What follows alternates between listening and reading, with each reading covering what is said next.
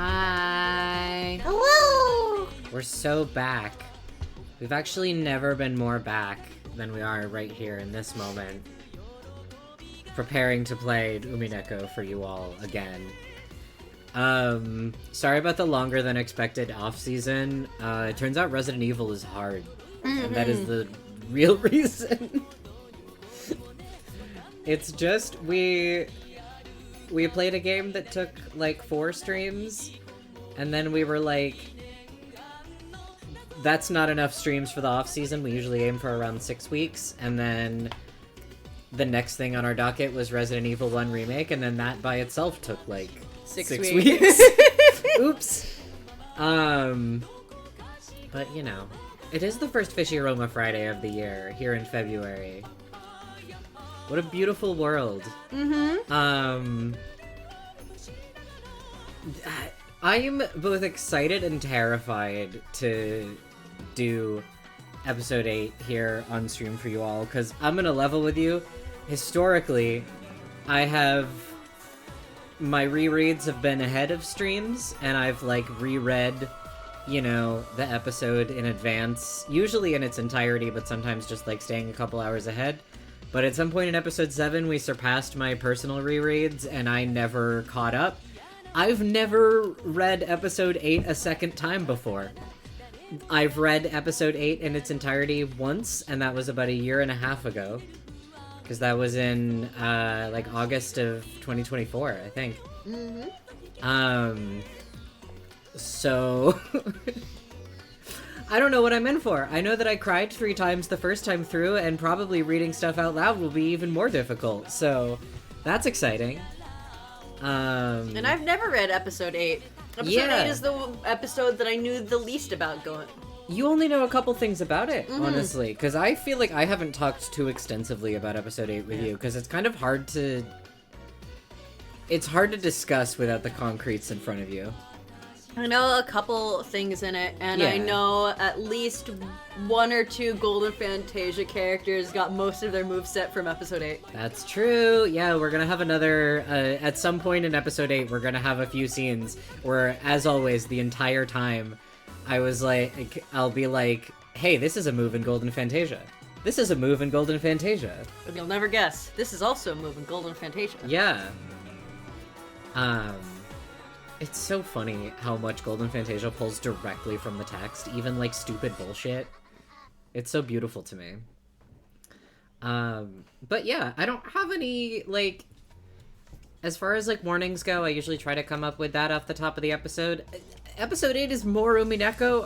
I would not really say it has anything that is, like, particular to episode 8. Certainly not in the immediate future. But, you know, it's Umineko, so, like... It's that. It's more Umineko. Be ready for it to be that way. But yeah, this is a bit of a weird one that I'm interested to reread and see how I feel about it, and also so scared because, again, possibility of me crying on stream high. But we're gonna have a great time. We're gonna do it. We're gonna definitely remember all of our voices for characters first try. Is what I'll say. That's true. Content warning riddles. If you're not a puzzle sicko, get out, is what I'll say. But yeah. Shall we jump right into it? Let's fucking go. Shall we? Okay, I don't need my tablet driver menu, actually. No tunes. I forgot why that was open, even. Oh, I think I just hadn't used my tablet in a while, and it was doing that thing where, like, you just have to, like, open the driver to, like, make it remember how to work properly. Oh, it's the chat size is all fucked up. That's what it is. I was wondering why it was overlapping with chat. I think it's just that the chat width is not... I think the chat is just misaligned in general. It is. That's also true. But I think it was also too wide. This is more like it. I'm also gonna make it... I usually don't mind us overlapping chat like a little bit. But there we go. Okay. Beautiful. Perfect. Yippee! Let's get these seagulls back in here. And yeah, after episode 7, this is our beautiful menu art now. We have a delightful portrait of Will and Leon. Mm-hmm. And we are back to our OG side art. Yeah. Yeah, I haven't made our episode 8 portraits. I know what I'm gonna do, and we're not getting there tonight, so I have a plan. I don't even remember what your plan was. Fantastic. That's even better. Yippee! I'm just gonna not tell you, Yay! and it'll happen when it happens. I think that's the move. Yeah, I think that's the perfect plan. Yeah. But I know what the plan is, and I know that I don't have to have it ready for tonight, so it's fine. But yeah. Episode 8. Sissel Twilight. is screaming. Sissel is wailing and crying. Twilight of the Golden Witch. Good morning. To think that this is goodbye brings me great sadness as well. I have prepared a farewell party for this night. There will be a game tournament as well, so I ask that you participate with vigor. Like pepper, the difficulty comes in tiny yet spicy grains. Why not participate yourself now at the very end? Narrator for this is Storyteller from Paranormal Site. True. A lot of people don't realize this. Mm-hmm. Storyteller from Paranormal Site is kind of a theater-going witch. Pretty objectively. It's fine to hear a thump like that on the legal disclaimer, right? Yeah, it's just like, wait, does that usually happen? Surely not. I think it was intended to be the sound of a door closing. Puzzles are just like peppers, and everybody does know this. Me when I'm at a building. That's true. Is this a Ozaki track? Oh, is this This sounds like the I don't know. This sounds like the style of vocals that he likes to have in his songs. Two silhouettes could be seen in the chapel. A big brother and a little sister. The big brother who would never return from that day 12 years in the past, and the little sister who waited all alone 12 years in the future. However, the big brother knew everything, understood everything. And the little sister knew nothing, understood nothing. So, no matter how much time passed, the little sister remained as the girl she had been 12 years before. She remained a 6-year-old girl forever. Her sobs into his chest finally subsided. She quietly waited for his next words. After patting her head gently, the big brother fished around inside his shirt pocket. Then, he took that out. Are you listening, NJ? Take good care of this. What is it? A key? Oh, this voice is gonna kill me. Oh no. Oh, it's a really good little NJ. Oh no. I'm so glad I didn't prep that at all. I just went with my gut feeling. Oh no. Battler took a large key attached to a necklace out of his pocket, then held it out to Anjay. It was large enough to cover his entire palm, and little Anjay probably wouldn't even be able to wrap her hand all the way around Oh it. yeah, she's 4. She's 6. Oh, right. I forgot how numbers work. That's true. The key glittered gold and had a beautiful, intricate design. But what color was it? Did it leave a golden trail? We know what color it glittered, but we don't. But do Yeah. we know what color it is? That's true. Its weight alone made it clear that this key was something very important. Battler put the necklace around Anjay's neck. This precious key is yours alone. What's it for? Oh, she's the smallest anything has ever been! She's the littlest thing in the world. That is a single-cell organism! She's a single berry tall! That is a fruit or berry. Time to use it will come soon. When it does, you'll have to decide for yourself. Understand? Of course, she didn't have a clue what Battler was saying, but she did realize that he was telling her to take good care of this key. So, NJ nodded, at least in response to that part. In her hand, the key had felt heavy. However, now that it was around her neck, it felt as light as an ordinary necklace. How strange. Okay, let's go. Where to? She had been sure that her brother was about to sit down. After all, just a second ago, he said he'd tell her what happened on Rokenjima on that day. She'd expected him to tell her here. On that day, on that island. Just what is it that happened? I thought you were going to tell me about that, Oni-chan. Absolutely. And you'll be given the chance to listen. However, to you, it may not feel as though you're merely listening to a story. What does that mean? What you really want isn't to know what happened on that island that day. So, he does understand after all. Wait, is this NJ? This might be NJ. What happened on that island that day? Yeah, that's NJ. Trying to answer that question was all I was capable of, so I wished for nothing more. But if I could, I'd want to go there. To that island. On that day. To Rokenjima. On that day I couldn't go. To their Shirmiya family mansion. To Mom and Dad. To all the cousins, all the relatives. And everyone else. I want to go back to that island on that day. So, I remained the way I was on that day. My heart and soul stopped. Stuck as a 6-year-old's forever. I want to go home. I know. Mom, Dad, Oni-chan, everyone. I want to go home to where everyone is. That's why I've decided to invite you there. Huh? Your Oni-chan is the game master now.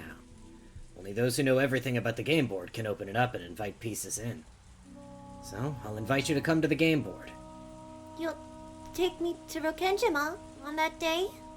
That's right. I'll invite you to the Rokenjima of 1986. Will I be able to see everyone? Of course. Even though my memory is vague and I can't remember anyone's face clearly? You'll remember soon enough. God, yeah, it's fucked to think that, like, 6 is young enough that, yeah, she really wouldn't remember most of their faces. Like, even her parents. I feel like, at 6 years old, you don't have that good, like, facial memory. I don't know. That's scary. You'll remember soon enough. And though it'll be a reunion after 12 years for you, it'll only have been a short gap for us. Everyone will welcome you. When you finally return from the distant future, everyone will welcome you. Will I be able to stay there forever? That way, I can be with everyone forever. This is the goal I'm supposed to reach. Anjay, listen to me carefully. That Battler spoke in an admonishing tone, as though warning me that this was a dream that wouldn't be granted. The Rokenjima family conference usually ends after a single night. Because of the typhoon that day, the boat couldn't come and it lasted 2 nights. So when the typhoon passes, I'll have to leave the island again? Not exactly. That decision is yours as well, Anjay. You'll decide that yourself. I understand, of course. I don't exist on that island on that day. It's a miracle just to be invited there like this. Just the 2 days before the typhoon passes. Just getting those 2 days to myself is already the sort of miracle that will never come again. If I'm greedy enough to ask for more, the faint miracle might vanish. Even though I thought this, my young heart, which was still 6 years old, wasn't satisfied with such a short-lived miracle. I don't want to leave. I know. I'll be with everyone forever. I'll stay with my family. And even if Oni-chan says I have to head back, I'll stay on Rokenjima. You can stay or you can leave, but it's not as though one of those is the right choice. That's not how it works, Anjay. Even so, you'll let me choose? Yes. That's what the key is for. Battler touched the glittering key that hung from NJ's neck. I've already made my decision. You don't have to decide now. The time to choose will come soon. When it does, you must use your honest heart to choose how you'll use that key. The blue heart on the key. Blue is Battler's color. You don't need to listen to anything your Oni-chan tells you. You're free to choose your answer in any way you like. However, if you're a good kid, and if you can trust your Oni-chan, If I can, then believe everything Oni-chan says. I'll believe all of it. That will lead to the best choice for you. Listen to your Oni-chan's words and believe everything. Can you do that? I don't know. That's good enough. Believe whatever you want to. That's also a choice you can make. If I don't believe Oni-chan, will I wake up from this dream? That won't happen, so don't worry.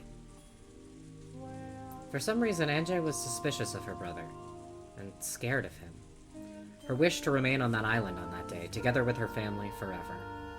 She was afraid that once she got her 2 miraculous days, her brother might tell her to be satisfied with that and return to 12 years in the future all alone.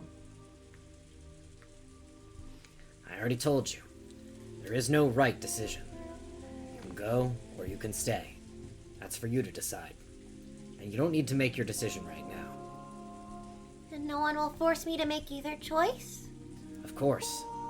And Oni-chan won't tell me to go back to the future? There is a choice your Oni-chan wants you to make. Even so, Oni-chan wants to respect your decision and let you reach it of your own accord regardless of what it happens to be. And I just told you, I've already made my choice. And I just told you, now isn't the time to choose. When will it be the time? The key will tell you. The large gold key hung from NJ's neck. Her small hand held it tightly. The key part of that key is fucking massive. Yeah. At that moment, she noticed a book lying on the chapel's altar.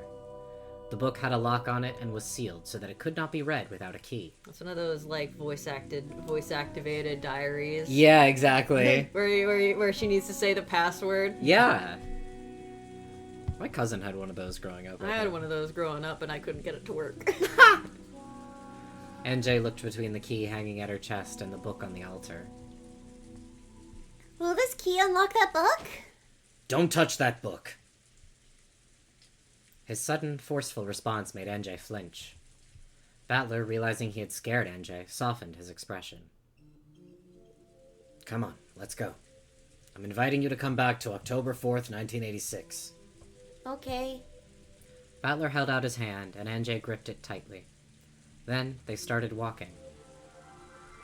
A brilliant light lay beyond the chapel's door. That blinding light peeked in through the cracks around the door. The brother and sister began to walk through to the other side. Wait for the time the key will tell you of.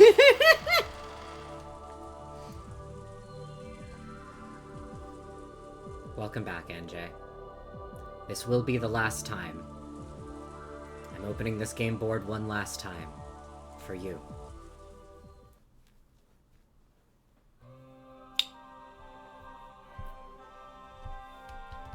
Let's fucking go.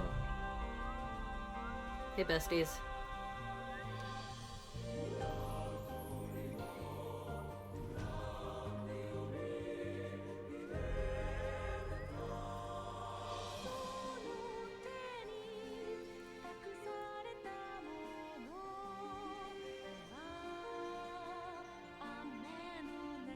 Hey, man. Hey, man.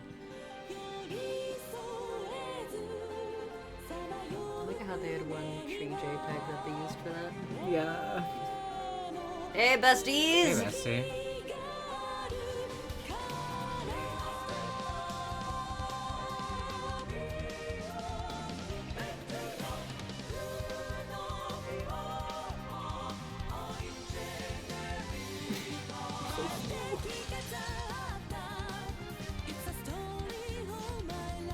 It's a story of my love.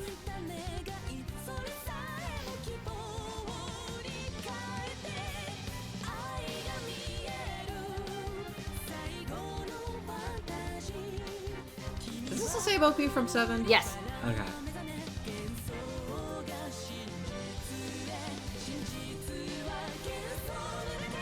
A lot of these shots were looking too familiar.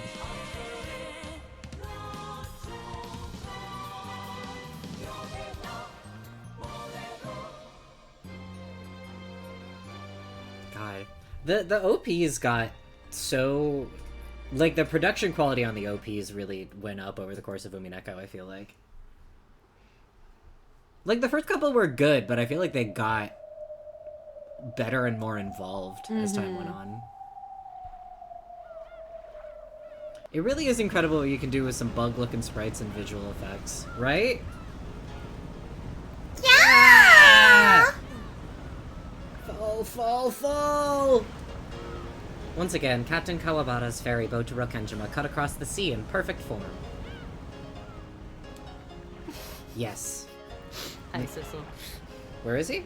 I just heard him wailing from Oh. far away. Sissel, you could come here if you wanted to. Yes, the tale of October 4th, 1986, always begins with Battler's screams. But this time, one thing was different. There was another yell alongside Battler's. Battler was screaming. The other was... laughing? Fall, fall, fall! No! Fun, fun, fun! The achievement we got was how long it's been. Something's different this time. We got a note sound effect too. Oh shit! Yeah, we got tips, don't we? Yeah, baby. What is it? System? Why would system be the button? Okay, Umineko. Angie! Angie! She is bashed together from existing sprites. For example, she has Maria's legs, but closer together. The extremely, you barely can see the golden eagle on her leg. Yeah, it's not very well put on her sock. It's also just like the saturation is too close. Yeah, well, he didn't like shadow it properly. No olive oil for you, baby. And she has Rudolph's hand, if I'm not mistaken. Because she loves recycling this hand. It's just like rotated and recolored, but that's definitely... I think he traced Rudolph's hand for it, but it's definitely Rudolph's hand. Cute. You have your father's hands, Anjay. No, just the one. Just the one. Yeah, we don't know about the other one. Cutes, cutes. Rudolph and Kire's daughter, Battler's younger sister from a different mother. Uh-huh. She gets sick easily, but she managed to get better just in time to attend this year's family conference. She's so happy this year, surrounded by her beloved family and relatives.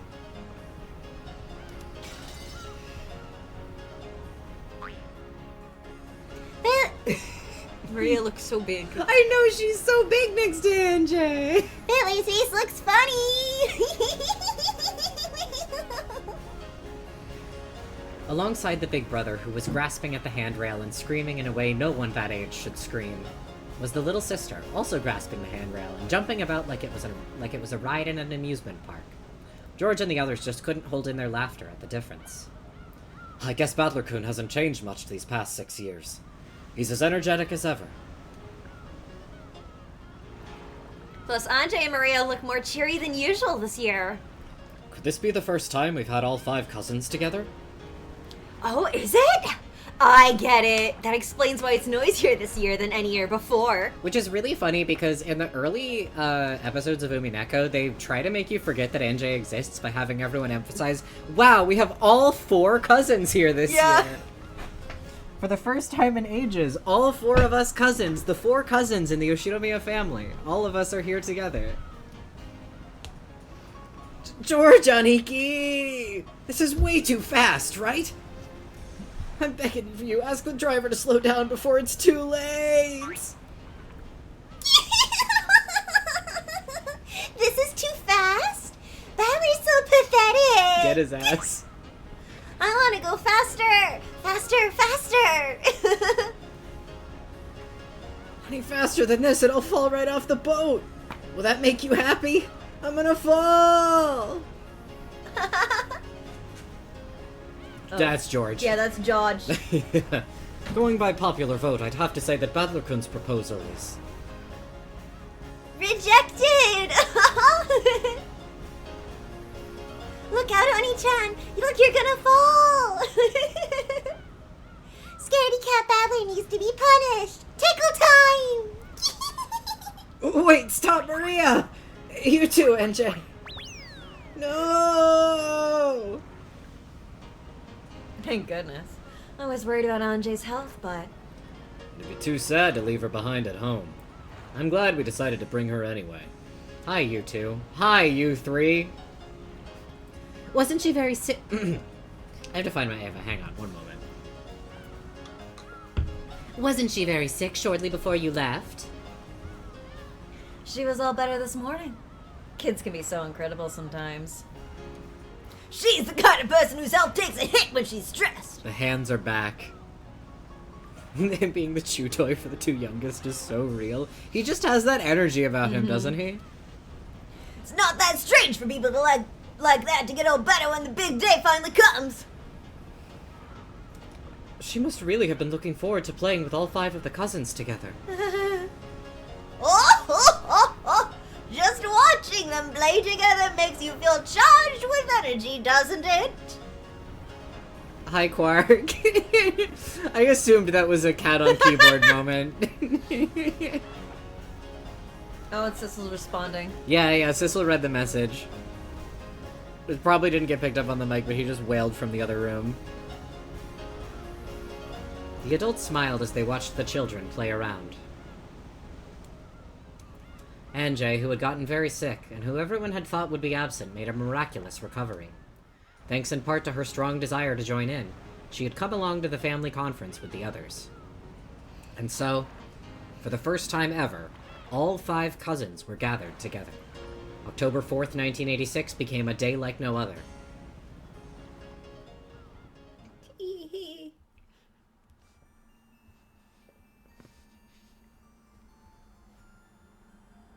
They're really playing all the slice of life hits.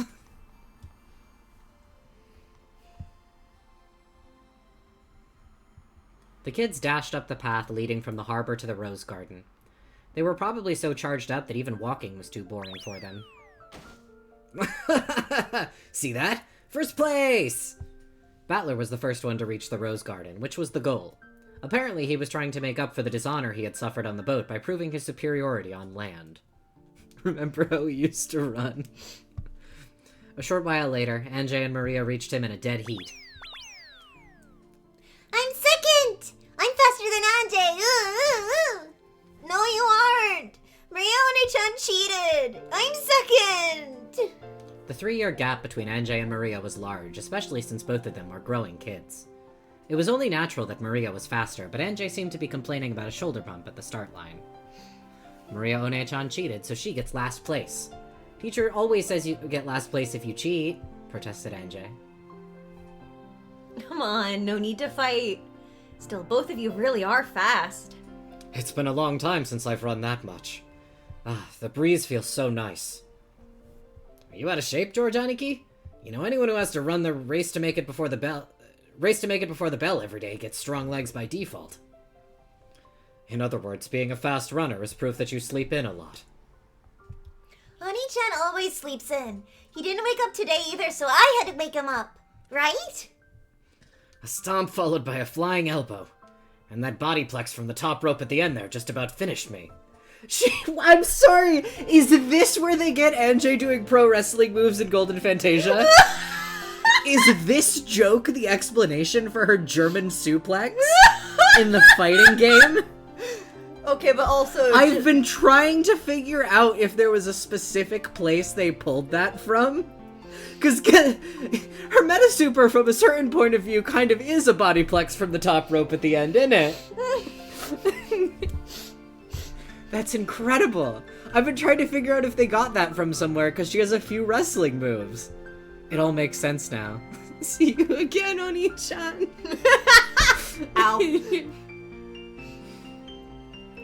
That sounds more likely to put you in an eternal sleep. She killed him. Sounds fun! I want to do too. Sorry, Maria, they're not gonna let you in the fighting game. Oh, but Oni-chan sleeps in tomorrow too. We'll wake him up together, okay? Little sprite bouncing. I'd recommend against staying up too late tonight. Finally, the adults came into sight. The cousins waved at them, urging them to hurry up. Anjay and Maria were so excited that they could hardly wait. Just by having all 5 cousins together. Just by adding Anjay into the group. Look how energetic this day has become. Anjay culprit theory, she was just trying to wake everybody up for breakfast.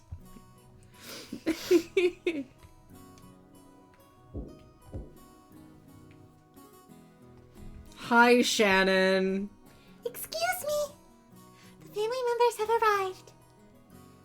So they I've made never it. actually done anything wrong. That's true. It's one of my favorite lines in episode 1, I think. Shannon hadn't actually done anything wrong. I must let father know. Are they all in the guest house now? God, I don't remember my Natsuhi. It'll come to me. Yeah. Yes. Him Smai! Him Smai. They'll meet you here after they have set down their luggage. Also, now wait a minute. Hold on a second. Hey, wait, what? Now, hold on a moment. I did briefly have a moment, I'm like, are they still gonna follow the rules in this episode? Because I couldn't quite remember. I didn't think so, but... They tell you that real right fast. Yeah. Understood. Cannon, please show them the way. Shannon, please get some tea ready.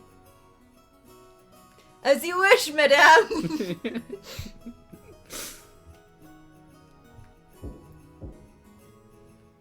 Father, it's me, Kraus. It's about time for you to get ready. Also, wait, what? Yeah. After Kraus knocked on the door, it opened from the inside. Oh, Dr. Nanjo. How is father doing? No need to worry. He's changing as we speak. I think he's just a little nervous. Who are you calling nervous? No, I cannot find my favorite one-winged necktie pin. How many times must I tell Natsuhi? My possessions must never be moved without my approval. Apparently, Kinzo had been running around for some time just because he couldn't decide on a tie and a tie pin.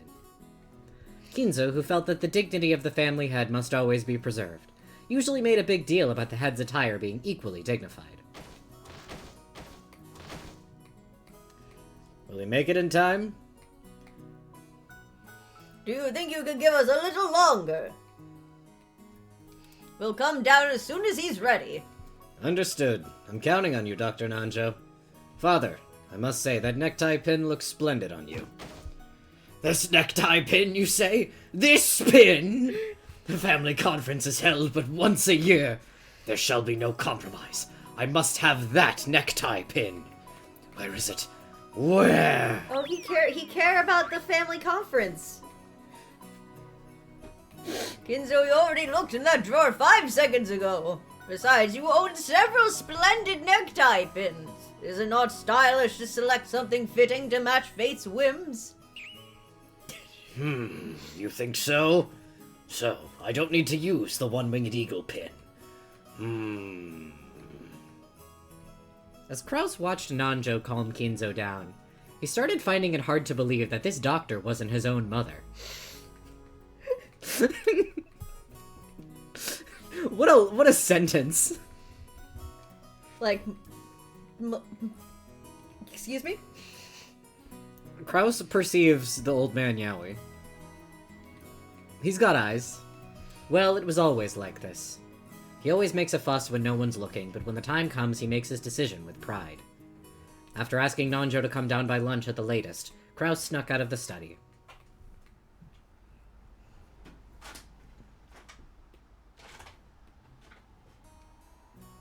What do you think? A splendid aroma, is it not? And a unique one as well. I've never had pumpkin tea before. Sissel? Sissel? Hey, you don't need to be climbing like that. Sissel? Get down from there. He climbed on top of my beautiful wife's PC. Yeah. sweetness makes it delicious. Goda invents the pumpkin spiced latte. As one step in preparing the tea for the guests, Goda let Shannon try a bit first. Until then, Shannon had thought it would be outrageous for a servant such as herself to drink the same thing as the family and their guests. However, according to Goda, that kind of thinking was a mistake. One must not serve something if one does not know the taste beforehand. For example, when you visit a restaurant and a dish you've never heard of catches your eye, what are you likely to ask the waiter? How does this dish taste, correct? I see. So if the waiter says he's never eaten it before, that would seem a bit odd. It's also true that chefs taste their cooking, like, constantly. That's a whole thing. Precisely. As a matter of course, anyone serving their customers must be deeply acquainted with the taste of the tea and food they serve. Oh! And you'll always feel happier serving the sort of tea you've tried and enjoyed for yourself. Oh my god, Trey, that hadn't fully occurred to me that Shannon not knowing about the tea has been a thing several times before. Yeah, I was they're- just thinking of like she's never been allowed to have. She doesn't know what Yeah. the tea is ever. Yeah. So now she knows the tea beforehand because Goda is letting her have some. Yeah, so now she can be like, this is a pumpkin tea, it has just a touch of sweetness. Because he's always been so prideful of like Yes. doing all that kind of stuff, but now he's being sharing. Yeah, well, and he resents Shannon and Cannon specifically for outranking him despite being significantly younger than him. He's mad that he's not a servant of the One-Winged Eagle because he'd really like to serve Kinzo dinner. Unfortunately for him, Kinzo died like 3 months into his tenure there. Yeah. So, woof. That's right. After tasting tea this delicious, I can't wait to let everyone else try it. And because of that, we servants must be very familiar with the tastes of all sorts of foods. That's why sampling food whenever I can is part of my job description. It's a perk as well as our job. Do you understand? Yes! Everything is proceeding smoothly. Motherfucker. Are there any problems with the tea? Oh, Genji-san, you must try some as well. Seeing as it's almost Halloween, I decided to make some pumpkin tea. Later, perhaps. Now. The family will be arriving at the mansion very soon. Genji was kind of gravelly, right? Yeah, this is correct. It looks as though the children will be joining in. He's kind of just my Kinzo, but very soft, if I'm honest. Like, vocally, they're kind of the same. Yes, sir. The cups are ready to go as well. At that moment, the kitchen's extension line started to ring. Genji, who was standing right beside it, swiftly picked up the receiver before the second ring.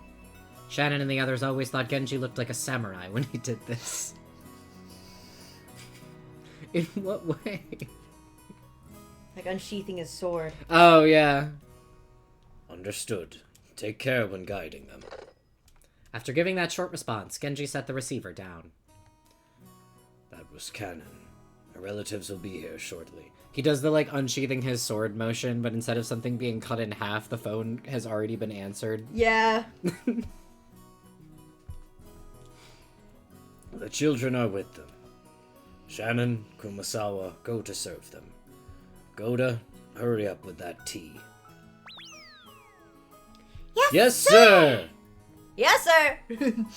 The family conference. It was the largest event of the year for the servants. They were all excited and determined to make it through together once again this year.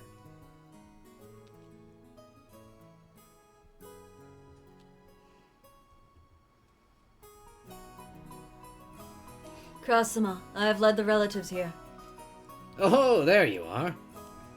Were there any troubles on your trip here? Nissan, you've been doing pretty well for yourself lately, haven't you? Isn't it about time you bought a private jet? After all, no one was in the plane but the family as usual. I'm glad Auntie-chan made it. I was so worried when I heard she was too sick to come.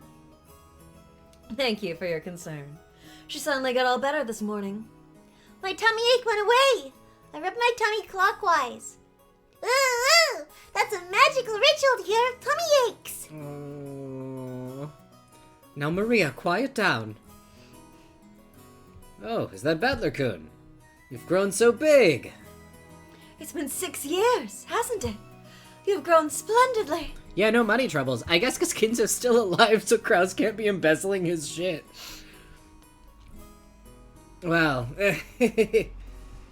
I do keep getting bigger. At least. I can't really say that about his guts, though.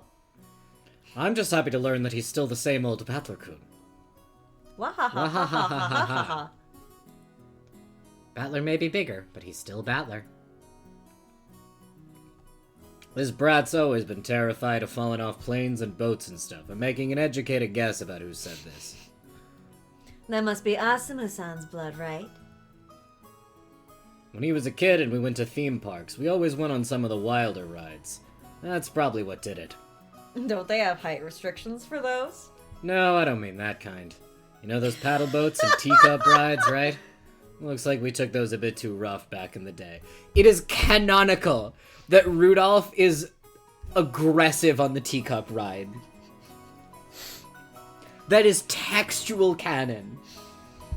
That Rudolph Ushinomiya, with his young children on the teacup ride, is spinning that thing like he is trying to fling them out of it. Okay. Mhm. Concept. Okay. He doesn't. And it still traumatizes Battler. He rides the teacups normal style. Yeah. Oh, I bet Rudolph cuts that teacup ride up. No, he goes to Asumu lectures him, Uh-huh. so he doesn't, and Battler still gets traumatized. And he's Yeah. like, look, I didn't even have fun with that, and he still gets traumatized. How can you take paddle boats rough? Yeah, that's why I'm like, no, he didn't even go hard on that. This is reminding me of... Because I'm picturing paddle boats. Like, I'm trying to picture that, like, what I think that is, and I'm like, I don't understand how you could ride those in a way that's scary. Boats shake a little bit when on water. That's true.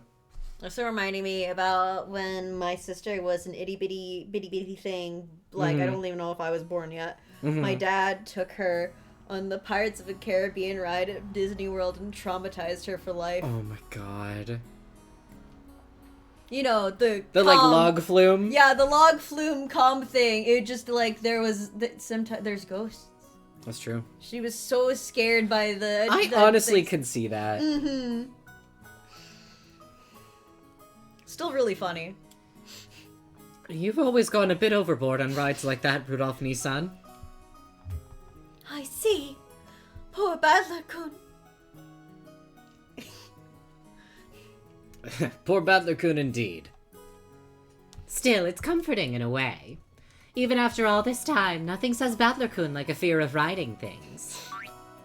Oni-chan isn't scared of riding things. He's just scared of falling off them. Get his ass. Fall! Fall! Ooh, ooh, ooh. Hey, stop running around! Maria, you're one of the big cousins now, right? Set a good example.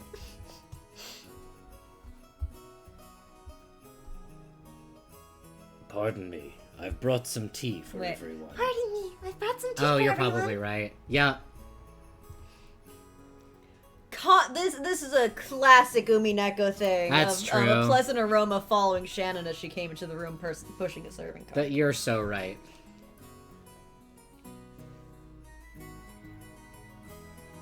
Even NJ and Maria, who had been running around in circles, sat down obediently when they'd heard that drinks were here. By the way, what's Dad doing? He should be down here soon. He's been rushing about all morning, trying to choose a tie. Oh my god. Yeah, Rudolph would do that. Not with Battler or Asumu in it because they would throw a fit. But he would do that normally. Yeah. Or pretend that he's about to. Yeah. You mean all that about choosing an attire suitable for the family head? Father's always been picky about ties, hasn't he? It's just something he has a passion for. Staying stylish is a good thing. And yet he always shows up wearing the same tie in the end. The family members burst out laughing. The sweet scent of Goda's specially made pumpkin tea spread throughout the parlor, and the calm atmosphere grew more cheery and excited. Look, Mama, it's a pumpkin cookie for Halloween. Oh, that's right. This sweet scent is kabocha, isn't it? That's right. Today we have some special pumpkin-flavored tea for you to try. She gets to introduce the tea! It really is delicious, so I suggest you try some without sugar first. Wow!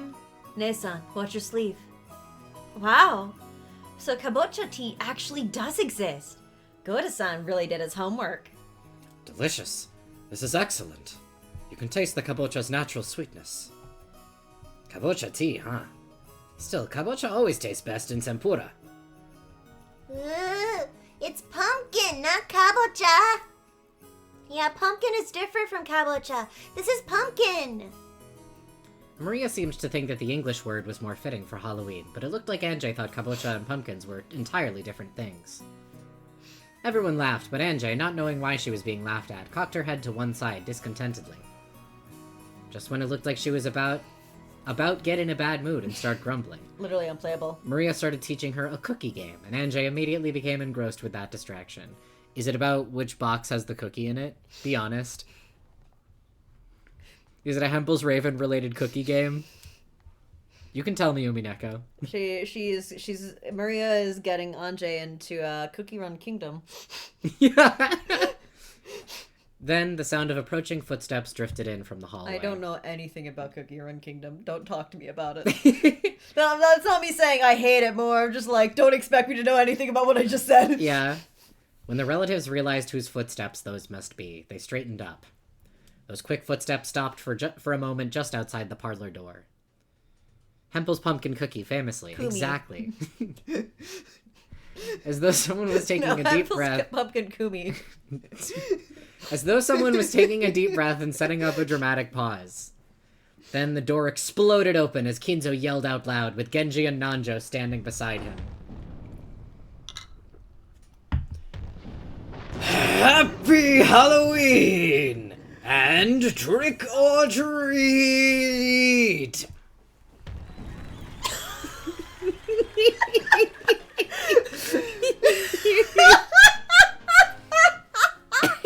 Okay. Trick or treat! The cousins shouted it back. The adults returned the greeting too, looking embarrassed and refusing to meet his gaze. Trick or treat. Anjay alone stood there with her mouth open, unable to comprehend what had just happened. Welcome, my grandchildren. If you don't give me a treat, I shall trick you. Go ahead, Maria. Happy Halloween, Grandfather! I got you a really incredible one this year. You'll be surprised. Maria picked up a present that had been hidden behind a sofa. Come to think of it, all the relatives were now holding similar packages. Yeah, the Kinzo Gap Moe is crazy. Come on, Anjay, you too. Give this to Grandfather. Kirei handed Anjay a neatly wrapped present. Oh, Maria, you're always so thoughtful. Grandpa's so happy. As Kinzo took this hurts physically. As Kinzo took Maria's present, a smile broke out across his face, and he rubbed his cheek up against it. Master, your dignity.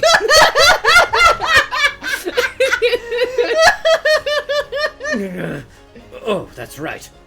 You have pleased your grandfather greatly, my granddaughter. In return for the treat you have given me, I promise not to trick you at all this coming year. Now's your turn, Grandfather. If you don't give me a treat, I'll prank you. Indeed, I'm well aware. Genji. Here. Genji fished through something that looked like Santa Claus's sack and pulled out a present addressed to Maria, handing it over to Kinzo. Here you go, Maria. Here's a present from me. I'm warning you, it's so cute. Such a waste to give it up to you. Master.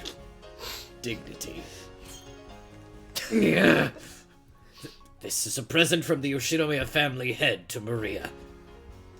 It is a cute... an item worthy of the Yoshinomiya family's dignity and grace. Take good care of it. Thank you, Grandfather. I love you.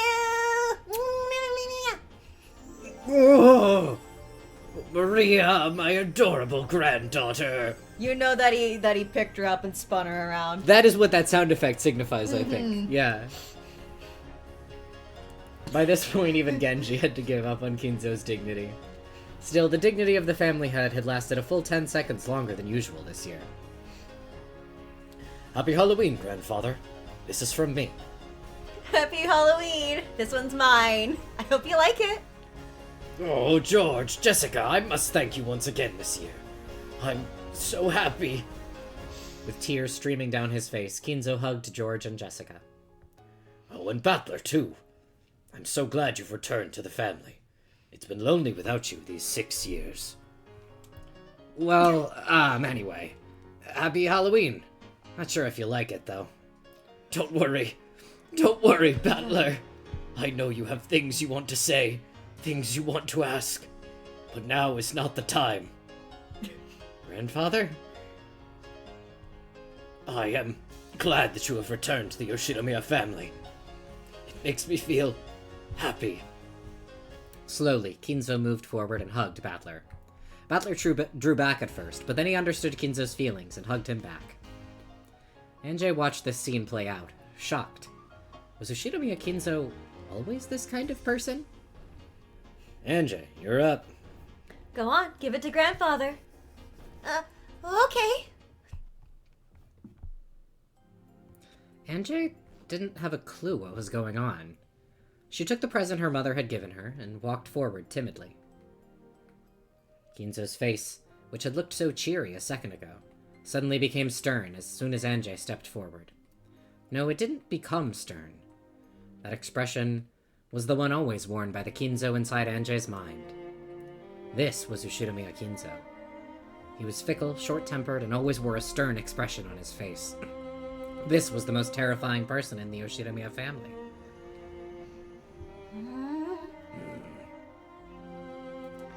It felt as though the world went suddenly quiet, and it only did it— Oh, Anjay. Felt as though the world only went suddenly quiet, and it only did when I stepped forward. Why?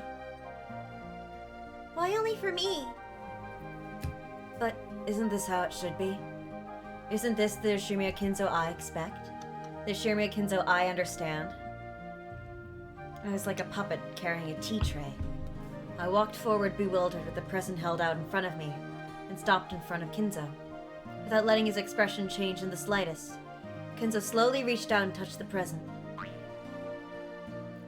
Anjay! In an instant, Anjay was caught in a firm embrace, present and all. Kinzo's white beard rubbed against her cheek. Grandpa is so happy. I'm so glad to be blessed with such lovely grandchildren. I feel happy. So happy the tears just won't stop. Master, your nose is running. That and your dignity. Oh, Genji, forgive me. As the old man blew his nose, he didn't look like he could possibly be anyone other than a kindly grandpa overcome with tears at his grandchildren's gifts. Thank you, NJ. I heard that you chose to come even though you weren't feeling well at all. I'm so glad. Here, this is for you. He pressed a large gift box to Anjay's chest. She finally realized that all of Kinzo's presents were wrapped differently and in boxes of different sizes. I wonder what he got you, Anjay. I hear the grandfather always personally chooses what he'll give each one of us. Pretty incredible with all these people. He picks them himself every year. He does what every year? He picks what himself? This bizarre ceremony happens every year? The cousins were all happily chatting about what their presents would be this year. Maria came up to Anjay and suggested that they compare the weights of their presents, but for some reason, Anjay just stared blankly. After that, the adults also handed their presents to Kinzo one by one, receiving a gift in return, along with considerate words about their health and questions about how they'd been doing recently. Then, after watching to see that all exchanges had been completed, Goda appeared, and announced that lunch was ready. Ah, is it ready? Come, ladies and gentlemen. Let us enjoy the splendid lunch that Goda has prepared for us. Quickly, to the dining hall. This way, everyone. Follow me. We will carry your presents to your rooms in the guest house. Please, feel free to leave them here as you leave for lunch. The relatives stood up, leaving their presents where they lay on the tables and sofas, and followed Kinzo out of the parlor. Only Anjay remained standing there, stunned, as she clutched the present Kinzo had given her.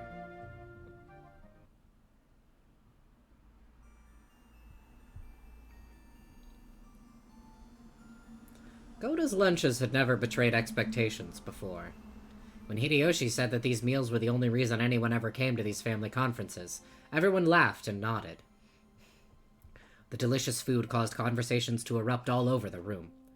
"You've gotten so big. How have you been lately?" "Pretty good." It was a fun meal, with everyone asking each other about the latest and laughing together. The Ushiromiya family sat at meals in a specific ranked seating order, so the adult siblings, the cousins, and the spouses all sat in groups. So conversations sprung up naturally. Anjay had withdrawn slightly from the cousins' chat and was looking around the dining hall. What are Kinzo and the adult siblings doing? Their conversation seemed to be peaceful and fun. Most of the time, the siblings were mothers or fathers of their own households. However, when they gathered together by themselves in front of Kinzo, that burden was lifted from their shoulders, and they became young and bright as though they'd gone back to being kids again. This is such an interesting... This has been said before with very different framing.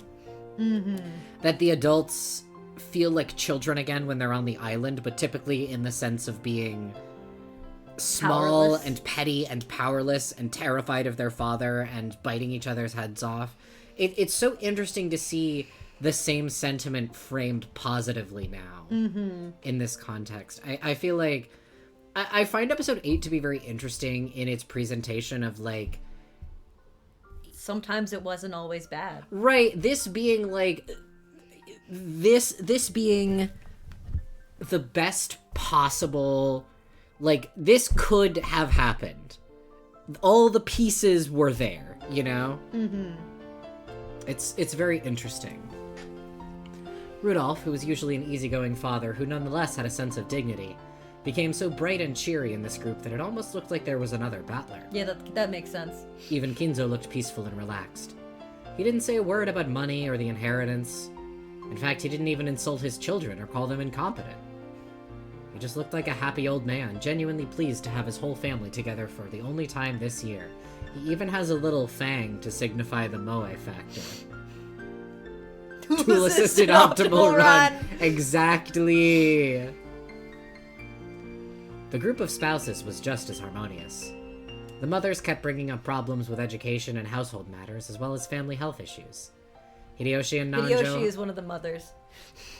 Hideyoshi and Nanjo happily joined in on their conversation. Nanjo is also a mother, as we know. As has been said. Yeah. And what about the cousins? There was no way such an enjoyable meal with such a fun group of friends could fail to be raucous. Maria was in her element, showing off her knowledge of Halloween trivia. George and Jessica would nod in understanding. Battler would say something stupid, and Maria would laugh at him. If I wanted, I could easily join in on that conversation. And if the dessert caught my attention, I could easily slip out of the conversation too. It was happiness, both fun and natural. It felt like waking up from a daydream to be greeted by the rays of springtime sun. According to the weather report, we can expect a big storm sometime tonight. It's supposed to be a typhoon. Looks like we'll be stuck here for more than one night again. I do not mind in the least. You may stay here as long as you wish. If it would mean seeing my adorable grandchildren's faces more, I would pray for rain every day. Give us a break. We do have work to get back to. Why don't you leave the island, Father? That way you could see your grandchildren whenever you wanted. True. Living on a remote island may have a sense of majesty, but haven't you had your fill of it? It's too noisy in the city. I much prefer a quiet island, with no one on it but my family. I like it here.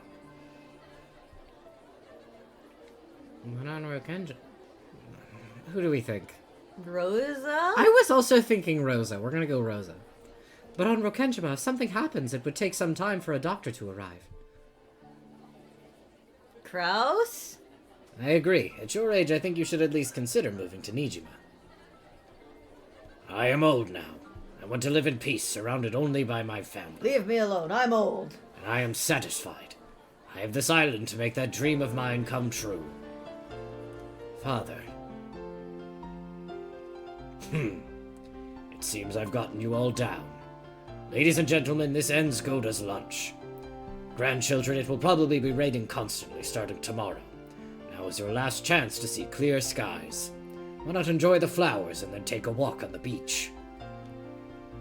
That sounds good. Okay, everyone. Let's go. I want to see the flowers and walk on the beach. We can collect shells and collect glass too. Collect glass? That sounds a bit dangerous. Fragments of glass get washed up by the waves and become round, beautiful gems which drift ashore. Fragments, you say? Did you forget Battler? Remember how he used to pick them up together?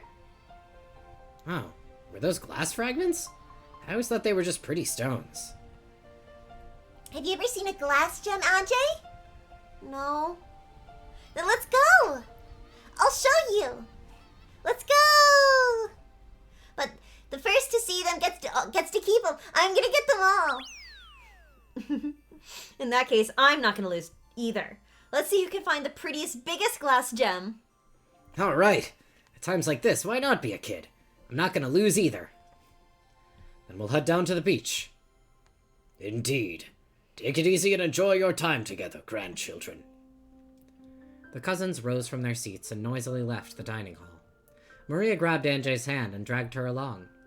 However, Anjay's expression was vague and absent-minded, the opposite of Maria's full smile.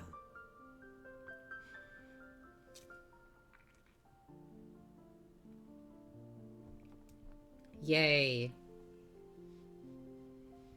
I have no memory of the pacing of this episode, which is awesome. I know, like, the stuff that happens in it, but with a gun to my head, I couldn't tell you the order of events or how quickly they proceed, which is awesome. The cousins walked along the beach, playing in all kinds of ways. They searched for bits of glass polished by the waves to become small and gem-like. They caught up on news of each other's lives and joked around. They wrote words in the sand. They chased the receding waves and ran away from the coming ones. The cousins enjoyed the time they had to themselves. Get back here, Maria! You won't get off easy this time! No way, no way! You'll get hurt if you fall. Be careful, you two. Feels like the wind's gotten stronger. Maybe we should head back soon. You're right. I think the sky's getting cloudier, too. Battler-kun, Maria-chan, I think we should call it a day soon and head back to the guest house for the time being. No way! I want to play more! Hey, don't ignore your cousin. Okay, that's all for now. Here, I'll give you my glass gem. Really? Thank you, Battler! Now I have the most, so I win! Woo! Anjay, are you okay? Yeah. What's wrong, Anjay?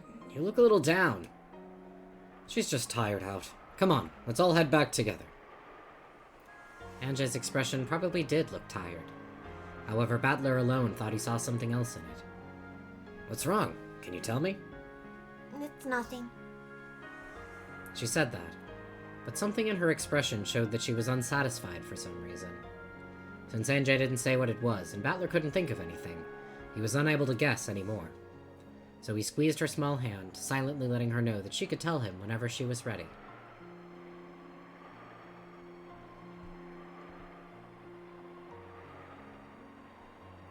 Even though it had seemed like such a bright, sunny day a second ago, the sky turned gray and the wind started to feel more annoying than pleasant. If they waited around, they would probably see scattered raindrops as well soon. I guess it'll be raining the whole time from now on. What a pain. Still, even though it didn't last long, it was fun to be a kid again. I can't wait to show Mama this glass gem. I'm gonna tell her I won. Even though you only won because I gave you mine. Ooh! I got it, so it's mine. So I won. Ooh! Anjay walked distractedly, pulled along by her brother. George and the others thought that she had probably woken up too early and was tired, so they didn't try to talk to her much.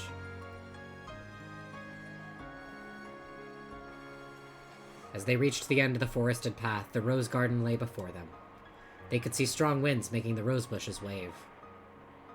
Mama, look! I won! Maria ran forward, waving her hands about and yelling. It looked as though Rosa was waving to them from the front of the guest house. I'm gonna head back to my room for a sec. I'll meet you in the cousin room right after. Okay, got it. See you later then. Jessica ran off in the direction of the mansion. George turned around as though suggesting that they had better get going too. However, when he saw Anjay standing still with a crabby look on her face, he realized that something might have put her into a bad mood. Is everything okay? Yeah, she's fine. Sorry, but would you mind going on ahead of us? Sure, got it. See you later. George headed for the guest house. The only ones left in the rose garden were Battler, who was waving at George, and Anjay, who was still staring at the ground and holding Battler's hand. For the past few minutes, he had repeatedly asked Anjay what was wrong. He realized that this wasn't anything like a stomach ache or something obvious that had made her grumpy. However, young girls sometimes get upset for reasons that only they can understand. Battler knew this, so he didn't rush her in any way, and continued to gaze around the beautiful rose garden, holding her hand.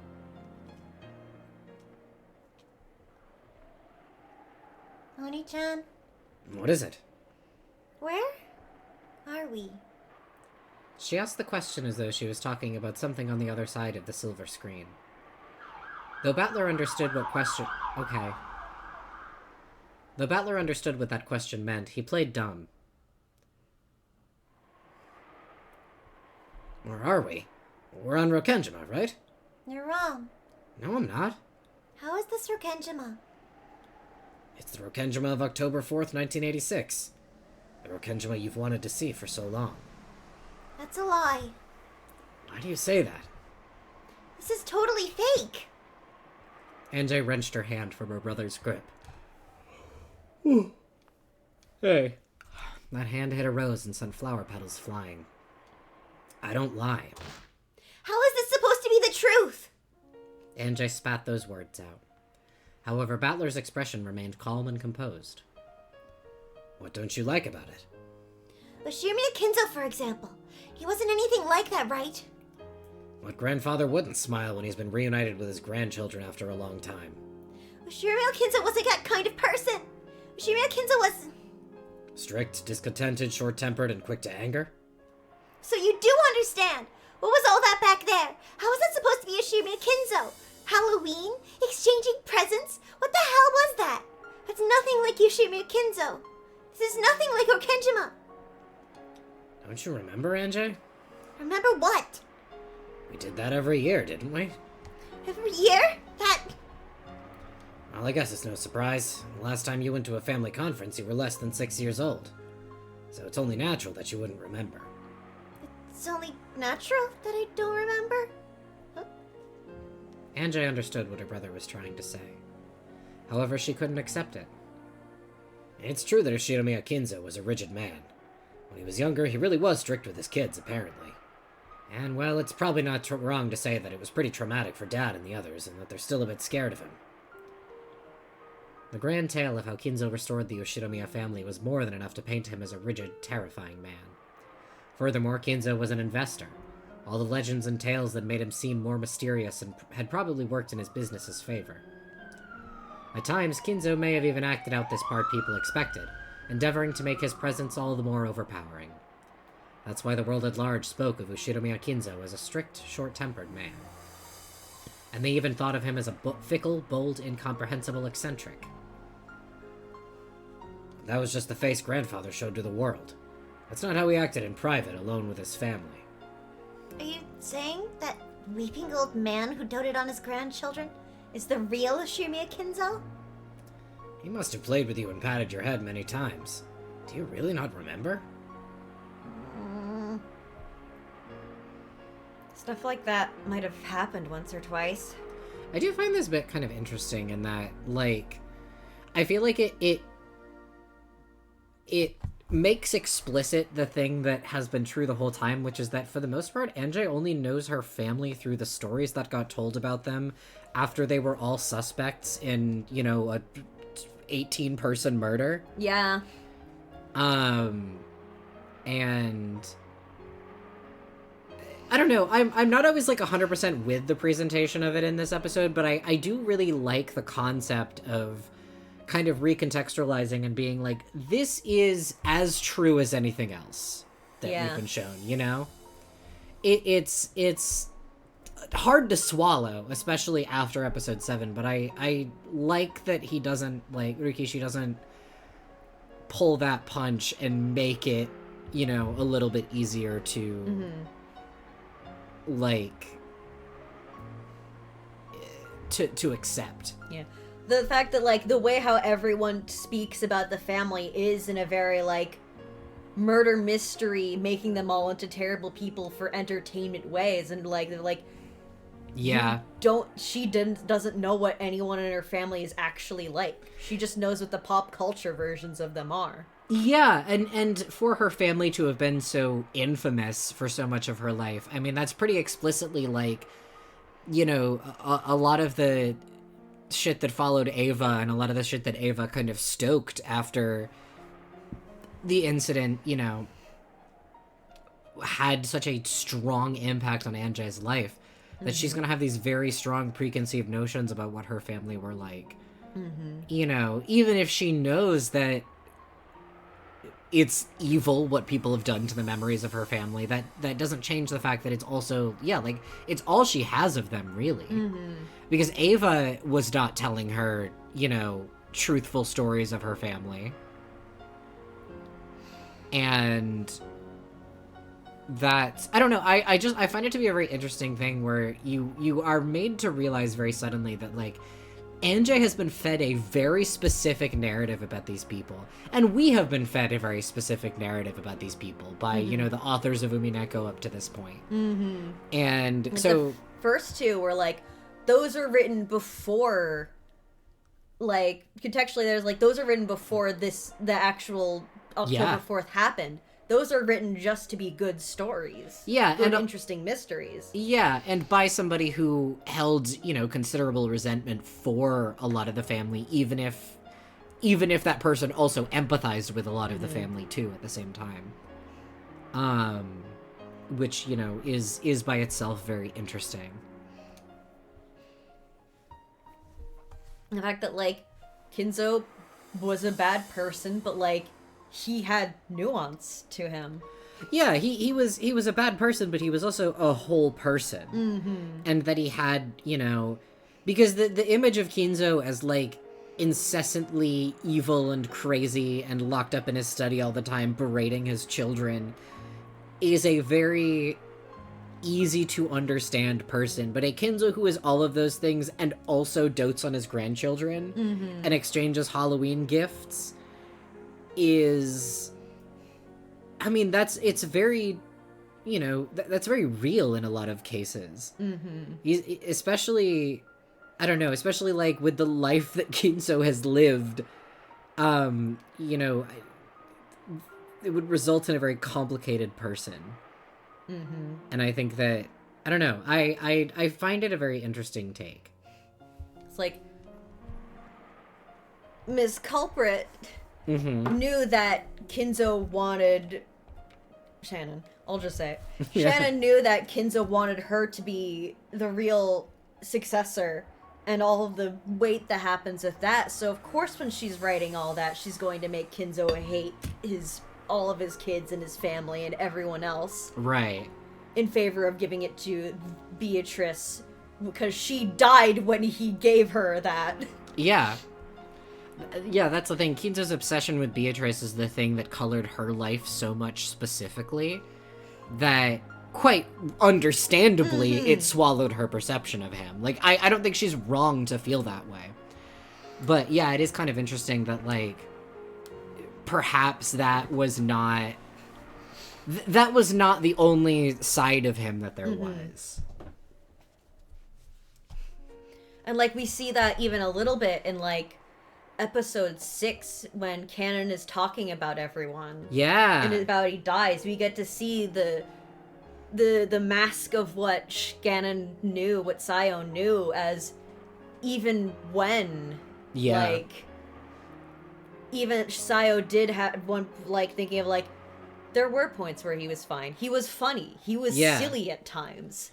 Yeah, he offered Cannon a Werther's original in episode 2. He offered Cannon to teach him how to shoot guns. Yeah, he took him into the woods and taught him how to shoot guns. And it's like there's those bits where like you see Sayo's like recollection of what these people were other than like her trauma. Mm-hmm. And, like this is just kind of like bringing that back, but in full force. Yeah, I mean, this is basically saying, like, here is the unadulterated opposite of that. Here is the counterpoint. Here is the counterbalance to... none of this negates anything that we saw before, but rather, it's additive in a way that I find very interesting. Here's the parts of all of these people that no one talks about. Yeah. And that no one else remembers. This is Battler's game. Mm-hmm. He has memory. Mm-hmm. You have another sentence to read. Oh, fuck. Stuff like that might have happened once or twice. And that must have been a mere whim of his. My parents told me all the time. Grandfather's a terrifying person, so make sure you act properly. They always said that he's very scary, so take care. And that means he was a scary person. When you were little, you would always accept whatever your parents said and take it too seriously. To put it nicely, you were obedient. Oh, that's fluff. That's fluff of my trauma characters. Fluff of my trauma characters is definitely going to have to be the name of this That's really good. That's really good. That is the perfect descriptor of how this episode hits you in the face immediately. Yeah. To put it bluntly, you were a kid with an overactive imagination. Dad and the others were just trying to make you realize how important it was to be polite. I always saw it, though. I knew about it. I knew that Oshimi Akinzo was a scary person. I've seen him yelling in anger. I'll never forget it. Well, like you saw just now, Grandfather could be a bit abrupt at times. He might have just been trying to surprise you. Or it might have slipped out when he was having a serious discussion with his kids. And you think I just got scared for no reason? And got the wrong idea? Kids do that all the time. Yeah. That can't be. That can't be true. I mean, I still remember it. I know I saw Oshimi Akinzo yelling and being scary. Mom and Dad were terrified too, so I know I'm right. The impression you had of Grandfather when you were young remained with you, and that impression grew inside you as you grew up. How many times did Anjay see Kinzo in her life? How old was she the last time she saw him? Anjay, who got sick easily when under pressure, couldn't have gone to Rokenjima often. And since she was absent for the family conference when she was 6, her last memories of him must have come from when she was just 5 years old. But even you haven't seen Oshimi Akinzo for 6 years. That's right. When I finally came back after 6 years, I saw that Grandfather hadn't changed in the slightest. Akinzo was fickle, so you could never understand what he was thinking. He was an eccentric with a creepy love for the occult and... It's true that he had a love for the occult. Yeah, it was a bit of a strange hobby for him to get into in his final years. I'll admit that his hobby of collecting strange objects to scare his grandchildren and laugh at them wasn't exactly praiseworthy. Even Battler had been pranked by Kinzo in the past. He'd do things like showing off an attaché case with 7 strange stakes in it. And say something about how they were once used in the Middle Ages to gouge the hearts of victims in a witch's ceremony. No, we got him in New York. He got him in. Oh, Canonically. that's so fun because, like, in episode 5, Erica's like, sorry. That's what voicing Erica Yeah. does, yeah. He's like, oh, Kinzo must have gotten scammed and swindled, and that's why he got these. But, like, no, the idea, like, Kinzo bought those on purpose just to prank them. He knew that they were fake, and he just spread Yeah. the story that there was stuff to tell pranks on his kids. Yeah, yeah. Kinzo actually had the stakes himself, holy shit. Yeah, I mean, that was, I think episode 7 alluded to that. To the 7 sisters being based on real physical stakes. Yep. That were in, like, Kinzo's... they were in, like, the shed or something. Yeah, and Shannon saw them at some point. It's like, oh, these are scary and creepy. What if I made OCs based on these? Genuinely. She's so real for that. So real for that. My occult stakes from Timu. when Kinzo did things like that, it was pretty scary, but Don't looking be back... ridiculous. He ordered that from a magazine. Yeah. He has like the Occult Monthly Oh, you know it. magazine that he buys from every month. Yeah. But looking back on it now, they really were childish pranks. Grandfather only scared his grandchildren because he wanted to joke around with them. I'd be willing to bet that grandfather pulled a prank like that on you, too. It's no surprise that, young as you were, you let that scare you and convince you that grandfather was a strange, terrifying person. What I will say, I get what Battler is getting at. I do think he's going a little too hard on, like, denying that Kinzo was, in fact, a scary person. Mm-hmm. I don't think this is a super helpful conversation, the way he's doing it. Mm-hmm. I mean, I get some of it. I was just like, hey, you were having future perceptions color what happened in the past, and you're making a decision on the past based on on future information. That's the but thing. He's not saying it good. He's not saying it good, and I do think he's genuinely, like, whitewashing the story, like, the past a bit, by kind of being like, no, he wasn't a scary person. Because, like, well, he was, though. Like, that objectively is true. And I don't know. I'm a little mixed on how hard Battler is going here. I understand why he's not giving her an inch, but I don't know. I don't know what you're talking about, Oni-chan. Anjay bit her lower lip and stared at the ground. She said she didn't understand, but in truth, she understood perfectly and was refusing to accept it. Remember how we traded Halloween presents in the parlor just now? What was that all about?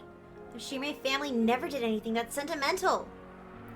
It's almost as though you don't remember it at all. Are you saying I got presents once too? I don't remember anything like that. That could never happen. Do you really think that grandfather, a man who loved the occult and Western traditions, wouldn't celebrate Halloween? That I do really love of him being like, come the fuck on. You think he wouldn't be a Halloween guy? Be serious. Yeah. That reasonable. Yeah, like this all here, 100% I believe. Yeah. Grandfather's Happy Halloween was pretty much the standard greeting at our family conferences. Yeah, Battler is definitely scared of Anjay choosing Ron. Mm-hmm. He's like, it's your choice, I promise, and then is doing a lot, I would say, to... He did say, there is a Influence. clear choice that I want you to make, but you still have it, but I'm still gonna Right. influence you, but you still have the choice at the end. He did say that. Yeah, and he did say you can ignore me, but... He must have said it to you, too. Youth can be so cruel. Even though grandfather put all his heart into choosing those presents, it looks like your heart didn't remember anything. Are you saying I was just too young to remember? And that was the truth of October 4th? They are loving the scare quotes that. My favorite translationism. On that day, just like 6 years before, grandfather entered the parlor with a cry of Happy Halloween. Oh. Oh no, this is Battler. Then he and I traded presents as he shed tears over our long-awaited reunion after a 6-year gap. Grandfather seemed so sad that Anjay wasn't able to come. So we gave Kirie-san a present, telling her to make sure that Anjay got it. I never heard anything about a present like that. Mom never gave it to me. True. She never had the chance. I don't believe it. I won't believe that was a Shirimiya Kinzo. Then what was about the family conference itself? Wasn't there a tense argument over the distribution of the inheritance? All the adult siblings were in money trouble. That's why they all longed for Kinzo's inheritance money. Anjay, where did you hear that from? What do you mean, where? It's the truth, isn't it? You think Dad would talk to you about financial difficulties with his company when you were that age? Not just Dad. Even if Uncle Kraus, Aunt Eva, and Aunt Rosa were in money trouble and wanted Kinzo's inheritance money, do you really think they'd talk about it in front of you? But it's true, isn't it? Yeah, here's him just fully not acknowledging the future knowledge influencing past knowledge. Well, to be fair, she's like, didn't they have a big argument about it? And is like, Yeah. You don't actually know that. Yeah. People assume that they had that because of the letters, the bottles that were Yeah. written beforehand that said that they had a huge argument over the inheritance. Mm-hmm. So they still did all have those money troubles, but they may not have had a massive argument over it right here. That's true. In the end, it was true. Anjay's words were not mistaken. Not only Rudolph, but even Kraus, Hideyoshi, and Rosa had companies in money trouble. People started talking about the Rokenjima explosion accident, as though it was some sort of conspiracy. I thought it was the explosion incident. Yeah, I was just a bit like, wait, what? And a mystery imagined by the public covered the island. The explosion accident is very different from the explosion incident. Mm-hmm. Oops. Whoopsie. Oops, we blew up the island. Might be. Oh, I slipped and I dropped all 100 tons of World War II dynamite. Every time now that I see, like, this kind of phrasing in something, I remember the time that Nine pointed out the translationism of saying, like, murder incident when translating from Japanese, because that is, like, not a redundant sounding construction in Japanese, but is awkward in English if you like notice it. Or it's like it's a redundant construction, but not like a. It doesn't sound dumb in Japanese. Weekly magazines and television shows researched the circumstances of Kinzo's children at the time, and in the future where Anjay lived, that research had been made public. You learned about all of that after 1986. But it's a fact, isn't it? There's no difference between facts and truth. Oh, girl. I got another island murder mystery game that would beg to differ. Does that prove that the inheritance created a strained atmosphere between the relatives on Rokenjima? I guess that might fit with your memory of your parents telling you repeatedly to be extra polite at the family conference. Are you saying that what I know about Rokenjima, what I know about the Yoshimiya family, is wrong? You're the one who's wrong, Oni-chan. There's no way something like that could be possible. I won't accept that that was Oshirimiya Kinzo. I could never accept that. So you don't believe, Anjay? That's right, I don't believe. I don't understand why you're showing me something like this. After all, this is your game. No, your game board, isn't it? First it was Beto, then it was Burn. One which after another has sneered at my fate, trying to make me surrender to their game. But I want the truth. Witch illusions won't work on me. Now I get it, you damn witches. So you've sent Oni-chan as the final assassin to finish me off? You're right. This is my game. So of course this is my tale, and I'm the one making it. That's why I'm able to add in what-if situations, like what would happen if you came to the island too. See? You made this tale. It's all a pack of lies, a fiction you created. You're right. This is all a fiction I created. See? You've admitted it. You have, haven't you? Just like I thought. This is all a lie you made. Why are you lying to me? Won't you tell me the truth? Because there's something I need you to understand. Something more important than the truth. Something more important than the truth? What the hell are you talking about? I love this tiny baby saying things like, what the hell? Mm-hmm. It's really good. The purpose of my game is to make you understand that. Just as Beato's games were made to make Battler believe in witches. Battler's game was made to show Anjay something that was more important than the truth. Games never bring about their intended ends by force. After all, Beato's game could never be won for all eternity unless Battler acknowledged witches on his own. Battler's game was the same. Battler couldn't win in this game unless Anjay acknowledged it herself. So, Battler had advanced this game just as Beato had done in the past. To believe it or not. To accept it or not. The decision lay solely in the hands of the opponent. And so, Battler was trying to enshroud Anjay with his own illusion. I finally get it. This is a game between me and you, Oni-chan. Anjay, I'm not trying to challenge you to a game. No, this is a game. I made a wish hoping to learn the truth of October 4th, 1986. So you invited me to this game saying you'd show me the truth. You didn't say that. And now you're showing me this strange illusion trying to make me believe it's the truth. He said he'd take you to the island. Well, too bad. I'm already used to dealing with witches. I can totally tell that you're trying to use that kind face of yours to trick me. The big brother realized that no words of his would have any effect on his enraged little sister. So he just quietly listened to Anjay's words. But even so, Anjay was dissatisfied. I've had more than enough of this stupid farce. If you don't plan on telling me the truth, then end it all now. I'll find my own truth for myself. I won't rely on you. That's right. There never was anyone I could rely on anyway. I've always been all alone. Anjay. Sorry. I won't let you leave this game. Yeah, that's right. Unless the Game Master admits defeat, the game never ends, right? That isn't what I meant. I'm just telling you to stay quiet and listen. Oh, sure. I'll just stay quiet then. They're making the same face. Even if a player isn't around, the pieces just move by themselves and the game moves forward. Isn't that how it works? That's right. A player can step back and become an observer for a while if they want. And they can return and join in whenever they want too. Then I'll do that. This is an endurance contest. You'll keep going until you stop trying to cover up the truth. Something more important than the truth? I don't get it.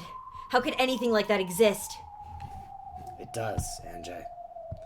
Whether my tale is the truth or not, the fact remains that you lost something precious on this island. Dad, Mom, and you, Oni-chan. I lost my family and everything that mattered to me. She spat out those words as though no further questioning would do any good, and looked away. Even as he watched this, Battler's expression remained gentle. Just keep going however you like. Later, Oni-chan. At least make sure you watch the tale. Even just listening is enough. If I feel like it. Later.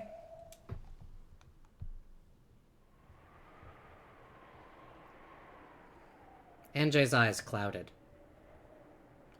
Then a particularly strong gust of wind blew by, sending her hair flying. The wind must have been carrying some dust with it. Anjay's nose twitched and she sneezed loudly. Oni-chan? What is it?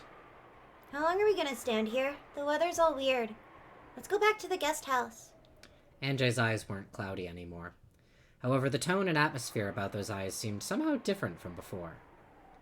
In a manner typical of young girls, Anjay signaled that she was too bored and wanted to go do something. This Anjay was clearly a 6-year-old Anjay. Good point. Why don't you head back to the guest house now? I'm gonna stay here. Why? It'll start raining soon. It won't be long now, so I'll wait here a bit longer. You're waiting here? Who are you waiting for? Huh?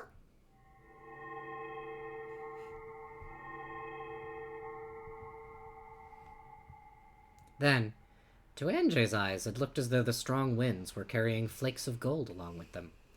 No, she had definitely seen something, but she wasn't able to describe what she had seen, so to her it had seemed like the flakes of gold dancing on the wind.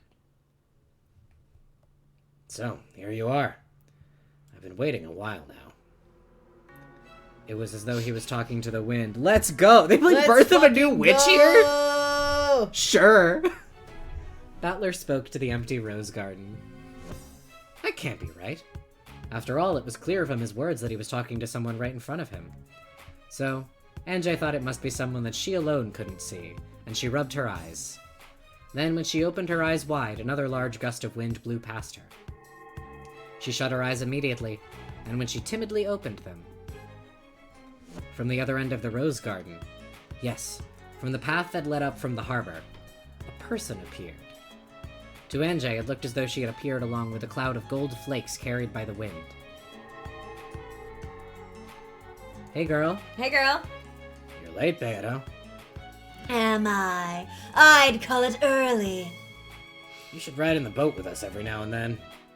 You mean grasp the handrail and scream alongside you? Yeah, sure, let's scream. Fall, fall. I see. How interesting. I missed you, girl. I missed voicing her.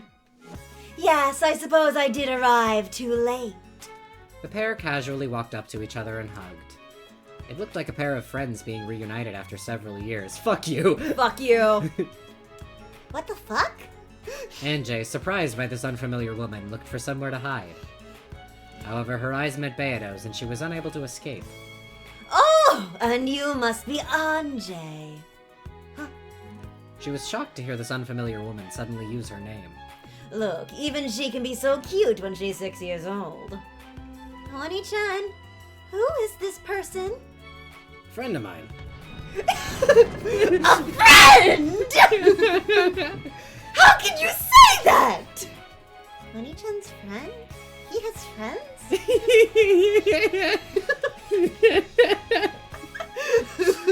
The thunder sound effect on that was so good. You friend-zoned her. Mrs. Beatrice, you've heard from grandfather, haven't you?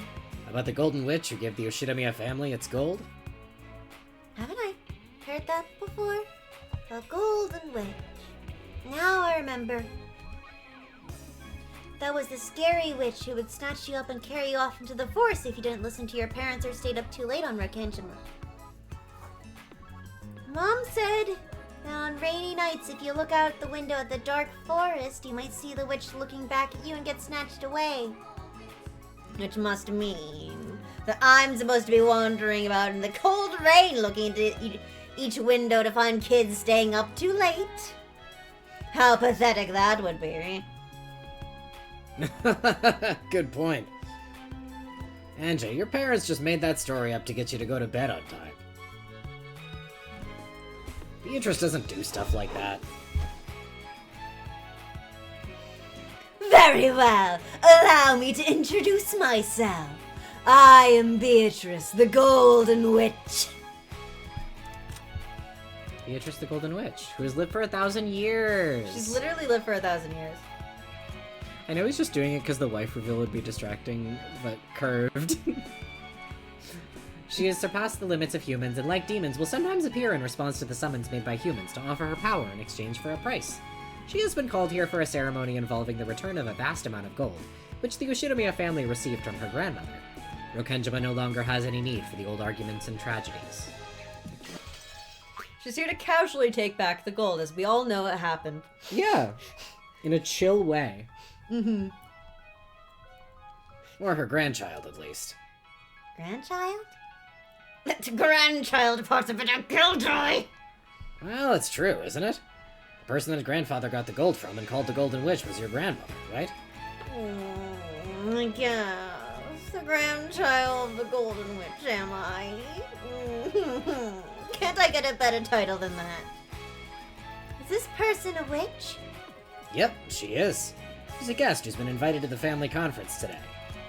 She isn't a scary witch? I really like this Bayano face. It's a lot. really good. She's so sad.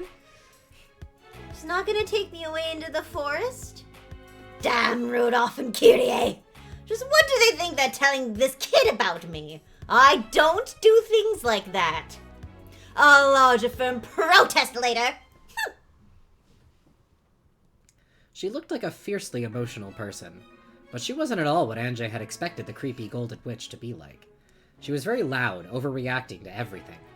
Nothing at all like the witch Maria One-chan had talked about, who had lived for 1,000 years and had various servants from the demon world. She looked, well, like an energetic young woman, the kind Anjay's mom might have gotten along great with. Her brother and the witch talked together. That's crazy. That's a crazy sentence. Sorry, I just buffered that. The kind Anjay's mom might have gotten along great with? Your mom does not get along with any woman. Yeah.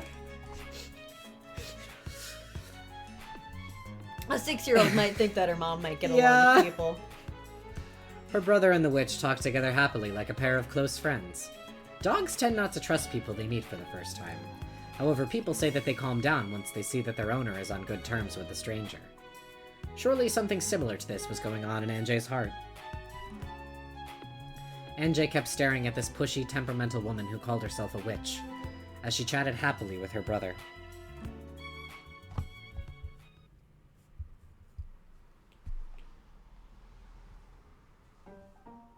What's this key for? Beato noticed the gold key hanging from Anjay's neck. Anjay automatically and defensively grasped it. That's Anjay's precious key. After hearing these vague words, the witch stared blankly for a second, but almost immediately she seemed to understand what he meant. I see. Is that how it is? I thought it'd be easier to understand if I made it clear what she's supposed to do. Fear not, Anjay. No one's going to steal your precious key. Are you sure? Of course! That key belongs to you, and the choice is yours. Battler and the rest are merely signposts to guide you on your path. Hmm? When her brother gave her the key, he had said that it was very important, so she had to take good care of it. NJ didn't have a clue what the key was for, but it looked like Beato did. However, just like her brother had done earlier, Beato only spoke in riddles. This irritated NJ, but for the time being, the Golden Witch said that she didn't intend to steal the key, so NJ calmed down a little. I can see NJ misconstruing Kirie scoping out competition with getting along. That's true, because I imagine Kirie can fake get along with other women. We don't, like, see too much of that from her, but, like, based on how she interacts with the Yoshida-miyas, she can clearly, like, she knows how to schmooze, you know? Mm-hmm. She knows how to put on an act. Yeah. Do you know what this key is used for? But of course! However, I cannot tell you. Why not? Because you must decide how to use that key for yourself. The witch said the same thing. The witch said the same thing as my brother. The pair nodded to each other. It was all Greek to me. It felt like someone had laid out a riddle that everyone knew but me, and everyone was making fun of me. You'll know soon enough. Don't waste time thinking about it. NJ held the key tightly. Even if she didn't understand what it meant, it was her own key, and her big brother had told her to take good care of it. With her youthful suspicion, she was scared that the witch might ask her to hand it over, saying that she'd teach her how to use it. Of course, her thoughts showed up clearly on her face. The witch couldn't help but laugh at that honest expression. Fear not. It is impossible for anyone to steal that key from you. No one can steal it? You might say that it's been imbued with magic to make it so. At any rate, fear not. Neither I, nor Battler, nor anyone else on this island can steal that key from you. Really? Yeah, really. The magic won't let him. The key was hanging around her neck like an ordinary necklace. NJ could take it off right now if she wanted, and if an adult tried to use force, it seemed like it would be easy for them to take it away. However, both her brother and the witch said that it was protected by a magic that would stop anyone from stealing it.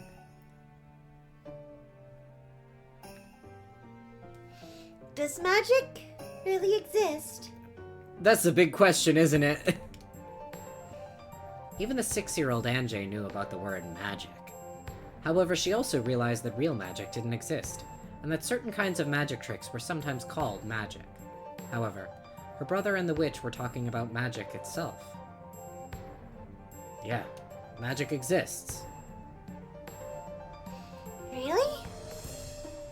Maria spoke of me often, did she not? She says that witches exist. And she often tells you that magic exists, correct? True, Maria had talked about that many times. When they were just playing, NJ had believed her more or less. However, NJ was in some ways sharp for her age, and when she heard Maria talking happily about magic, she sometimes thought that such a thing couldn't really exist.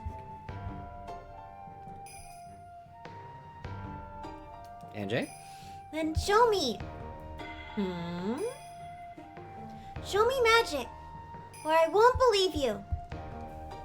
Hold up a sec. Beato just arrived on the island. She hasn't even gone to say hi to everyone at the mansion yet. Battler spoke as though he was trying to smooth something over. When she heard that, NJ became sure that magic didn't exist after all. Magic is just a bunch of lies. I know. Hey, stop that. You'll hurt Beato's feelings. No, it's no problem. Anyone would say that upon meeting a witch. Normally, I would ignore provocation from such a small child, but she is your little sister after all. Why don't we give her a special showing? Are you sure? Of course I am. Watch carefully, Anjay. Okay. Should we save now? Does it matter? Isn't there a thingy? Not now. Oh, okay. Never mind then. Who cares? Ignore me. Though Anjay had challenged the witch, now that she was about to be shown magic, she looked a bit hesitant. She gulped, then stared up at the witch's face. The witch held out her left hand, bringing it close to Anjay's face. Then she slowly spread her fingers. Anjay, thinking that she was about to be turned into a frog, shrank back. However, after waiting a while and grinding her teeth, she realized that nothing was happening. So the part of her that had been scared began to get angry. Nothing's happening. Don't jump to conclusions. I haven't used magic yet. See, look carefully at my palm. I'm not hiding anything, correct? Oh, so that's what she's doing. Now that she finally understood, Anjay checked both sides of the witch's hand. Yeah, there's nothing there. Watch closely. I'll make a fist. And then stretch out my index finger.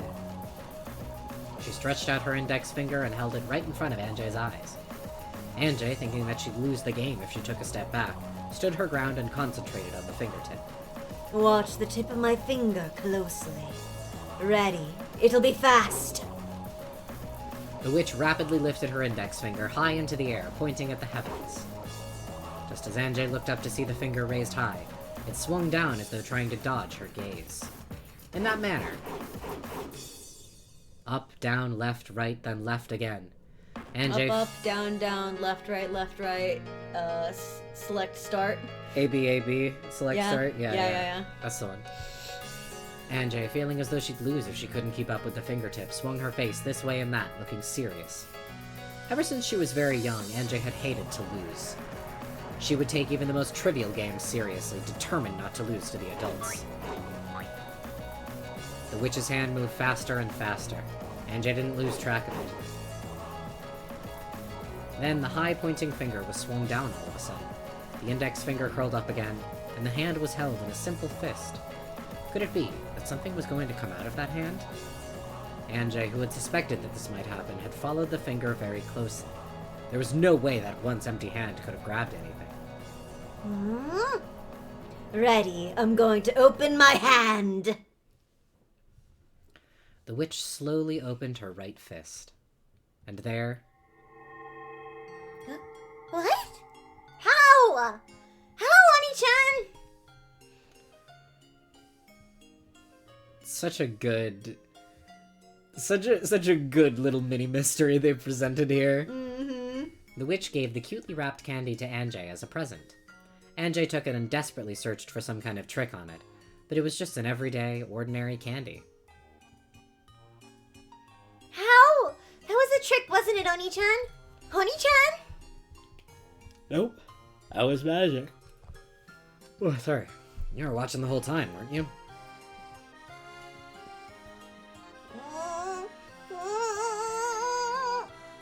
Since I was watching the whole time, how did it happen? How indeed. Anjay didn't like it, but she was unable to see how that could have been anything other than magic. As the little sister furrowed her brow and bit her lower lip, her brother gently told her again that it was magic. It's about time for me to head to the mansion to pay my respects. You should come along, battler. I also like that because I don't understand how that trick would work in real life. It works good over text. Mm-hmm. I feel like in real life you would notice. Mm-hmm. My assumption is that she had something in her sleeve that fell out, so while she was doing like the finger, you weren't looking down below. Oh, do you not know how this trick works? No. That's fucking awesome. That's my guess. I didn't realize you didn't know the thrust of this trick. I don't. That's awesome. I don't know anything about this episode. Mm-hmm. That is my guess of how the trick of it works. Mm-hmm. I know how it works largely because they revisit this idea later and make it a little more obvious, but it's a fun one. Yeah, I don't know I've never looked into magic tricks. I don't really know how I know the concept of sleight of hand, but it's not something I've ever looked into of how it actually works and how this one the is techniques... extremely simple if you read carefully. Is what I'll say. I was not reading it with the intention of I'm going to disprove No, it. that's fair. I think that's fun. I'll suffocate if I have to go alone. You sure? Then I'll join you. What about you, NJ? Will you go back to the guest house? I want to stay with you, Oni-chan. She still couldn't accept it. However, could it really be? She still looked grumpy, but it looked like she was getting interested in this witch. Then let us go. The Golden Witch returns. The Golden Witch's grandchild returns, you mean? Fuck off! We really need to do something about that name! The big brother and the witch really did seem close. With kindred spirits like a pair of comedians, they started walking. Anjay held onto the corner of her brother's sleeve, trying to make sure he didn't forget about her.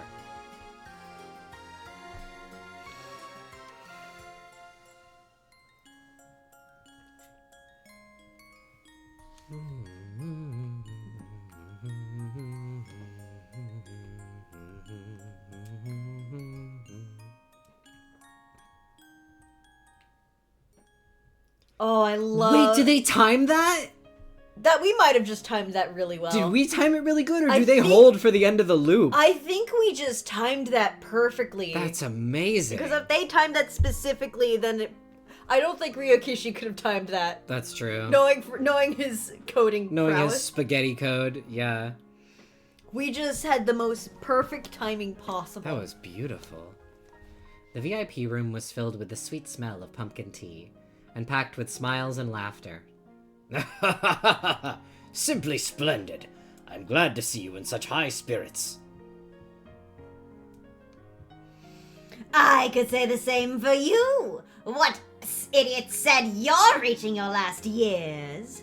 I just borrow a bit of cheer from you. Once I return to my study, I will be little more than a withering, senile old man. Enough with your lies. Give it up and swear that you'll be living at large until you're 100. Same here. I haven't seen you for 6 years, but I was surprised to see how little you'd changed. You little brat. So it seems you've learned flattery during these past 6 years. Sorry to disappoint you, but you're hardly a fair judge in the matter. I have grown quite old, indeed. All but 1,000 yen that Kinzo's still doing great when he turns 100. Yeah, me too. Grandfather won't be any different when he's 100. Don't think you'll get any more presents for complimenting me. Kinzo laughed cheerily. Bayero, who sat next to Battler, was also laughing merrily. Anjay stood all alone by the window, staring at the others and trying to figure out what sort of relationship the Witch of the Portrait and her grandfather had. Don't worry about it. Complicated one. There was a knock on the door. Is that you, Genji? Come in. Pardon the intrusion. Kraus-sama and Natsuhi-sama are here. Father, and Battler-kun's here too. It has been some time, Beatrice-san. Has there been any news? I'm just the way I used to be. Come on, have a seat. And I'm so not used to doing my Beatrice voice anymore that I keep choking on it. I'm out of practice. Kinzo's really hurting me. And Anjay, why are you standing by the window like that? Come over here and sit down. I need to do, voice warm-ups before Yeah. this. Anjay, come over here. I'll just watch from here. Anjay grasped the candy she had gotten from Bayero tightly, and with a gaze that was still wary, she continued to stare. Genji offered her a chair, but Anjay just shook her head. Let her do as she pleases. Come, Kraus, Natsuhi, and have a seat as well. Is it something important? I guess Anjay and I should leave. Hey, if you leave, who's gonna back me up here? Kinzo, if you don't mind, you don't mind if Battler stays, do you? I have nothing to hide. I care not. However, he had called Kraus and Natsuhi to the VIP room to meet Beatrice, the Golden Witch. It was hard to imagine that Kinzo wanted to have a casual conversation. After Kinzo said that he didn't mind, Bayero also asked Battler to stay, so he decided to do so. In order to avoid getting in the way of their conversation, Battler stood up from the sofa and walked over to Anjay's window. When the big brother finally came back to Anjay, she clung to his waist as though determined not to let him go away again. Oh, I see. That must be why Andre doesn't like me. Huh? What do you mean? Angie doesn't dislike you, does she? You really don't understand women, Battler. Beato smiled at Anjay, but the latter turned to look the other way.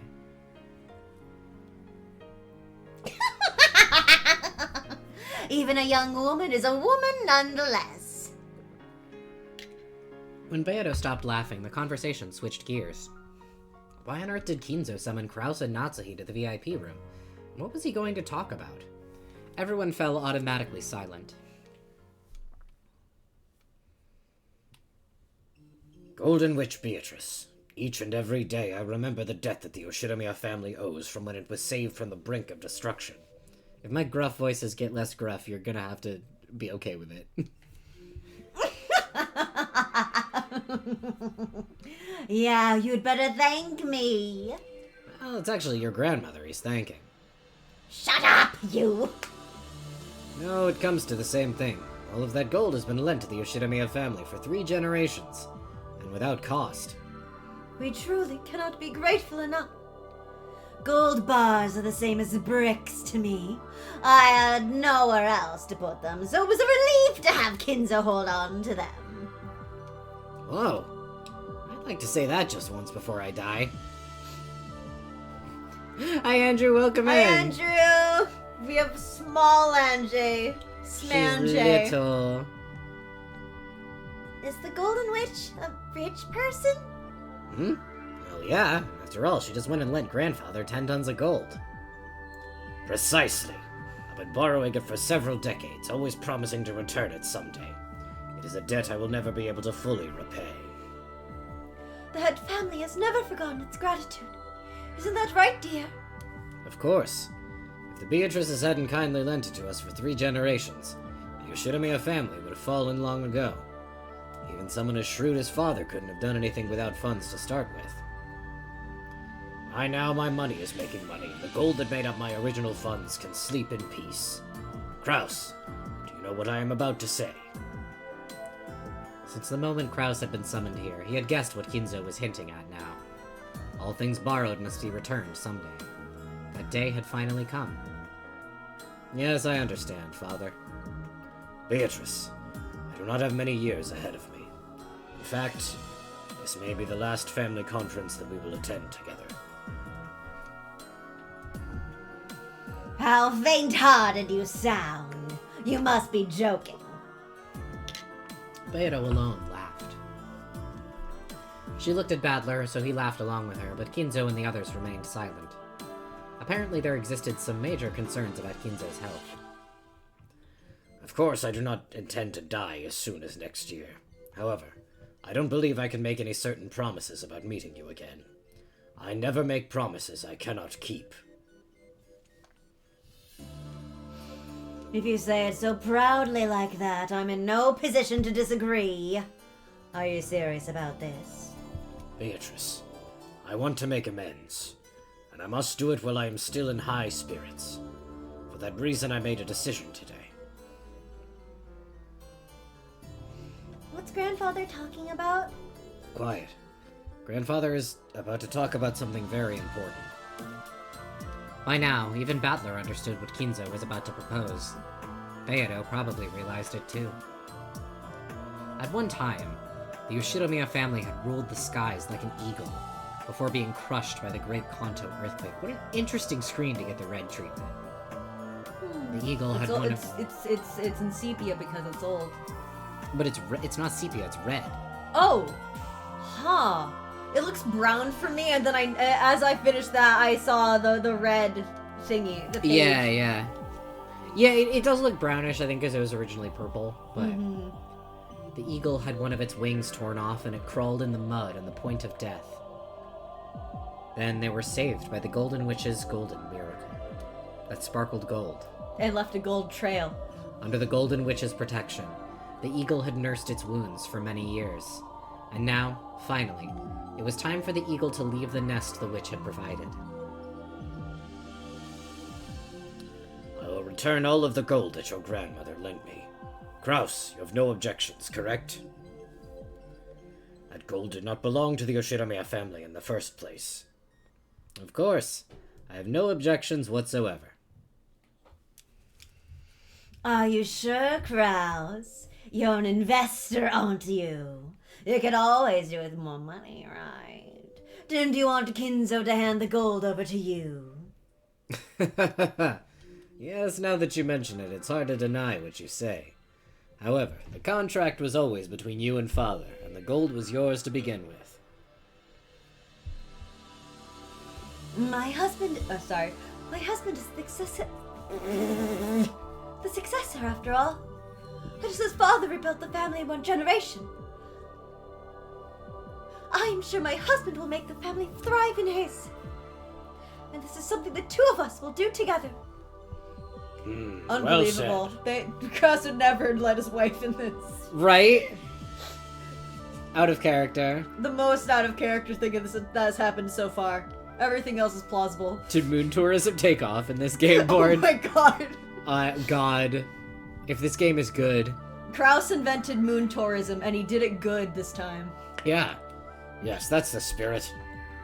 So, letting go of 10 tons of gold leaves you with no regrets.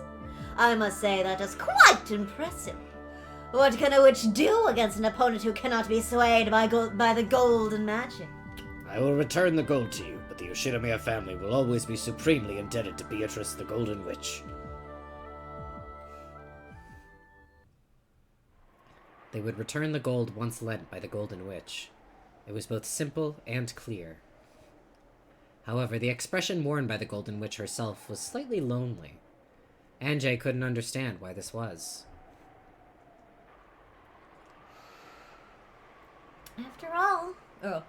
After all, if you're returning it, I cannot simply say I don't want it, take it back. Ah, well. Beato rose from the sofa. Then she walked up to the window and looked down at the rose garden waving in the wind. Kraus, I have also decided to present you and the others with my inheritance while I still live. Okay, one second. I'm doing a little pause here. I love how Battler is even giving Sayo Beatrice a happy ending of you get what you had, but you're getting it in a way that honors you instead of Well, is and also awful and makes you be someone else. yeah, and also does not impose the headship upon her, which I think was really like the gold itself was useless to her and still ultimately is. This is a very symbolic gesture. But like it also doesn't impose the headship upon her, which was something that I think caused her a lot of distress. I mean, like something like in the moment, like Genji was like, "You're head of the family now," and she's like, "Can we fucking put a pin in that?" Yeah. Like, But like I do like how Battler's like, here, even you get to have a happy version of what happened to you that does not make you ruin your life.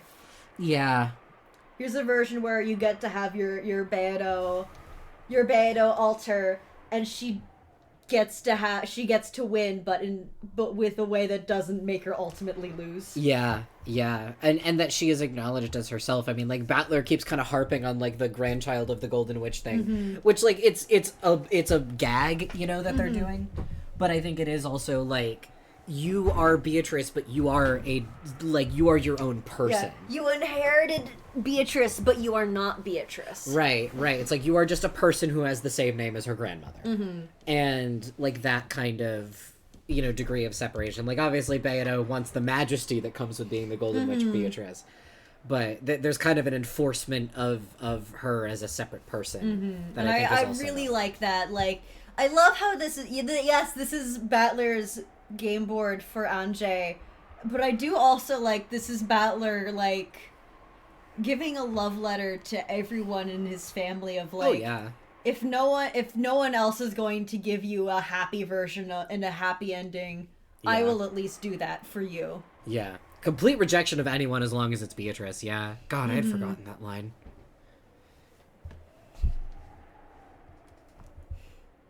When I die, you will not only be busy with the funeral, but I imagine that you will have Ava and the others at your throats over the inheritance issue. What would give you that idea, haha?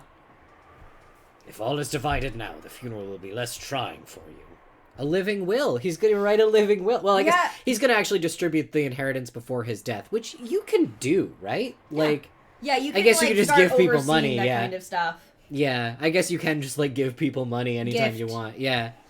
Yeah, it's like gifts like this that are like while you're like, I think it's like in vivo or Mhm. something like that. But like in vivo gifts, I'm not probably not saying this correctly, but like that is a whole thing of like doing those gifts beforehand. There's some stuff that you can like start setting up that like start doing that distribution and overseeing it before like you die and the rest of it is handled. Yeah, and I guess that also makes sense, too, because, like, that would still kind of be considered a type of, like, inheritance giving, because I'm sure from a legal perspective you still want it kind of documented as if it were a will, but to say, like, instead of saying I give this, you're like I gave this. Yeah. So it's like, here's the stuff that I am doing as part of my will, even though I'm not dead yet. It's just like, here's some stuff that I'm already doing in preparation of me dying. This is still part of my will and my inheritance. Yeah, which also I imagine helps resolve things like inheritance disputes, to be like, well, they said they did this while they were alive, so, Yeah. like, it's hard to... And basically, you could see as Kinzo giving Beato the gold, it's like, that's her trust fund. Yeah. I've had talks about, like, the gold actually just being a trust fund for the like, legitimately. Mm-hmm. But with, like, funny little conditions that would not hold up in court. But, like... Oh, yeah.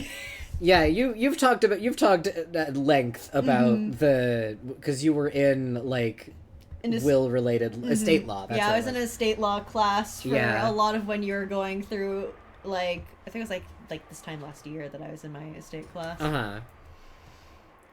Yeah, so I was, like, still pretty fresh off, like, the end of it. Mm-hmm. Which is beautiful. If all is divided now, the funeral will be less trying for you. Kraus, write this down. And Genji, please be our secretary. I will now lay out the distribution of my assets. I would bet that Genji's a notary public, just casually. Oh, absolutely. He seems like that kind of guy. Of course, Genji would absolutely be notarized. Yeah. He Well- just seems like the sort of guy who would have those qualifications, you know? Kinzo immediately began explaining how the inheritance would be split up. Battler, realizing that he shouldn't be listening in on this conversation, walked over to where Beato was loitering by the window. Hey, rich person. If you've got too much gold on your hands, I'd be happy to lighten the load.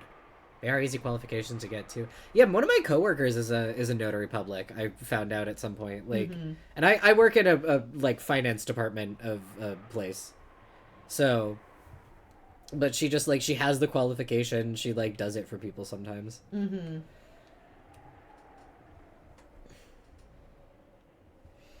Gold would be more useful if you turned it into firewood and used it to cook a stew. I'm always saying this. What's the matter? You're looking a bit bored. So this day has finally come. I do feel a bit lonely. You do? My magic revived the Oshirmia family and created Rokenjima. And now it seems the Oshirmia family has no longer has any need for the power of my gold. It has taken flight, leaving the nest of my magic behind. True. That's how it turned out. I have called Rokenjima the Witch's Island my island. Yeah. And now Rokenjima is returning the gold to me. The day has come for Rokenjima to awaken from my magic. That's true. It's the have you guys gone? This is the end of the tale. Hey guys, the tale's over. The tale's over. No more stories. Well, this is on screen, by the way. I knew this would be the last game. However, now that we've reached this point, even a manner such as this, it's surprisingly painful. You're the type of person who looks totally carefree, but is actually full of lingering attachments and regrets. The cruel, obstinate ones are usually the quickest to grow attached, and then to feel lonely. Shout out episode 3. That's right. That's the kind of person you are. Episode 9, One Last Job of the Golden Witch. I mean, there is the one called Last Note, isn't there? Yeah! And then another thing. Yeah. Just one more thing of the Of Golden the Witch. Golden Witch. God, put Columbo on Rokenjima. I don't know that he would figure all that out, but it would be great. It'd be funny. You know that like that one chart is like would figure out who is Kira, Oh, would yeah. like intuit the mechanics of the Death Note. We need to make a version of that with Somebody detectives. has done an Umineko one. I think it has 3 axes. Oh boy. It's like would figure out the culprit, would figure out Beatrice, would have love, or something like that.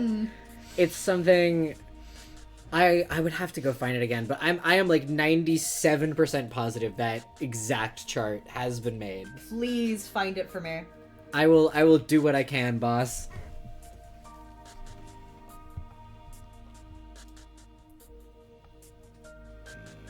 That's right, that's the kind of person you are. It was a game. For you and me. It was fun. A great game you polished to perfection during those 6 years. I once likened it to eternal torture for the both of us. Eternity is happiest when you can still believe that it's eternal. But all things must end, and we have to be aware of that. So we must not avert our eyes. Just as the sun always rises, there's no sun that doesn't set. What? Of course, Anja didn't have the slightest idea what her brother and the witch were talking about. However, even as young as she was, she could feel that the pair had spent an incredibly long time together, and that they understood each other so well that they might as well be a married couple. Then, Theodo noticed her reaction. Anjay, at one point the two of us wove games for each other. However, that time is now over. This game has been made not for our sake, but for yours. They were speaking in riddles again. Grasping the key that hung by her chest, Anjay looked at her brother's face. I need to show you the contents of the cat box of this day. That key I gave you is for opening it. What do you mean by cat box? He means this day. With the miracle of magic. Oh. With the miracle of magic, I've brought you to the day you wanted to reach so much. You must continue telling the story of this day as the final witch.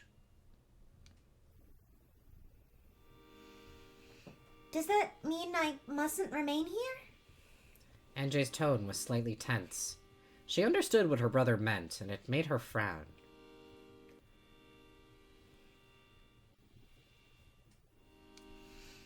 Just how long have I suffered, wishing I could return to Rokenjima of 1986? And now that I've made it, and now I've finally made it here. So why are you chasing me out? You said I could decide for myself. That's right. I did say that. I'm not leaving. And please stop trying to spoil me with this strange made-up game. I want to know the truth of this day. She's a moody girl, be it 12 years in the future or in the past. Shut up. I didn't ask you. And what the hell do you think you're doing here? Didn't the Golden Witch come here to perform her resurrection ceremony? Didn't you appear on this island with a crash of thunder and try to offer up 13 people as sacrifices? Why are you acting so happy and casual? Doesn't make sense. You're the one who doesn't make sense. What are you thinking? Do you want me to be a murderer? You wrote it down in a tale sealed in a message bottle and threw it into the sea. 2 of those were discovered later on. Both of them were stories of cruel serial murders. What a shame that only 2 of them made it to shore. I forgot about this joke! How sad that land, my greatest masterpiece, was never seen by human eyes. We've definitely talked about this on stream before, but this is a joke about the fact that episode 3, Banquet of the Golden Witch, was actually completely rewritten after reception to episode 2 was that it was too hard and people weren't figuring it out. So Rikishi, episode 3 was originally Land of the Golden Witch, and Rikishi scrapped it and rewrote Banquet of the Golden Witch. And from information we have about Land, Umineko, that immediately dramatically changed the trajectory of Umineko. We wouldn't have gotten Erica or Wergilia. Yeah, because there was a character who was kind of both of them in Land that was scrapped. And that's so fucking funny. Wergilius. And he was fucked up in purple. It was scary. And his personality somehow was going to be like a merge of Vergilia and Erica. That's scary. And he just basically split that into two characters. I think Runaway was also not a planned character. I think he was also new. Oh, fascinating. I think so, because he kind of goes hand in hand with Vergilia in terms of, like, the kind of teacher role for that. I can see Runaway still existing just because of, like, Genji. That's true. Yeah, but I don't know, thematically he's much like Vergilia, because Vergilia has the same relationship with Kumasawa that Runaway does with Genji. I don't know. Maybe Kumasawa was not supposed to have as much of a role. Maybe, I don't know. But it's crazy. It's crazy. It is crazy. It's crazy. Umineko was going to be very different. We would not have had Erica in her current form, and that's so scary.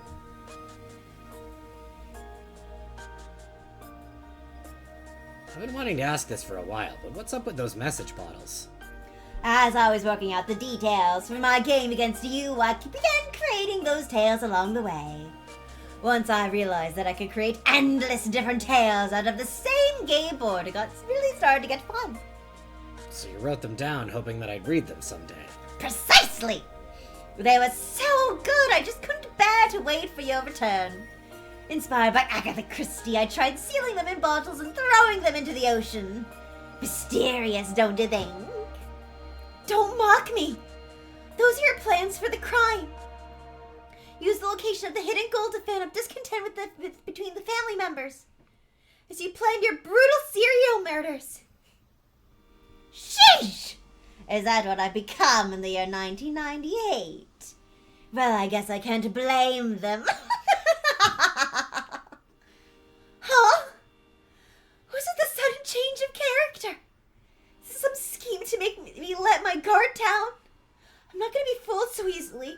Beatrice! Oni-chan! You want to make me surrender and say that witches exist, don't you? You think I'll fall for that? I'll find the truth without your help. Even though the truth is all around you right now. You once called yourself Gretel, but it seems the name Meitel would be more fitting. I'm literally always saying Mittel. this. I'm never not saying this. I'm saying this every day of my life.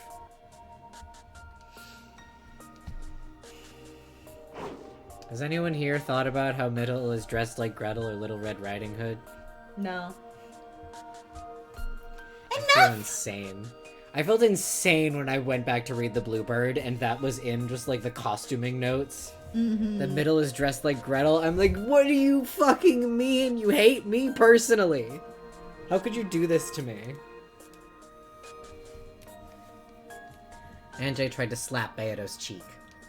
However, the difference between their heights was so great that Beato dodged before the hand could reach her. Stupid!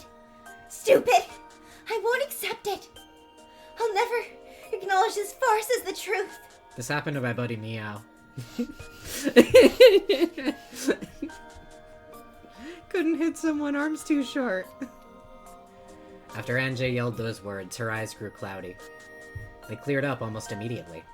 By that time, she had already gone back to her 6-year-old self. You're right, Anjay. This is the sin I left behind, and the reason for this final tale's existence. As Anjay stared blankly, uncomprehending, Beato gently patted her head. Indeed, this tale is a farce. Of course it isn't the truth. However, there is something that he feels he must tell you.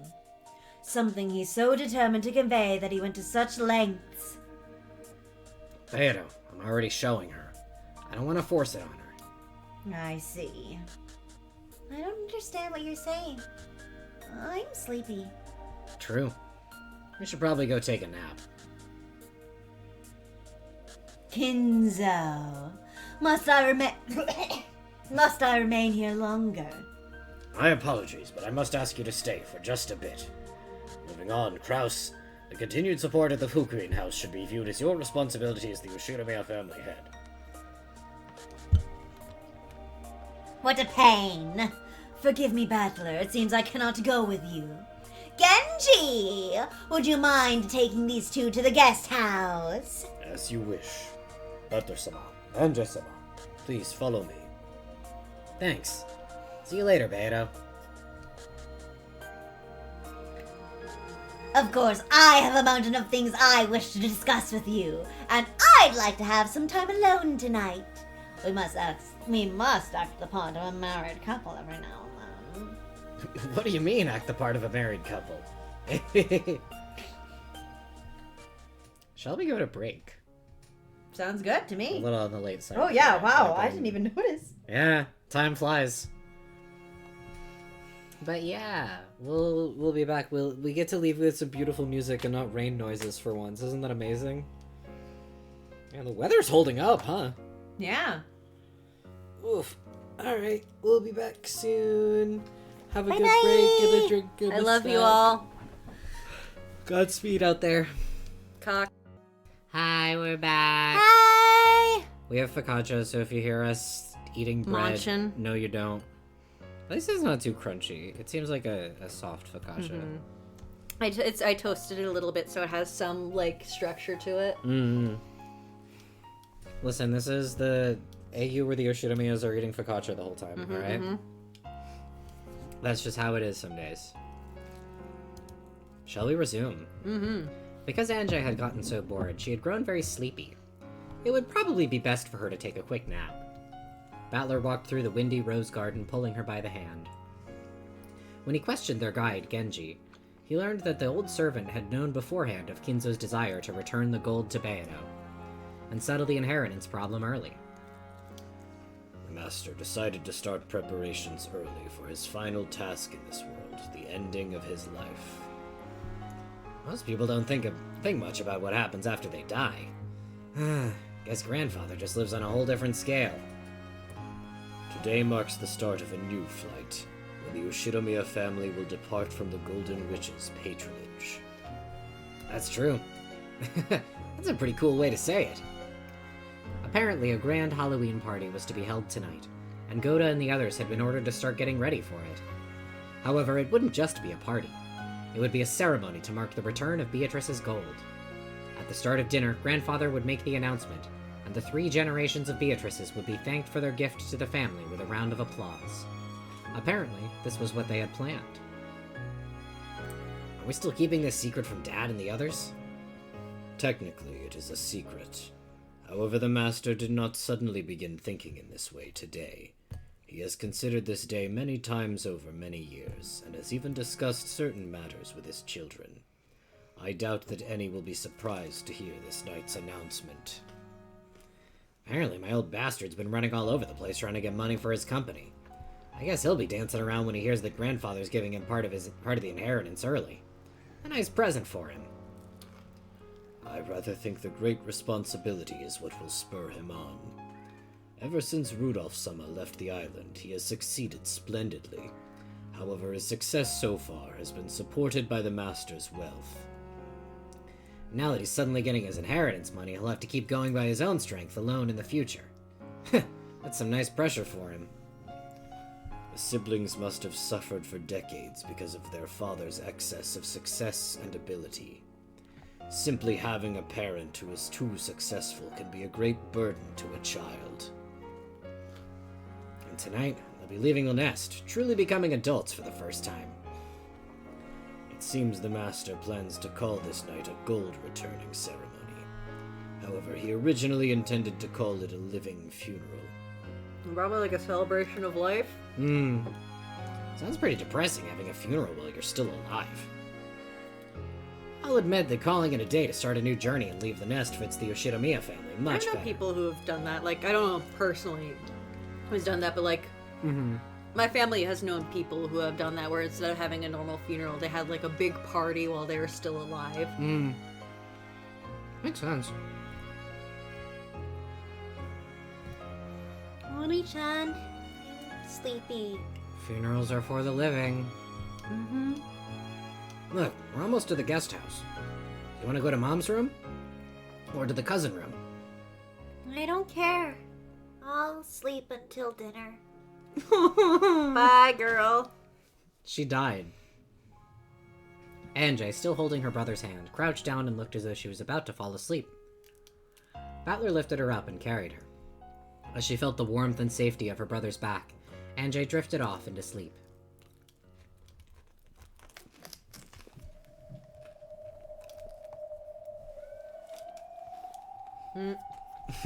We're both chewing.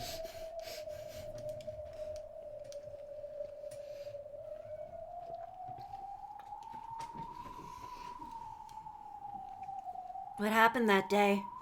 Just what on earth happened on October 4th and 5th, 1986? Because of the massive size of the explosion, Rokenjima explosion incident, the time of the explosion was known almost exactly, down to the minute.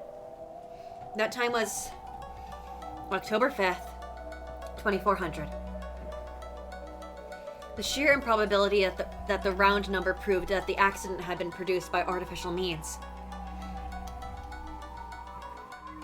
Later on, the following statements were collected from individuals who knew Urashima Kinzo while he was still alive. During his lifetime, Urashima Kinzo built a clock rigged to blow up the island at exactly 2400. This clock was apparently inside his secret study. When he felt mentally cornered and wanted to think up a brilliant plan, he would activate that device and use the tension of the approaching midnight to bring some flash of inspiration to him. While Urashima Kinzo still lived, this was only thought of as a tall tale about this eccentric man. But the fact that the Rokenjima explosion incident occurred at exactly 2400 supported the story.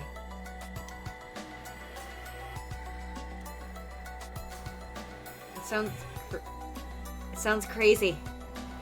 What the fuck was my voice for this guy, Who even? fucking cares? He must have hoped to gain some sort of mystical power from the short periods of madness. If we call this a source of high-output mental power, the story isn't that difficult to swallow. Professor Utsuki spoke passionately. Witch hunters. Enthusiasts who treat the mad fantasy surrounding Rokenjima as their plaything. Anjay had no reason to love these people who embellished the deaths of her family just for the fun of it. How ironic it was to Anjay, who wanted to know what happened that day, that such people knew more about that island than anyone else.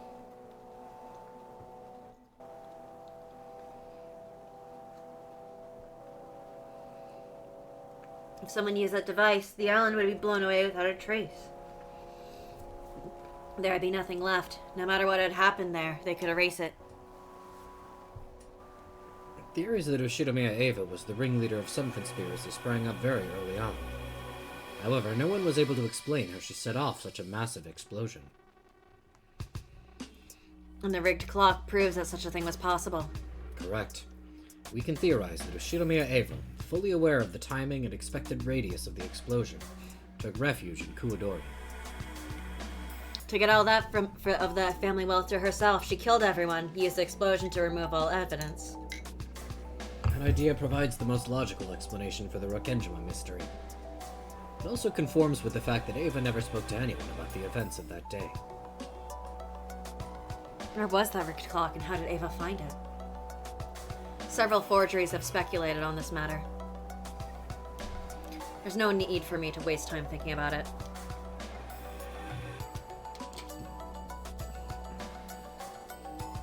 Ava activated the clock device, hitting Kuodorian to escape the blast, and was therefore the only one to survive.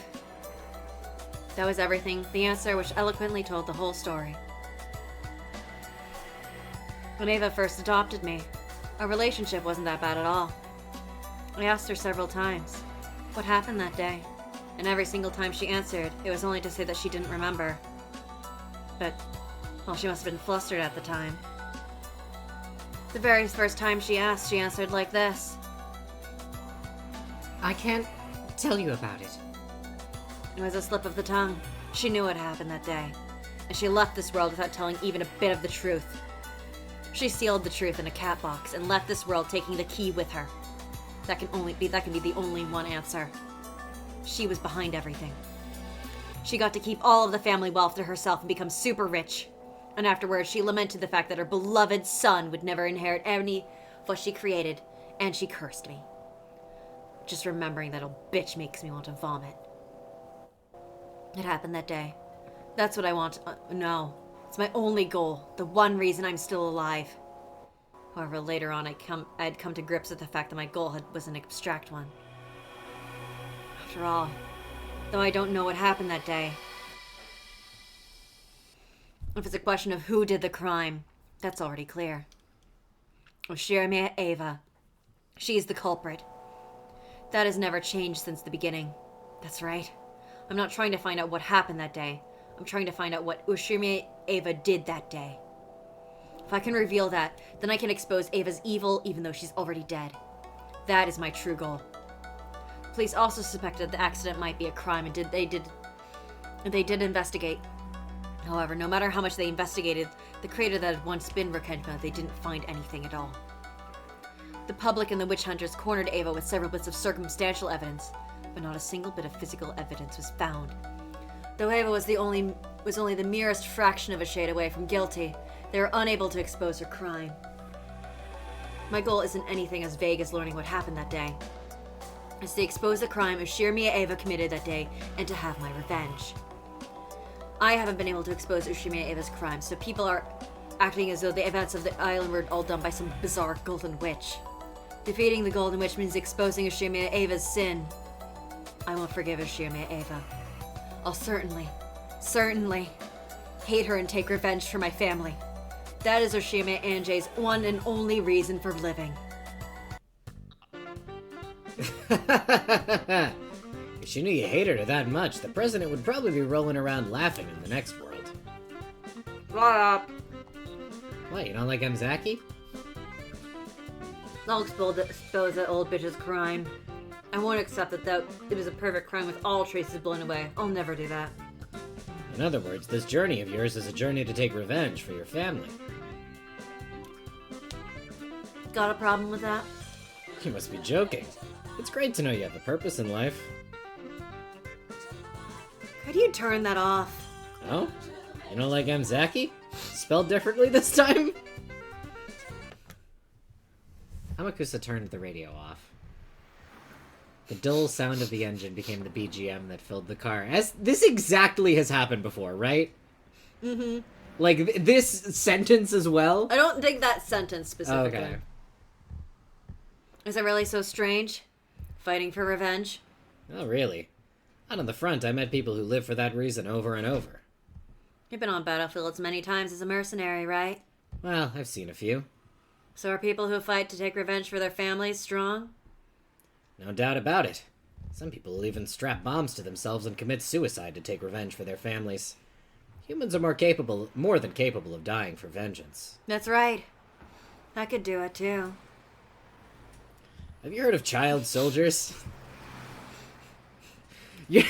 Okay, so I referenced this the other night when we were playing Metal Gear Solid 4. Because I was like, this is just like this conversation in Umineko. So now you're going to get to experience it the other way, where you go, this is exactly like the conversation in Metal Gear Solid 4. Wait. Mzaki has definitely played Metal Gear. Those games in Metal Gear Solid 1, I think, have come out by now. Did you say Mzaki? No, I'm sorry. Metal Gear Solid. This bitch, whoever the fuck he is. Rikishi? No, Amakusa. Oh, Amakusa. I see. It's 1998, so at least one of them's out. Yeah, I think Metal Gear 1 and 2 and Metal Gear Solid have all come out by this time. Solid was out by 98, damn. Yeah, I think so. So, someone... 1 second. We have the technology. We have the technology. Did you read this line, though? You mean kids who fight like soldiers? That's it. Kids who've lost their parents and have nowhere to go sometimes get picked up by groups of armed insurgents and become soldiers. Wow. They get a gun thrust in their hands and they're taught how to take revenge. But in the end, children are expendable. Anyone can be a soldier in a battlefield if they can pull a trigger. Yep. Metal Gear September Solid 1990. just came out. Metal Gear Solid came out a month ago. Yeah. That's crazy. It's on his mind. Yeah, he's thinking about it. Yeah. Are you trying to say that I'm like that? Revenge can be a reason for living. It can also give you the strength to become a soldier. Like a miracle, it can turn a girl who could do nothing but sob over her parents' corpses into a soldier almost overnight. Nothing gives you more power than revenge. I guess so. And that's what I'm like. Do you know about the child soldier problem? No. Child soldiers who are given guns and taught how to take revenge make that their reason for living. Well, that's not exactly right. It becomes their reason for firing their guns. But revenge is something that never ends. At some point, they no longer have any reason to keep shooting.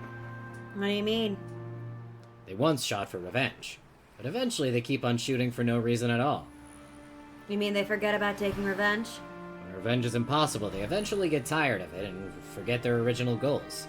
When that happens, they have nothing except their guns. Eventually, they'll keep shooting just so they can eat.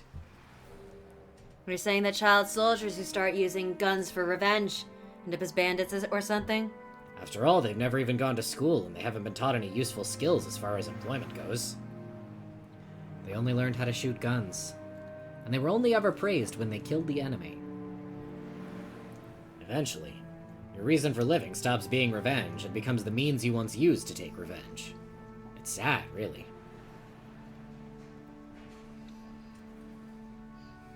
Are you saying that I'll eventually get tired of revenge and...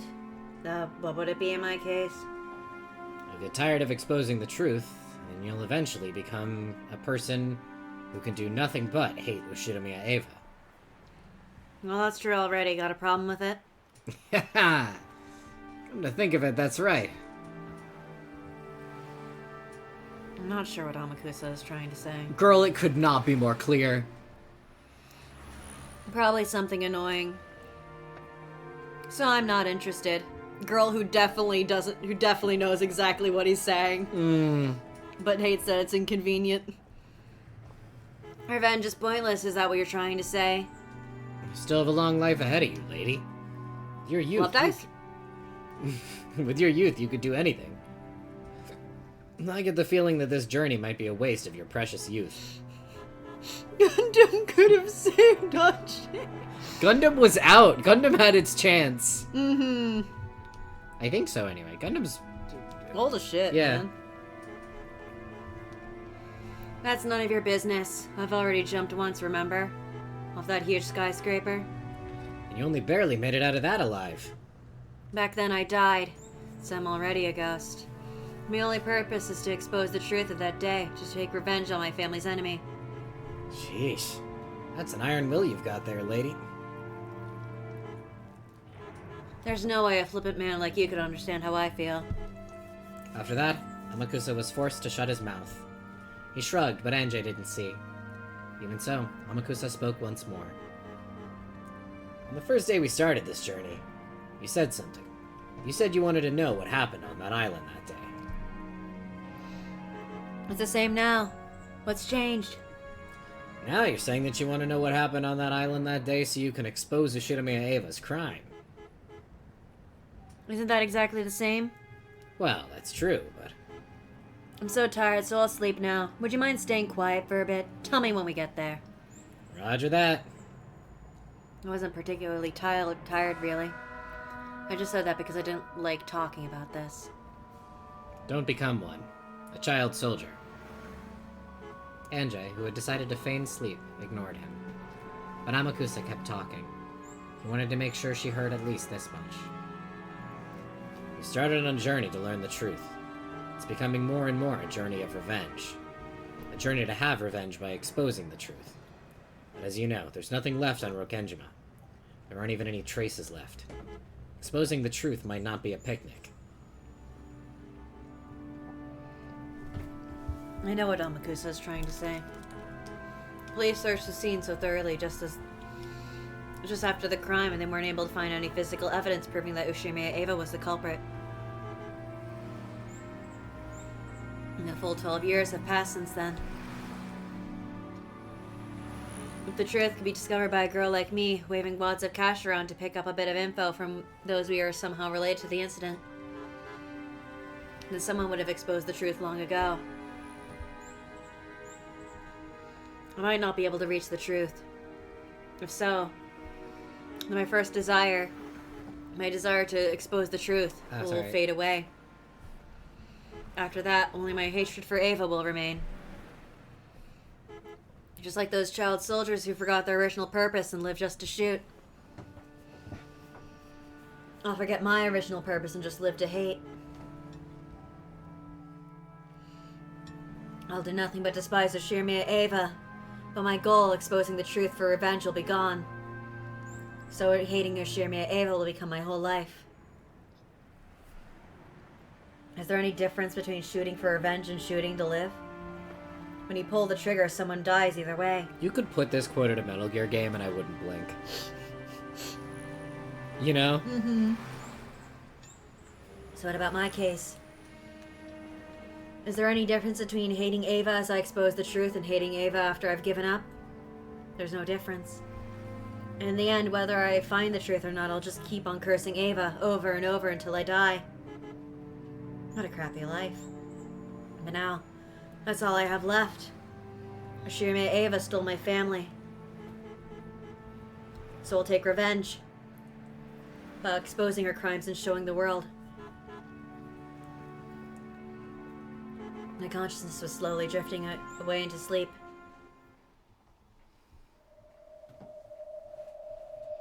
Why is Oni-chan showing me such a bizarre Rokenjima? Is this supposed to be the truth? Enough with this farce. Why is Oni-chan even trying to hide the truth from me? I'm trying to find it so I can avenge him and the others. But would Oni-chan say the same thing as Amakusa? The revenge is meaningless, so I should stop? Is that why he's speaking in riddles, trying to make everything more confusing? That's none of his business. I'm not just trying to take revenge for their sakes. I'm doing it for my sake, too. After all, that's the only reason I'm still alive. Taking revenge is my reason to live. I don't have a clue what Oni-chan is thinking.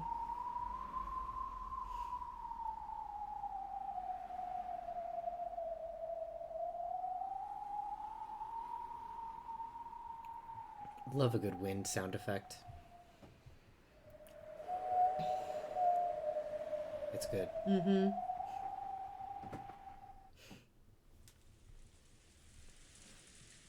So yeah, that was the child soldier conversation I referenced when we were playing Metal Gear Solid 4 on account of the fact that it was fucking identical to the conversation in Metal Gear Solid 4 about child soldiers. Outside, the rain had started to pour down hard. However, inside the cousin room, it was loud and cheery. It could have been raining spears, and no one would have paid any attention. One last raining spears mention in Yeah. Umineko. Full house! Take that! Oh, you weren't bluffing. The cousins were all bursting with energy, sitting in a circle on the bed. And I thought Battler always had crap in his hands every time he acted tough. Of course, I've been losing all this time just to make you think that. Ushiromia Battler, the man who loses strategically to win in the end. I mean... Is he wrong? Ooh, Battler's incredible! All my coins have disappeared again. I'll give you some of mine. Let's crush Battler together, okay? With just a deck of cards, the cousins could enjoy themselves for hours and hours. They were so engrossed that the occasional thunderbolt hardly even registered as static in the background. I'm starting to get hungry. I wonder if dinner's ready yet. Who knows? Should be ready soon. Goda-san and the others really went all out for tonight. Which means we've got a lot to look forward to. Is this to celebrate my long-awaited return? I heard from Shannon just now that it's going to be a Halloween party. They'll set up a buffet in the hall. Sounds incredible. A Halloween party? Incredible! Incredible! Ooh. Yeah, who is it? There was a knock, the door opened, and Anjay was there. She had been sleeping in her parents' room. Hey, Anjay, so you woke up. They said it's time for dinner, so we have to go to the mansion. They said to get ready. Ooh, ooh, ooh! Food! Food! I'm hungry! She's so real. Perhaps because she was the hungriest, Maria celebrated more vigorously than anyone else. She jumped up happily and hopped off the bed. As the others all clambered off the bed and started putting their shoes on, Kitty and Rudolph came into view. Hey, bitches. Hey, brats. Time for food, so get ready. It looks like today will be extra special. I can't wait to see it. Ooh, I know. It's a Halloween party. A Halloween party? I know, and Angie doesn't. Mom, what's a Halloween party? Who knows? We'll have to go and see for ourselves. Everyone ready? It's about time to go. Is everyone here? Please follow me. Maria, over here. Your collar's crooked. Ah, I'm starving. The food is the best part of these family conferences. Are you starving too, Anjay-chan? Ava smiled at Anjay. Yeah, I'm starving. Anjay, that's I'm hungry, right? Don't worry about it. Yeah, I'll bet you're starving. My stomach's rumbling too. Okay, let's get out of here. Looks like the wind's blowing hard outside. Make sure you don't lose your umbrellas. Cecily, you look stupid. He smells that there's olive oil on my hand. That's true. Everyone, please take an umbrella. Here's your umbrella, Anjay-chan. Thanks, Aunt Ava. Ah, girls really are so cute. Come over to play at your aunt's house one of these days. It's a promise, okay? Looks like Aunt Ava's taken a liking to Anjay. Yup. Apparently Mother really wanted a daughter. I don't believe that. No, she specifically didn't. Maybe she wanted another one. She wanted 2 kids, Yeah, perhaps. that's possible. Ah, I've heard that too. I think she adored me too when I was little. My mama said she really wanted a son. Ooh. Woof. If your kid grows up happily, it doesn't matter if they're a boy or a girl. Trans rights.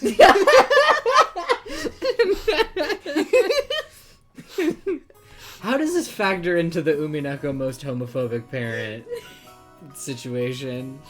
I know that debate is like ancient, but it was really funny. Maria's my precious, precious gift from God. My precious, precious immaculate birth. My beloved Immaculate Conception. When they got outside, the wind was fairly strong. Ava, who had really hit it off with Anjay, offered to share an umbrella with the little girl. It was hard to tell what they were chatting so excitedly about, but they seemed to be getting along splendidly already. Battler opened his umbrella as he watched this. His little sister was cute when she clung to him, but she was just as cute and adorable when looking up at someone else with a happy smile. The wind and rain were strong, but even this must have been the perfect spice to heighten their anticipation of the coming meal.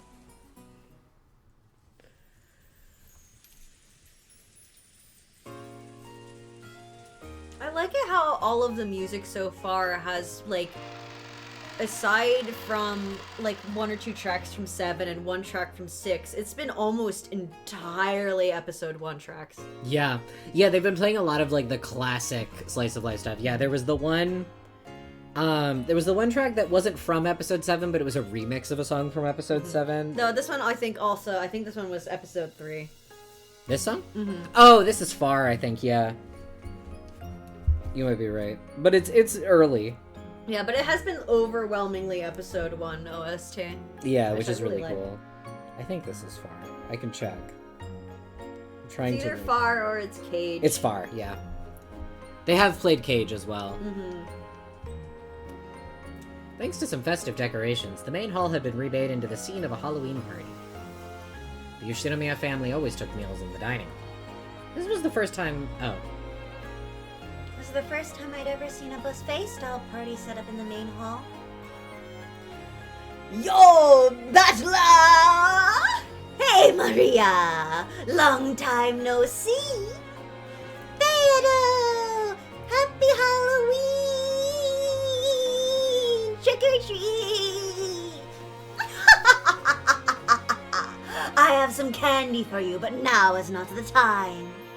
This app has me so nervous, I'm just waiting for the ball to drop, and the fact that it hasn't yet makes me wonder what's gonna happen. What indeed? It's a weird one. After all, it's just before a meal. I a little bit hate that she's wearing the dress. I understand it's a special occasion, I a little bit hate it. Mm-hmm. Thank you, Beatrice-san. I see you're looking as beautiful as ever. You too, Rosa. You certainly don't look old enough to be a mother.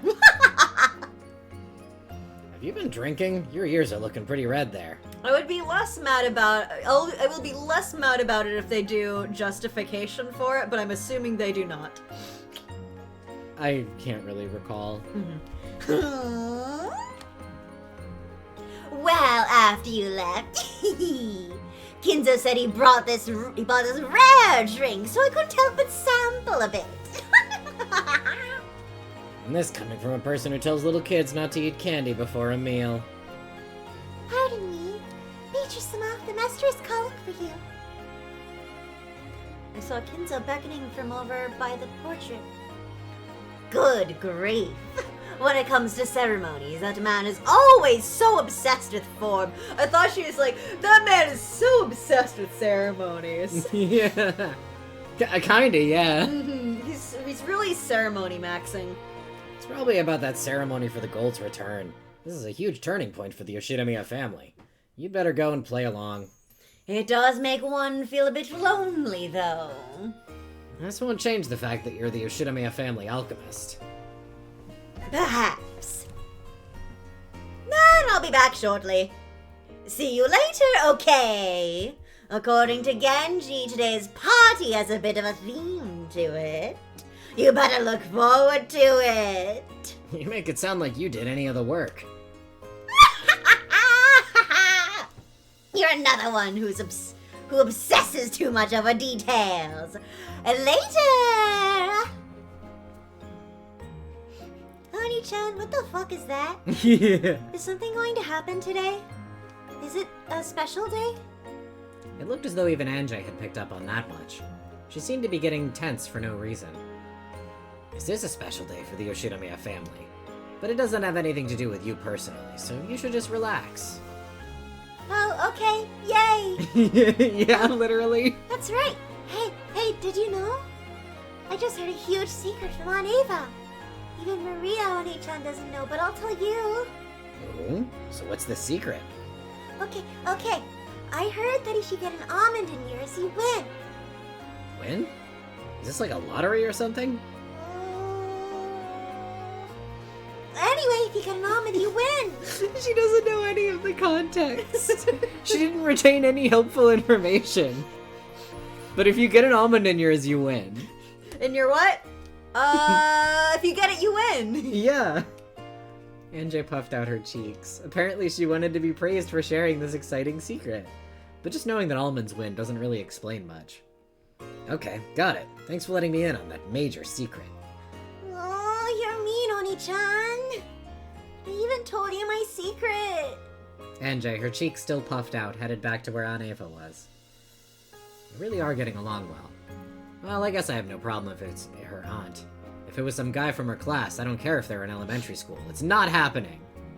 No playing with the opposite sex without Oni-chan's approval. Battler punts a 6-year-old in the sky. At that moment, Genji-san's voice rang out. The chatter gradually subsided, and the rain outside once again became apparent.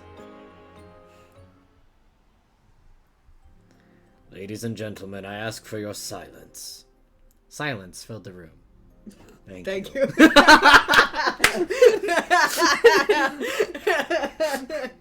I'm so glad we found that line funny despite the fact that it's not. All of the relatives seemed vaguely aware that tonight's festivities consisted of more than a Halloween party. Battler already knew. This was a ceremony to mark the return of the gold from Kinzo to Beatrice, which had been borrowed for so many years. Now that fact was being announced by Kinzo himself. He spoke of how this gold had not only restored the Yoshidamiya family, but brought it to a level of wealth it had never before experienced.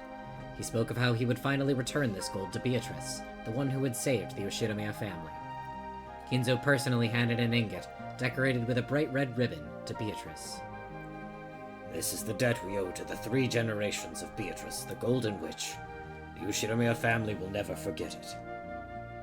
Sheesh. If you've nowhere to put it, I'll be happy to take it off your hands. Beatrice-sama. It was hard to imagine Beata, of all people, getting admonished by Genji. I couldn't help but laugh. I am Beatrice, the Ushimiya family alchemist. Tonight I acknowledge the end of the loan contract for the 10 tons of gold. Now, several decades following my grandmother's generation, the time has come for the eagle that lost one wing to fly once more. I will watch over that eagle and I pray for its prosperity in all generations to come. Applause filled the hall, Applesauce filled the hall. though she managed to make such a dignified speech for once. As soon as it was over, she stuck her tongue out and leered at us. I guess that's about the limit to how long Beato can stay serious. By passing her name on through the generations, Beatrice the Golden Witch may live for thousands of years. Therefore, even her descendants shall be Beatrice, and shall all be alchemists to this family. The descendants of the Ushinomiya family will praise Beatrice for her gratitude forevermore. This will be passed on through the generations. This family will always be indebted to Beatrice, and she will always be our family, tied by a noble bond. I like this of, instead of hiding away the existence of Beatrice to rumor and profiting off of these women kept secret. Right. It's like, no, like we would not be. We are having it out in the open. Yeah. Yeah. Even if, like, perhaps the entirety of the story isn't Yeah. out in the open, to at least say, we owe Beatrice a significant debt. Yeah. That we will be repaying for generations. It's an interesting kind of way to tackle it. But, like, I know all of this is very much nice washing Sure. everything, but I'm like, I am putting aside the knowledge. I'm like, okay, this is kind of nice. Yeah, it's like if you were going to make the nicest version of events, this is an interesting way to do it. Let those who acknowledge this show their recognition with their applause, with their applesauce. Applesauce filled the hall, not being followed by So in Golden Fantasia is almost sad. You can... Beatrice can summon jellies, is that anything? Apple jelly. I do think that's one of the flavors. Oh, fuck yeah. Maybe not specifically in Golden Fantasia, but I'm pretty sure that's one of the flavors she crushed Rosa with. I which is do what think move that is does based on. sound correct. Yeah. That's where that move comes from, so one of those is implicitly apple jelly. There is some applesauce, Yeah, potentially, in Golden Yeah. Fantasia. possible applesauce.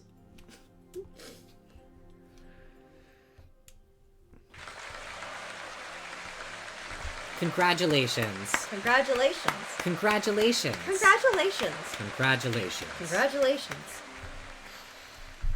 After Genji's words, the relatives all looked at each other, then started applauding at once. And then everyone clapped. And then Happiness of Marionette started playing, slow style. Thank you, ladies and gentlemen. Beatrice, you are a member of the Ushinomiya family. That is a bond more sacred than one of blood. Of course, lending money is more important than being a blood relation. Beatrice-sama. After that, Kinzo's long-winded speech continued. Tonight, Kinzo would retire as the Yoshinomiya family head. Then he announced that he would reveal the distribution of his inheritance. A stir of excitement spread across the siblings in money trouble when they heard that they wouldn't have to wait for Kinzo's death to get their shares. Sissel? Sissel, what are you doing? Playing with your computer? I am aware that each of you is in trouble with money.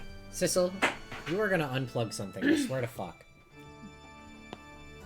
It should be enough to resolve all of those problems. But do not grow complacent. This is my inheritance given to you before my death. Yeah, a thing that you can do is before you can give some of your inheritance away, so like you get this much of my inheritance, this much I'm giving to you as a gift beforehand.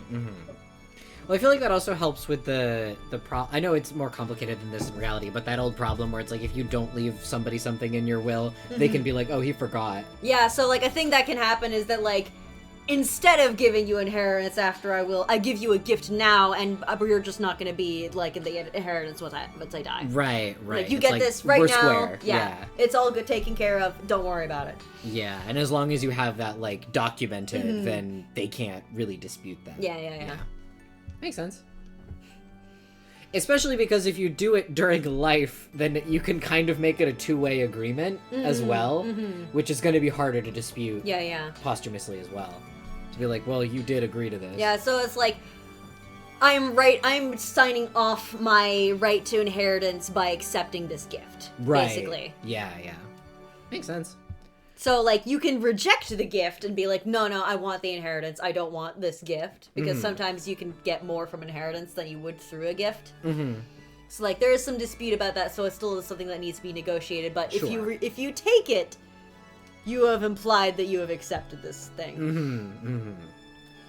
In the past, though I have been strict, I have always watched over you. So you can't, like, take the gift and be like, no, I want some also. Yeah. However, beginning tonight, your father will cease to provide support of that kind. I shall watch on as you take flight, as though watching down upon you from the heavens. No longer will I interfere. You may live however you please. Dad! Father. I love how Rudolph is the one who's crying. Yeah. We understand. We will certainly take flight on our own. Here and now, all of us siblings swear to work together, to make the Yoshiramiya family even more prosperous. That's right! If we stick together, nothing can stand in our way. So true, bestie. If everyone works together, If everyone works together, it's all fine. everything will be A-okay. Hideyoshi laughed, but Genji admonished him. However, he could understand why they were so happy. So far, the siblings had quarreled ruthlessly over the inheritance. However, this evening, the inheritance had been neatly split apart, and they no longer had any need to scheme for money. Hello, Engage of Marionette. Fancy seeing you in episode 8. In other words, the siblings no longer had any reason to squabble with each other anymore. On the contrary, this was a time for them to join hands and help each other become more and more prosperous. Ava and Rosa were sniffling. That's an uncommon Ava face. Yeah, she doesn't look that sincere that often. Yeah. Ava and Rosa were sniffling with tears in their eyes. And so was Rudolph. I He's love... so, like, his nose is bright red, too. Like, I love how he's it's the ugly crying. Yeah. This is like the opposite of the common problem of all women get a bunch of crying sprites, but the men don't. Like the Ace Attorney thing. No, Yes. Rudolph is the one with the crying sprites, while the women don't. Yeah. I remember just when I was analyzing when I was doing my joke analysis of like how many crying sprites every character has relative to their like percentage of sprites. I think Rudolph had like the most significant like jump between arcs out of anyone because he was like one of the only characters to gain. He was the only character that went from having no crying sprites in the question arcs to having several in the answer arcs. That's what it was. Otherwise, like Beatrice gained some additional crying sprites. But, yeah. Perhaps now, despite their ages, they had finally left the nest for real. Tonight, the eagles of the Yoshiramiya family would leave Rokenjima, the nest weaved from the witch's magic, and go their separate ways, with their own power and determination. It made Kinzo think. If only I had done this from the start. If he had settled the inheritance problem himself, there would have been no need for his children to quarrel at all. Instead, he had acted in a sullen manner and left the problem to them, which had resulted in their strained relationships. Rudolph the Red-Nosed Ushiromiya. Exactly.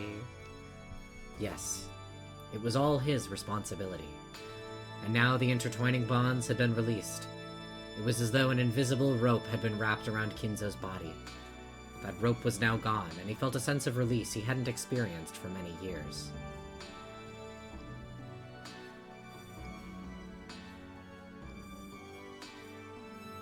The four siblings stepped forward, and before Kinzo they swore to all support Kraus, the new head, and lead the family to greater prosperity. Their faces sparkled with an unexpected youthfulness. It was only natural. After all, none of the four had made such a natural-feeling promise since the time they were kids. As the vibrancy of their youth returned to them, the siblings made a promise once again. And then everyone clapped. When Kraus finished his announcement, a friendly applause filled the hall. The cousins, and the servants too, joined. This sounds like more than 18 people. Joined in on the applause that continued on and on. Anjay watched this, dumbfounded. And there's only 16! The four siblings were supposed to have quarreled with each other constantly since No, they there's were 20 kids. people. Look at the chart. I suppose that's true. And they were supposed to have... I think it's still only 19. Oh, no, that's right. We got Anjay. Yeah, because Anjay. Yep. Anjay was related to Battler, but not Kiria and Rudolph. Yeah, I like that they just had to put her here and be like, well, that's where she fits.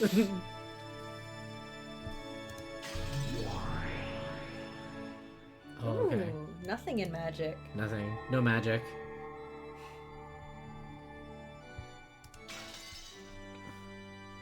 And they were supposed to have pointlessly locked swords with Kinzo's inheritance as their goal, their worries over money spurring them on. Thanks to this ceremony, even the world of truth, the world Oh, Anjay? Thanks to this ceremony, even the world of truth, the world I acknowledge, has been rewritten. Were they actually friendly towards each other, or did they quarrel all the time like I believe? She split off from Battler like mitosis. True! It doesn't matter. Either way, right here, right now, all of those problems have been resolved. I mustn't believe. Rudolph wasn't crying for a minute. I'll point out, last time he was on screen, he was no longer crying. He's crying again. He, got it together and then immediately broke down. This is just Oni-chan's farce. Even though I know that fact. When I watch Dad and the others hugging at each other, teary smiles on their faces, I couldn't help but feel something warm welling up in my eyes. You know what's crazy also that I remember from my looking at sprites? Mm-hmm. Rosa doesn't have any crying sprites. Yeah. Which feels crazy, right? Mm. It feels like she should. That woman's doing bad, but she's not crying. Which arguably indicates just how bad it is. No, I think there have even been times in the story where they said that she looks like she has cried. I know in the train station. Mm-hmm. I guess she just pulls it together. Yeah. Pulls it together faster. Uh-huh. It's just interesting that there's no art of her crying. Mm-hmm. I kind of like it for Rosa, if I'm honest. I think it checks out. But that was, I remember being one of the things I was really shocked by when I was looking at just the numbers on that. I was like, wait, does Rosa really not have any?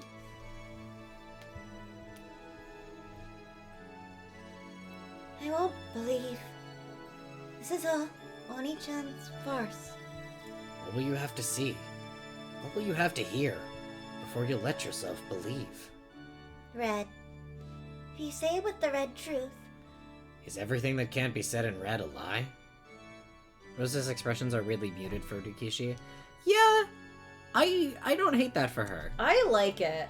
Hey, Cecil, let's not stand on top of my PC tower, thanks. Let's be so careful in how we exit this situation. I won't believe. This is just... Anjay looked at the floor and fell silent. As the game master, Battler was able to use the red truth. However, that rule only exists on a witch's game board. In the world of humans, red truth doesn't exist. People see things, hear things, and when they believe that something is worth believing, they accept it as a red truth. Unless Anjay accepts it, no kind of truth can become truth. Battler wanted her to realize this. There was no point in using the red truth, a rule of this game, to force the truth on her. Anjay would have to use her own power, her own heart, to accept the truth as truth. The decision was Anjay's. No one could force her to decide either way. So, there was nothing wrong with Anjay declaring this scene to be a farce.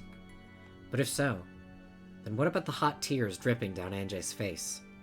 Anjay would have to think that through herself without anyone telling her. After one sniffle and a rub of her eyes, Anjay let the 6-year-old version of herself take control of her peace.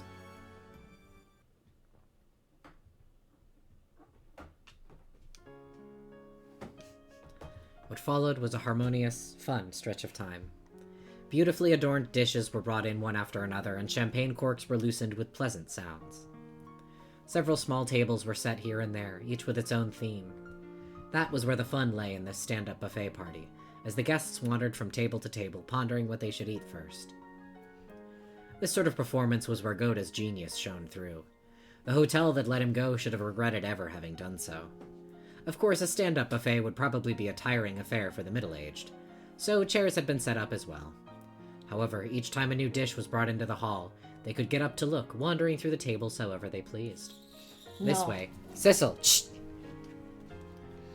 They could each bump into a new group of people, then mingle elsewhere when that group melted apart.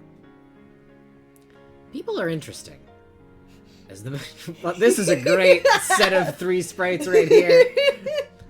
These are like rare Kinzo Genji and and his Genji. boy toys. These Kinzo and Genji sprites are so rare.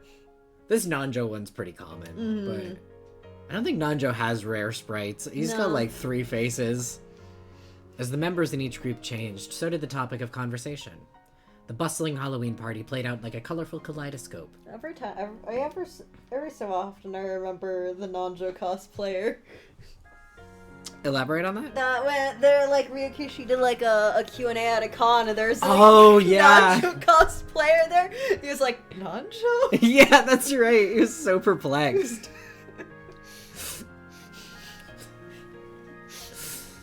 God. I really have to wonder if that is the only person who has ever cosplayed Nanjo, aside from like the stage plays don't count. That's not cosplay, that's performance. Yeah, possibly the only person Rikishi has seen. Mm-hmm. They're doing a slice of life promo image. True. I want to see Kenzo on a teeny tiny little bike. Sure. You know exactly what I'm talking, like the teeny tiny ones that you have to really crouch together on. Yeah, the little like tricycles. Yeah, but like as an actual bicycle. I want to see Kenzo in this episode on one of those. Yeah. Riding through the halls while Genji chases after him. Yeah. The origami chains decorating the walls brought back youthful memories. Those would help anyone enjoy themselves like they were kids again. Even to Anjay, it was like a dream. She chatted happily with her cousins. Look, she smiled! She smiled! She also chatted with her aunts and uncles. Beidou showed her several tricks that she called magic. Maria said they were magic, Anjay said they were tricks, and the night grew even more lively. The 2 young girls were so fired up that the adults decided to show some tricks they knew, shocking both of the kids utterly. Who is Rudolph breaking out Sucker Mary barrels? God, you better not be! He's doing that on the side, not with the kids. Eventually, they each started showing tricks to the others, asking if they'd ever seen this one or that one before, and it became a party of magic, just perfect for Halloween. In addition to magic tricks, several quizzes, riddles, and games popped up, reminding everyone of their childhood days. Even the servants who were serving food got dragged into the groups, and the whole hall was filled with chatter. To Anjay, young as she was, every single magic trick, quiz, and riddle was an entirely new experience. They stimulated her intellectual curiosity, and she couldn't contain her excitement. Cecil! Shh! Hang on.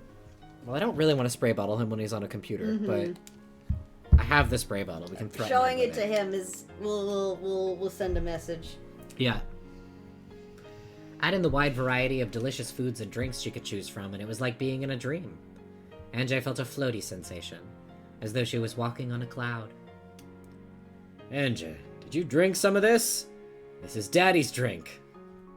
I wanted to try some adult grape juice too. Oh no! So it's okay. Your face is looking a little red there. Are you feeling alright? She only had a little bit, so I think she'll be fine. I'll be fine. I'm not a kid. Anjay-chan, drink this one, okay? That stuff your dad drinks is nasty, so don't try anymore, got it? That's right. If you drink bad stuff, you'll end up as a bad adult too. I'm not gonna be a bad adult. I'm gonna be a princess. That's right. Anjay is our princess. Yep. She's our family's princess. I agree. You'd better come over to my house to play sometime. We'll have lots of fun. Okay. Thanks, Aunt Ava. Everyone's being really nice. It almost feels like I've become a real princess. I feel so great I could almost believe that this whole celebration was held for my sake. Wow. Battler stood outside that group of people. As he watched Anjay smiling happily from the distance, he smiled too. When she smiles like that, she really lives up to her name. It's so sad. I agree. It really is a smile fit for an angel. I hope that smile comes from the real Anjay, not just the piece. Even if it doesn't, she's watching this. And she can think it through herself. This game between you and Anjay really is overflowing with affection. So much that it's irritatingly slow for me. And what's wrong with that? There's no one to get in her way. No obstacles or tactics or anything else to worry about. That's right. This game is no longer a battle. Now that you mention it, this is cleaning up. Cleaning up after our game. I'll never... Me, I think? I was thinking Beto. Oh, you know what? Cecil! Hey, I'll never be... he fucking did it! I caught it. I think we're good. I'm sorry if that hiccuped. My fucking cat is obsessed with walking on top of my PC tower, and he keeps stepping on the button that powers it off. Every day I wake up. Are we good, are we good, chat?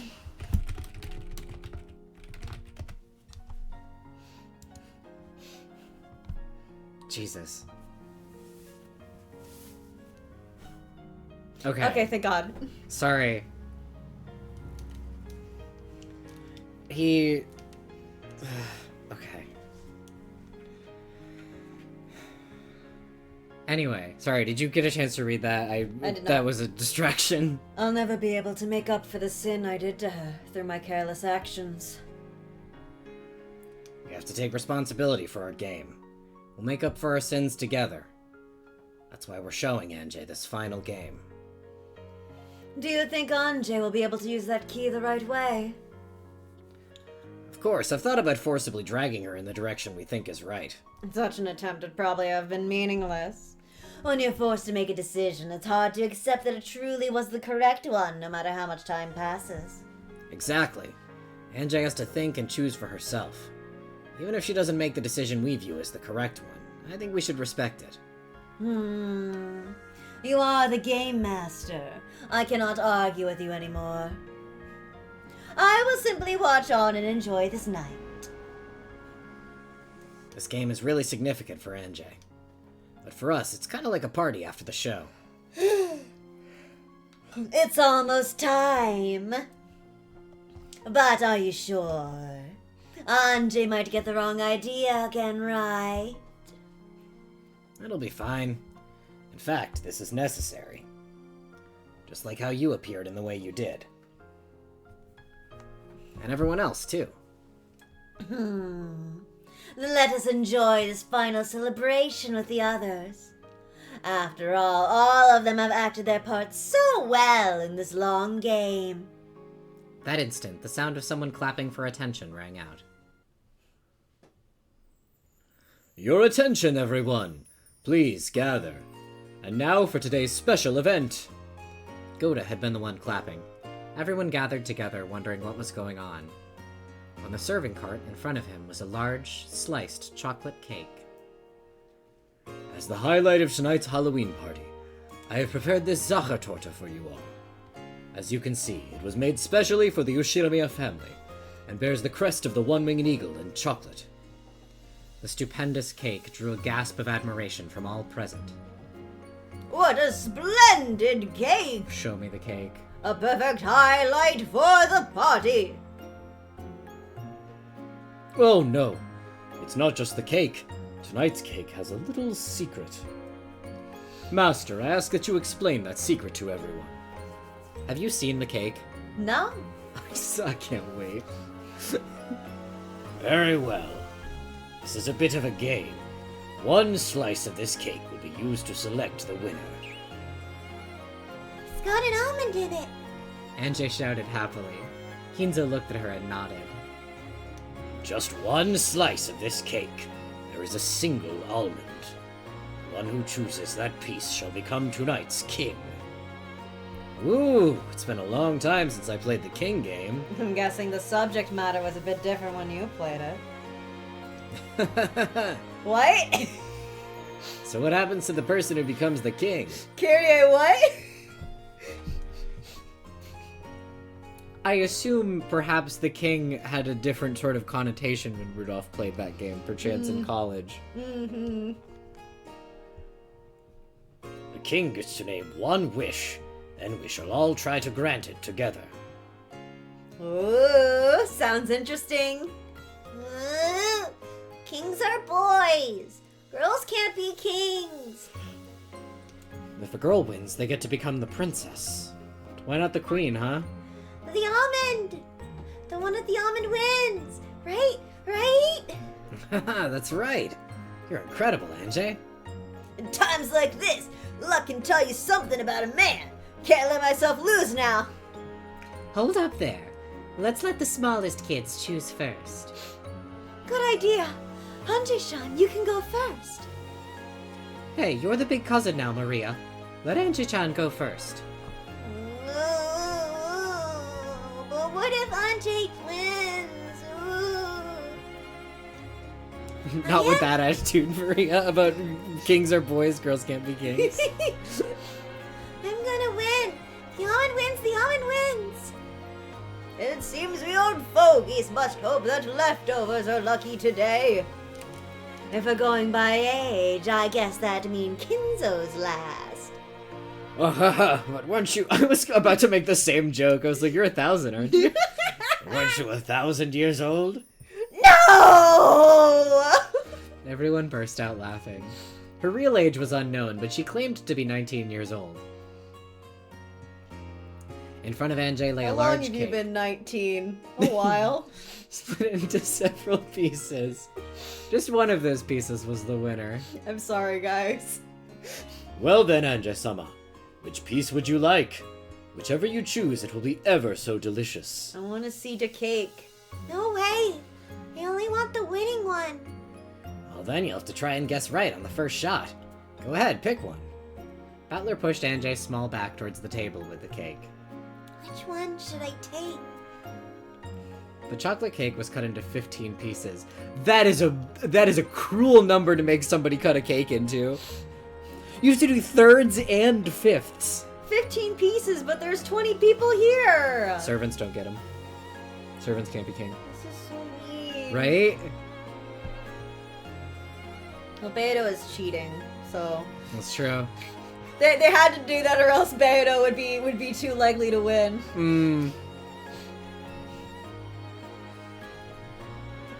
I want to pick the one with the almond and become the princess.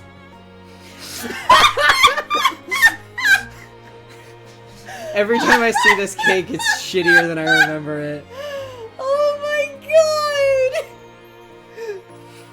god! I'm obsessed. Twilight of the Golden Witch. I am obsessed, frankly, with everything about this, but with this, like, chocolate decal that has been the decision of, like, which pieces to stretch and flatten or whatever. Like, I don't understand. That's just a circle, baby. My physically impossible cake. This is so beautiful to me. I thought it was going to, when you're excited about the cake, it didn't really cross my mind that it would be ugly. I thought it was going to be a really cute illustration. And and I was I'm going so to glad I could suggest- lead you astray. I was going to say, oh, we should make the cake sometime for when we finish Umineko. I could make this. Tell you what. Wait, the chocolate decal is the wax seal but brown? Yeah, I think it's like doing a wax seal but with chocolate. Mm-hmm. I think that's the idea, yeah. I think it would be cute to make the And cut it into family. 15 pieces. You can even tell they're not quite of equal size. Nope. Go to your cake fucking sucks.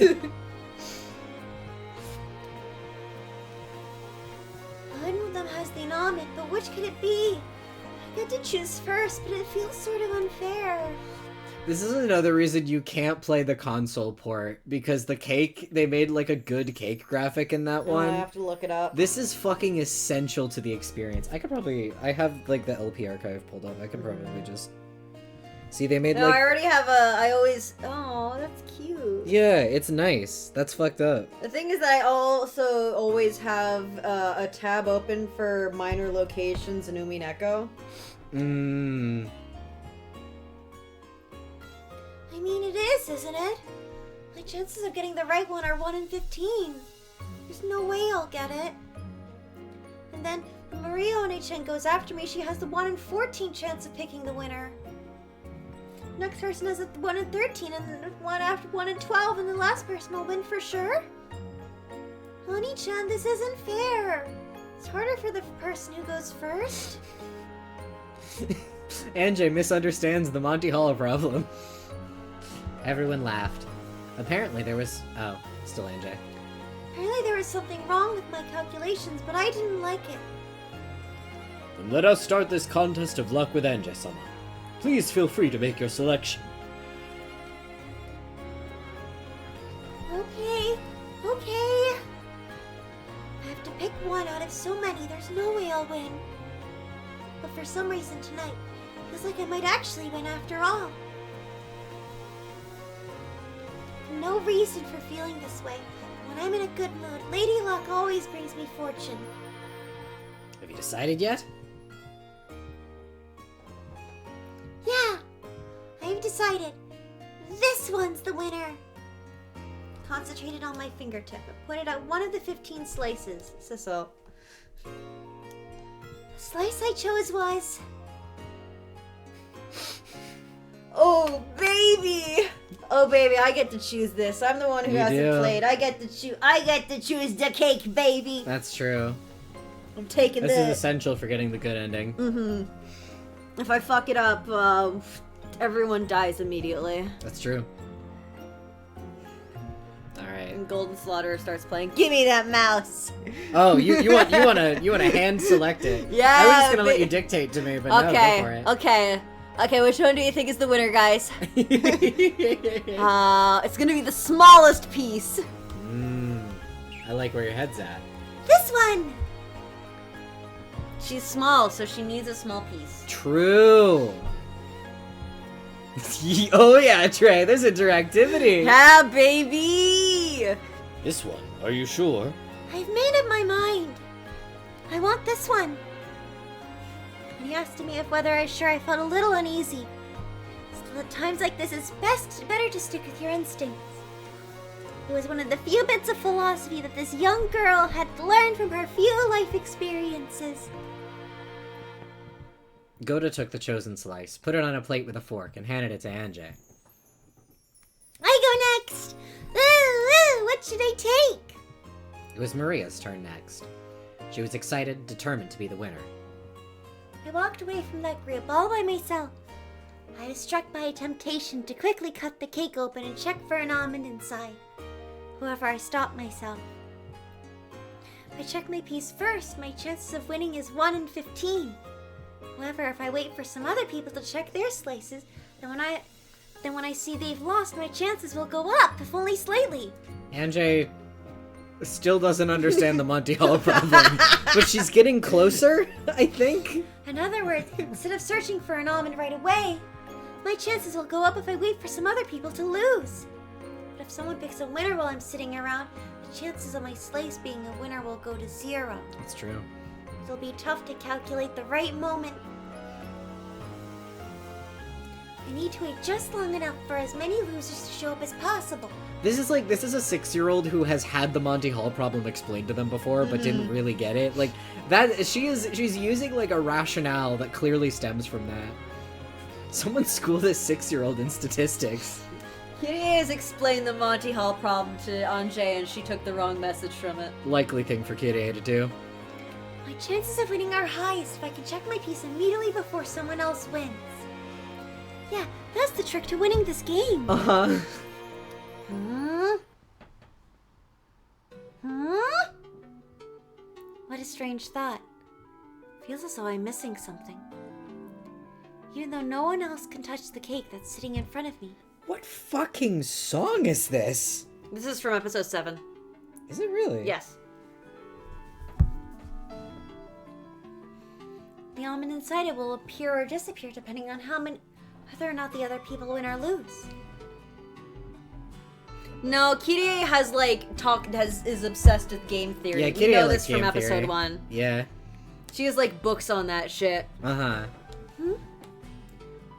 I was in such a good mood that I felt dizzy, and I couldn't figure out what was wrong with my theory.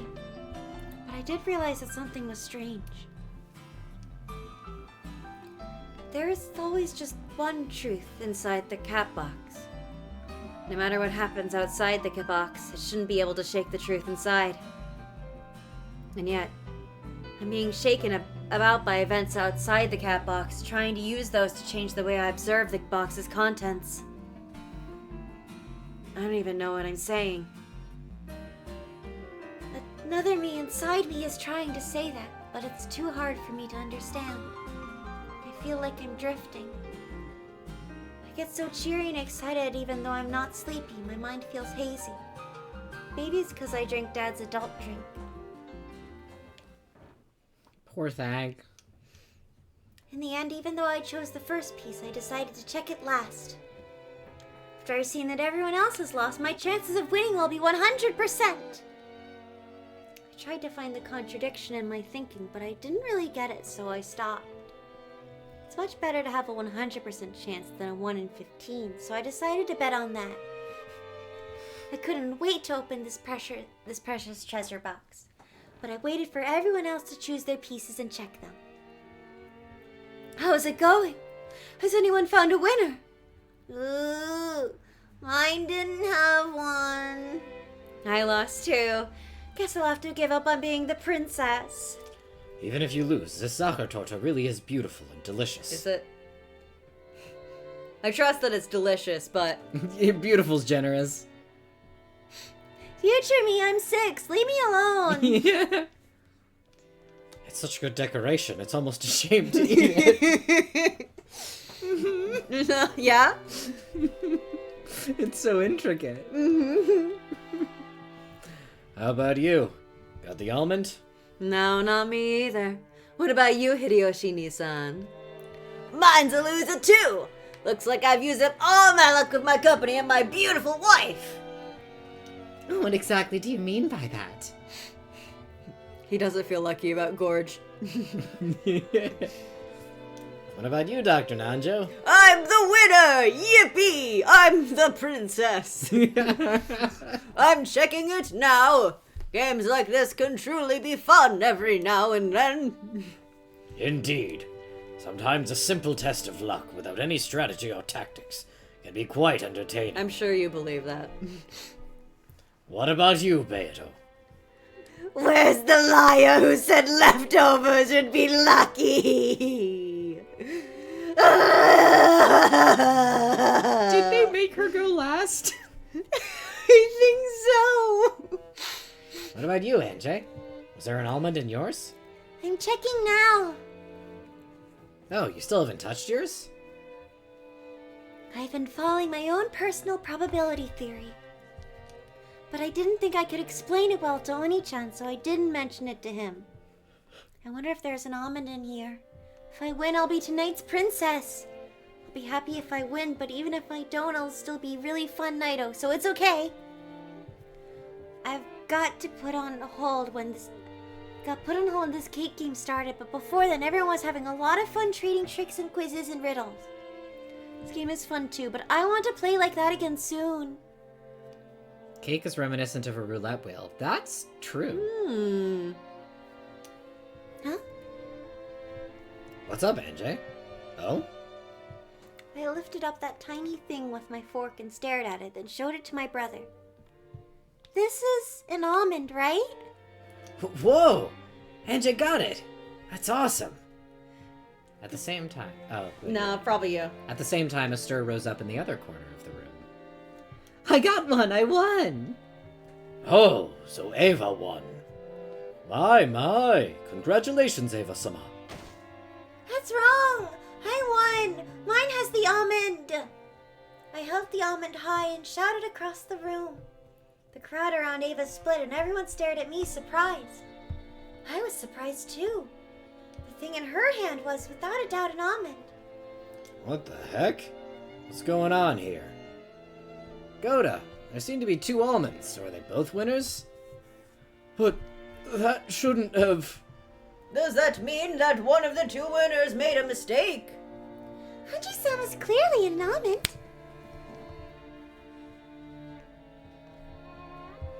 How about on your end, Kanin-kun? A pretender to the almond throne has appeared. Eva-sama's is clearly an almond. Oh! I fucked things up! Then it seems they both win. Master. What an odd occurrence. What's all this, Goda? Well, it seems we've had a little mistake. Perhaps they should do rock, paper... Come now, don't be stingy. It just means that 2 almonds have appeared to signify the queen and the princess. Precisely.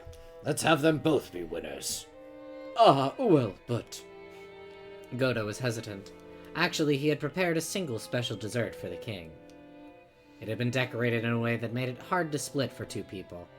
So it wasn't convenient for there to be 2 kings. When Ava heard Goda mumbling about something to this effect, she shrugged and laughed. In that case, let's have Anjay-chan be the princess. The princess? I'm the princess? I'll be your attendant. That works, right? Of course it worked. Anjay had been worried that Ava would be declared the winner, since she had spoken up first. So she hadn't even dreamed that Ava would give it up to her.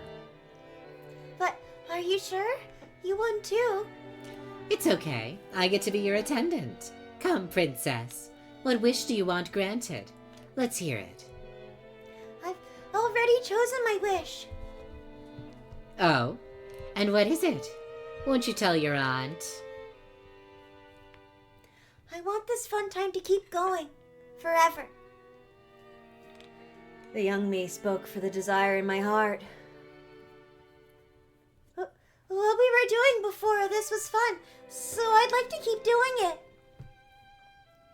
I get the feeling that the nuance has changed. Still, that was unmistakably my wish. What we were doing before this? Oh, you mean those tricks and quizzes? Yeah. Then let's do this. Listen up, everyone. This is an order from your princess. Remember how much fun we were having earlier? Let's all entertain Anjay-chan with tricks and quizzes. Hold up there. I've already used up all my magic tricks. Then let's do quizzes and riddles. So, we just need to entertain Anjay-chan with quizzes.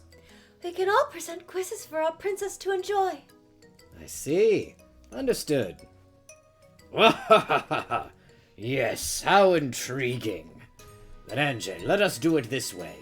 Everyone will give you a quiz or a riddle, and you can try to solve them. Each time you succeed, I will give you a medal. A medal? He probably means some sort of commemorative medallion. If you get a lot of puzzles right, you'll get a lot of medals. Just gathering medals is a tad boring, don't you think? Yes. Depending on the number of medals you collect, I shall give you a fantastic present.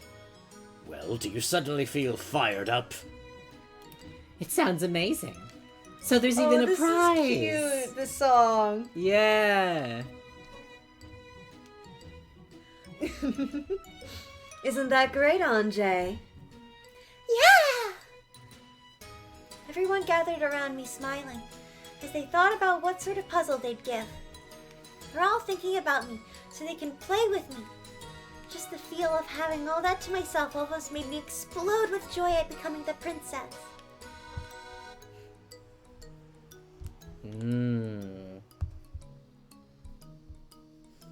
Now, we're getting close to time, but also this is going to be pretty easily broken down into fairly small chunks. Do you want to keep going a little bit, or do you want to call it here? Let's reveal what's about to happen before we call it. Okay. Yeah, we can do like the next little chunk. You understand. I became the Halloween party princess, and the tournament of quizzes and riddles just for me began. Looks like I get a medal for each puzzle I get right. That's such a cute little icon. If I get a lot, I'm supposed to get a wonderful prize from Grandfather. Okay, here I go. Who should I start with? I don't think it matters. Start with whomever you like. I'd better think up a killer puzzle while I have the chance. Maria, didn't you have a quiz book in your bag? Ooh, I do! I'm gonna give Ande a nasty one. Maria's is mean. I do remember how hers works. Maria One-chan's left with an evil smile. Looks like everyone's gonna try and bully me. I'm sure they'll think of some really hard questions.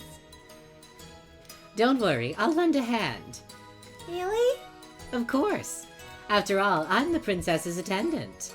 So let's give it our all together and get a huge pile of medals. Okay. Come now, Ange-sama. Start wherever you want. I, Goda, am ready to challenge you whenever you please. Oh, not so fast. The honor of the first audience with the princess belongs to me. Ange, begin with my challenge. Okay. I suddenly got tense and my stomach began to feel tight. And Aunt Ava gently held my hand.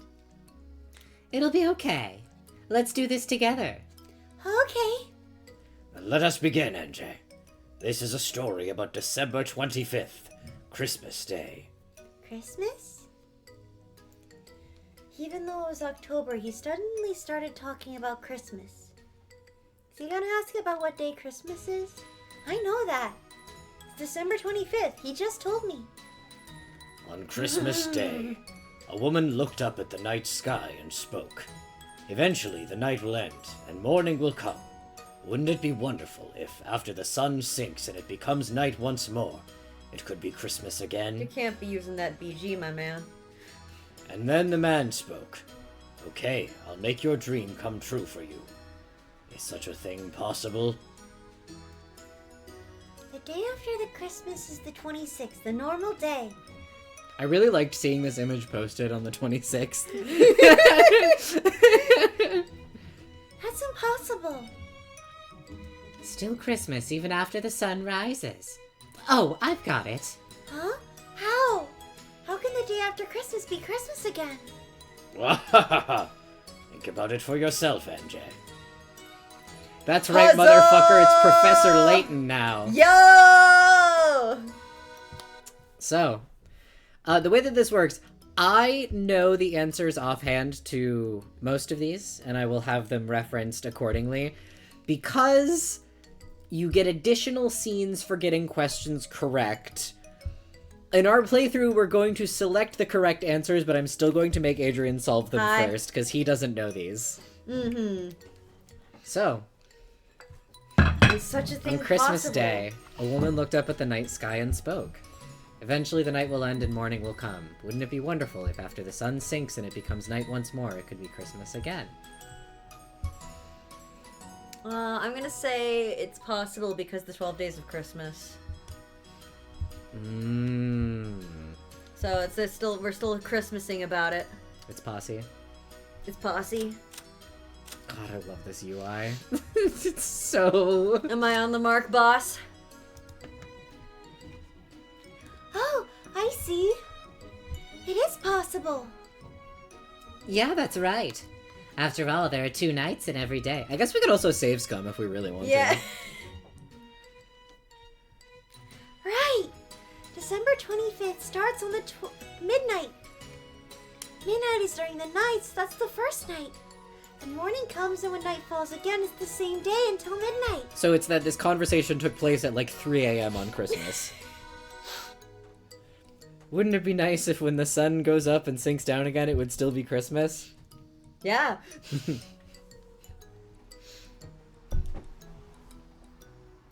Exactly. And both of those nights are nights on Christmas Day.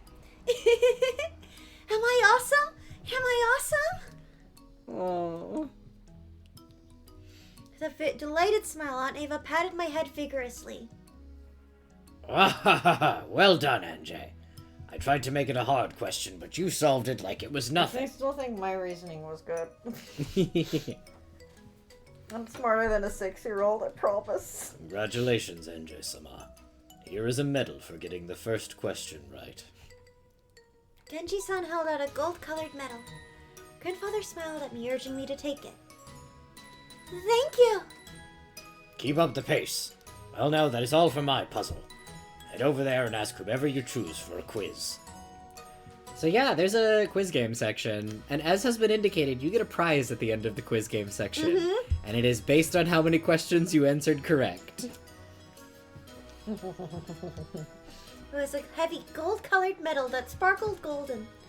If I get a lot of these, my pocket may burst. I'm gonna get so many I can brag about it to everyone. After bowing to Grandfather, I hurried off with Aunt Ava to where everyone else was gathered. You got one medal. Sound effect! Fuck yes. Is now a good place to call it. Now that wanna we've do one more. You want to do one more? I wanna do Just one more puzzle, bro. Just one more puzzle, man! Kinzo watched Anjay go with a warm gaze. I also make want to it see the Kinzo scene. Did I make it a bit too easy? No. I think it was just right. Genji, have I managed to act the part of a good grandpa? Of course. NJ is young, and she frequently grows sick and is unable to come to Rokenjima. She probably won't remember me well. Young children have their own kind of cruelty. They think of kindness as something they'll naturally receive. And because they think of kindness as only natural, they forget about it quickly. My alarm. It is no different from gratitude to one's parents. It will probably take NJ-sama many years before she understands.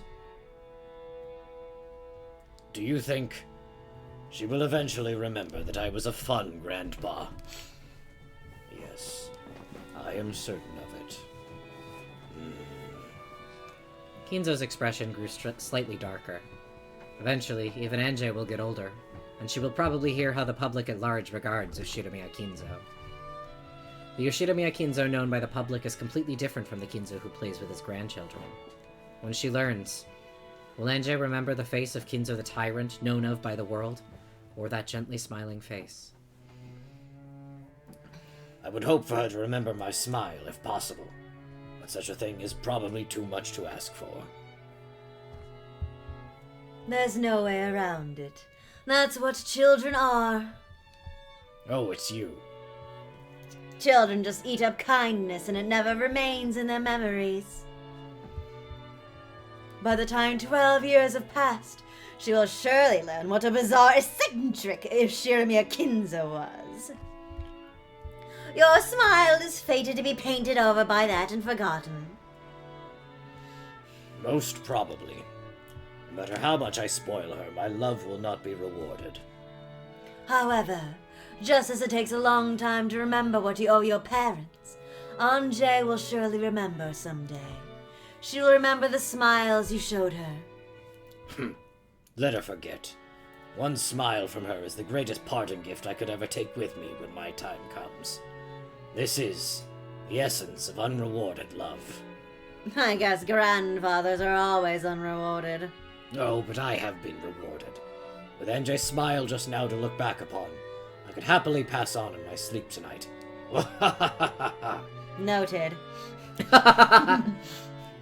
With a lonely laugh, Kinzo spun around, setting his cape fluttering. He loves to do that. He does. This was all the love he could offer Anjay as a grandfather. Part of him wanted to be remembered, but he knew he mustn't wish for that. That was how unrewarded love worked. After looking at Kinzo's back, Beidou stared at Anjay's back again. Nanjay, even so, please remember it someday. Remember the smile that Kinzo once showed you.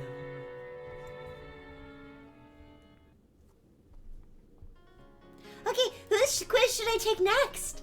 I'm gonna challenge more and more people and get more and more medals for getting them right and get a more and more wonderful present to show everyone. How long do you think it took him to master the cape flutter? That's what he's been working on alone in his study all these years. I think he inherited that with the gold. Yeah, Beidou taught him. Mm-hmm. Uncle Kraus and Aunt Nazi are over there. Or Beatrice taught him. Mm-hmm. She wasn't Beidou. Biche. Biche. They're looking this way and smiling. I'm sure they've thought of some interesting puzzles. There's Uncle Hideyoshi beckoning for me to come over. He's a fun uncle, so I'm sure he's thought up a fun question. Mom and Dad are across from him. They're waving at me, telling me to have lots of fun. Dad probably knows a lot of really hard questions. He might be tough. Smug Maria. Over there is Aunt Rosa and Maria Oni-chan. He just wants to ask the best way to smuggle arms out of a war-torn country. Hideyoshi would. Looks like they're reading a book quiz together, searching for a problem. Every now and then, Maria Oni-chan glances over at me saying, hee hee hee hee hee. She can be mean sometimes, so I'm sure her puzzle won't be a nice one. And them are Battler Oni-chan, George Oni-chan, and Jessica Oni-chan. Battler Oni-chan is usually nice, but he sometimes does some really mean things, and I think he likes seeing me get confused. I get the feeling they'll give me a really tough problem. Is there anyone who looks like they won't be mean? If I can't, I'll start with some easy puzzles to warm me up. All the way over there are Genji-san and Dr. Nanjo. I don't think those two will be mean to me. And there's Shannon and Cannon. Shannon knows a lot of quizzes and fairy tales. Yeah? Yeah, you can say that. I'm sure she'll give me something unique. Shannon's is fun from what I remember. That's It's hard, but it's fun. Then we have Goda-san and Kumasawa-san who are serving tea. Kumasawa-san might be tough. I kind of think she'll give me a really confusing problem. I like this foreshadowing. Yeah, it's giving you the difficulty markers. Yeah. Looks like everyone might be pretty tough. Anji-chan, I've got a good one for you. Over here. Uncle Hideyoshi is calling for me. What should I do? Should I go? Do you want to try Uncle Hideyoshi? Yeah. The order doesn't matter. After all, I'm gonna challenge everyone. I rolled up my sleeves and headed towards Uncle Hideyoshi. That's so cute. Yeah. I'm imagining her doing the Pearl Faye. Oh, yeah. Here you are. Mine's a tricky one, okay? I wonder what sort of question you'll give her. Don't make it too hard, okay? It's okay if it's hard. I'll solve it.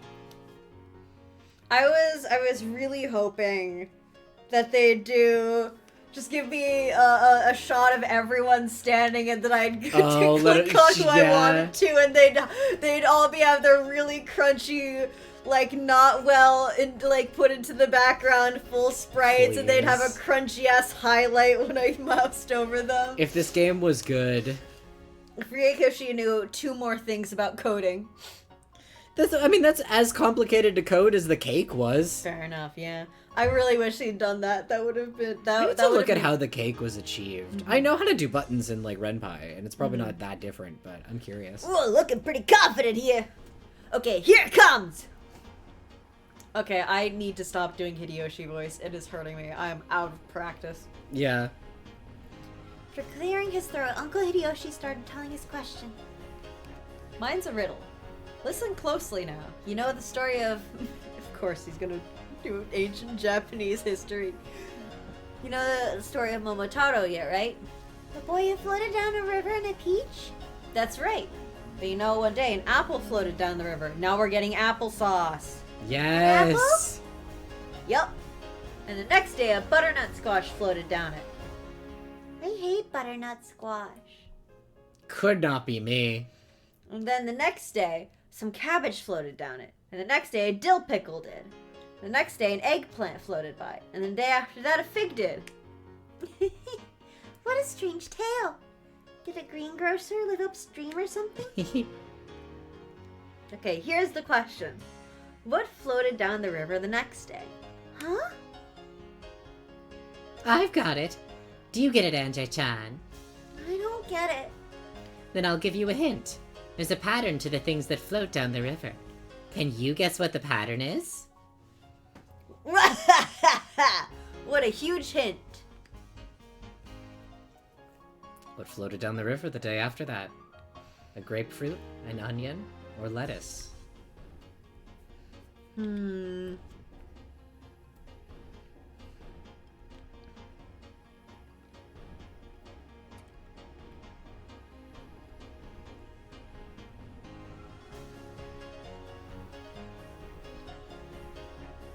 music is so intense for this.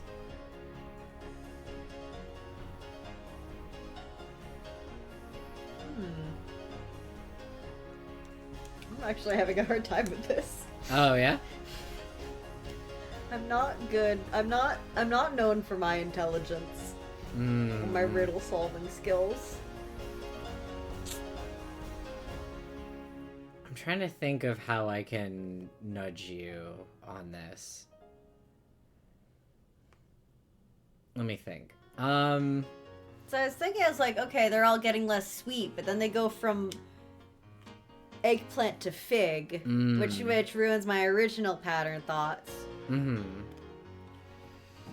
If you want a little hint, I think I have an idea. Okay, hit me.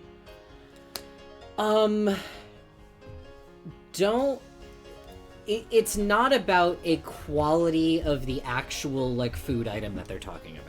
You could interchange these with a number of things. If I started giving examples, I think it would get too obvious, but... So, for example, like, the actual answer is not the only thing that it could be, it's just that there's only one answer that correctly follows the pattern, but, like, it could be something else, too. I gotta stop fidgeting with stuff that's possible to drop. I just want to say, I really enjoy the shitty trackpad doodles. It's so beautiful. This game kicks ass. Really love it.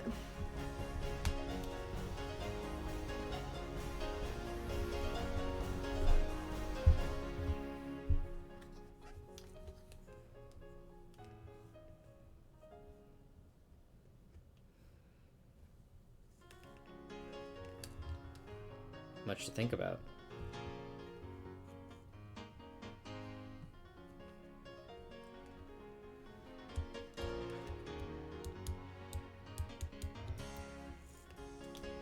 Oh. You figure it out? Yeah. What's the answer then? It's alphabetical. So that would be grapefruit then, I think. I know how the alphabet works. Yeah. Sorry if I didn't. Sorry if I was stupid. No, that's fine. It's interesting to see, like, different puzzles, different riddles get different people. I'll be curious to see, like, which ones, like, there was a couple that I really struggled with that I'll be curious to see if you just fucking get them instantly. I know. It's a grapefruit. That's right. It wasn't one of the choices, but green beans would have worked too. Well, the names all followed the alphabet. Apple was A, butternut squash was B, cabbage was C. Because I thought B was gonna be banana and I was gonna make an apple and banana have committed a serious crime joke. I had that queued up in my brain, and then they said butternut squash, and I was like, Apple and butternut squash have committed a serious crime. You could have said that. It kept going with D, E, and F. So after F comes G. So true. That's why the answer had to be something that started with G. Thanks, Aunt Ava. I got it right thanks to your hint. Can't imagine how hard it was to get this riddle verbally. Yeah. You solved it by yourself, Anjay-chan. Incredible. Yep, nice work. Now here's your medal for getting it right. This is your line. Anjay would use honorifics. We call him Uncle. Oh, my. I can't read. Yeah. I never learned how. That's true. Hideyoshi took out a gold-colored medal and placed it on my palm. Well, that was still weird that she didn't call him Uncle Hideyoshi. Yeah, you're right. It felt heavy in my hand. Yeah, this is what victory feels like. I better keep it up. You got one medal. Alright, after we see the funny little conversation, then I'll call it. Yeah. I've got another medal for Ava's puzzle, but I can't think of any more. Then maybe I should give Anjay-chan a puzzle. Huh? You will? Sure. How about a quiz for the princess from her attendant? I thought of a fun one, so please have a go at it. Okay, I'll solve her puzzle. After her puzzle, I'll stop. Yeah. The funny. I will say, a lot of the conversations have to do with you solve a group of characters, riddles, and then that, like, group will have a conversation. Aunt Ava smiled brightly. I want to get as many medals as possible, so of course I want as many chances as I can get. Okay, I'll have a go at it. That's the spirit. Okay, here it comes. We've talked about how I love to travel, haven't we? Yeah, you said you like traveling overseas a lot. That's right. So this will be a puzzle about traveling. There was a traveler at a certain place. Traveler? First, the traveler walked 5 kilometers north. Okay. Should I write this down on a piece of paper? Don't worry. The puzzle isn't that hard, so listening to it will be enough. The traveler first walked 5 kilometers north. Then he walked 5 kilometers to the east. Then he walked 5 kilometers to the south. 5 kilometers north, 5 kilometers east, 5 kilometers south. You like a blocky N? That's right. So he'd end up at a spot 5 kilometers to the east of where he started. That's what you'd think, right? But incredibly, this traveler ended up in the exact same spot he started. Is something so mysterious possible? Haha, there's no way. His compass must have gone crazy. Of course it didn't. Do you know Anjay-chan? Was it because of his compass? Is this a play on words? No, this is a real quiz. For a hint, why don't you try thinking about a globe?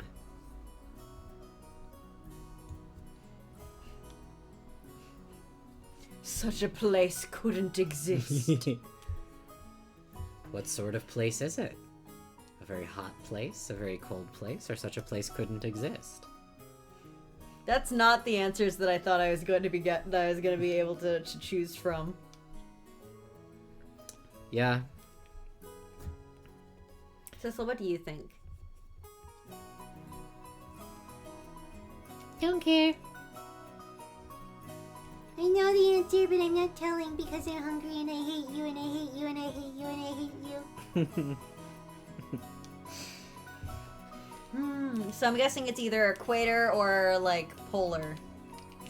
That's what these Very are. hot place or a very cold Yeah, place. those are my guesses. As either he is on the equator or he's in the poles. Mm.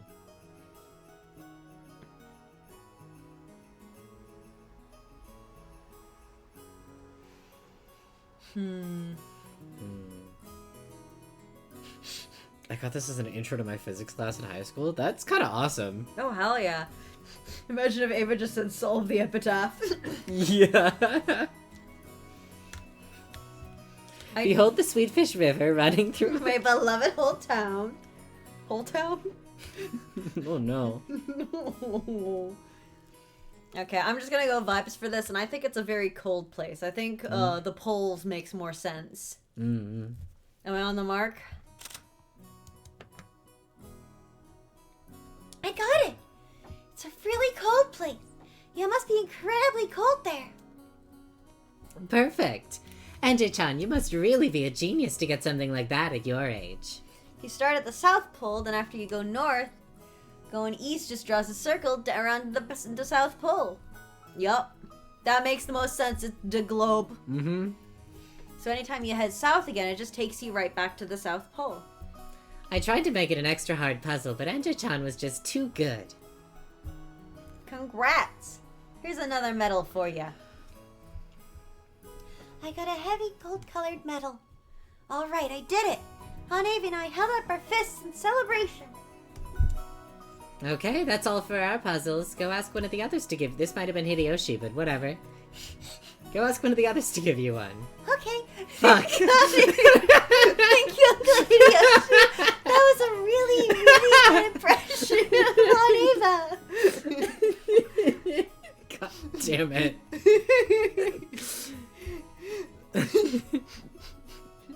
Your aunt's really clever. With the two of you together, you'll be getting medals left and right. Yep, that's right. Yeah. Let's go do our best, Aunt Ava. Oh, they didn't play the funny animation for getting a medal this time. That's I'll sad. probably play after this, I hope. I dashed away. Who will I ask next? Uncle Hideyoshi waved you goodbye, sighing. There we go. There we go! I think this is the Let's perfect place to call it.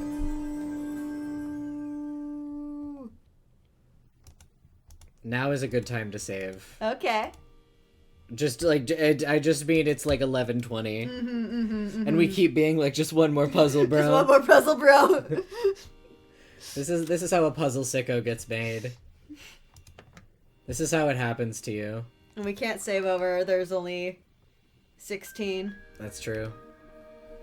I've just been going like one save file per episode, except this weird 6 one that I don't know how that happened. I think I just misclicked and I was like, okay, yay. Yippee!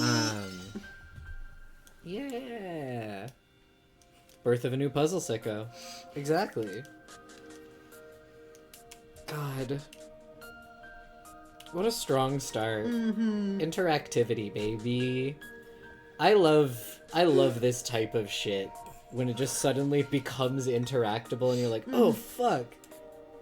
The possibility space. Anything could happen. Anything can happen. I'm very excited for you to see more of the puzzles and also just like there's so much cool shit in episode 8 that I'm excited for you to see. It's like all coming back to me now that we're in it. But yeah. Thank you all for joining for the epic return The beginning of the end. of Fishy Aroma Friday. The twilight of Fishy Aroma Fridays. It is. It's sad in a way. I will be excited to not have one gigantic visual novel that we're working on for years at a time so that we can do other stuff, but like it's gonna be sad to like put these character voices to bed eventually. It's weird to think that that's coming for us. And there's no one in Paranormicide who I can give Beato voice. That's true. I have to figure out how to recycle my fave voices for Paranormicide. That was actually the biggest switch up for me was I can press buttons? Yeah! Yeah, throwing the cake choice at you, which by the way, you probably could guess this. It is a false choice no matter which piece you click. The same thing happens. But it is very, giving you the choice in and of itself is very Significant. yeah. Beto and Balor never die. I feel like Ava too. Yeah, I will find characters to give those voices to, even if it's not in Paranormicide. We'll find a way. I need to revive my Kikonia Koshka voice for something because I I was miss. literally just about to mention that. She's like kind of like my Burncastle, but not quite. But I miss her. I miss my Featherin voice. Yeah. Yeah, she's been out of the picture for a while. She surely will never show up again. Yeah, she's not important. God, I always forget until I go back to it that the intro of Featherin also happened on an episode where I accidentally left the mic gain way too high. And so you were blowing out the microphone every time you did it, and nobody commented because they thought it was an intentional bit. And so I didn't find out until I was like reviewing the VOD, and I was like, God, we sound awful. What a beautiful world. Mm-hmm. But yeah, I'll be excited to... I truly have no real concept of like how, like what pace we're gonna get through this at. I assume it's gonna be about the length of most other episodes, so like 6-ish weeks, but I don't know, could be a little... If anything, could be a little shorter. I don't think it runs long, but I could be wrong about that too. I've been wrong about a lot of things in my life. No, you haven't. You've always been right about everything. That's true. A lot of people don't realize this. You have a 100% success rate on your predictions. I've never had an incorrect theory in my life. Nope. 35 will never die. Not if I have anything to say about it. Gollum. Yeah, exactly. But yeah, it's good I wanted to say it fully, but I was like, wait, there's people who haven't finished VLR here, but perhaps. Yeah. Trey, it's such a pleasure to have you now getting to... Trey has been catching up on our episode 7, like our Answer Arcs VODs, to be ready in time to catch the 8s live. So they're experiencing this for the first time, which is exciting. Sissel is killing me in real time right now. Hell yeah. Good for him. Where's Bird Castle? Who give a shit? Favorite character, Bird Castle. Who give a shit? I thought this was supposed to be her game board. That's true. We haven't heard much from her yet, huh? She said that she gets to be the game master this time. So Yeah. what's with Valor being the game master? Weird. It's probably nothing. I think they should have. They think they should have Maxed and included Leon at the family conference as well. Yeah, fuck it. Why not? Sure, what the hell.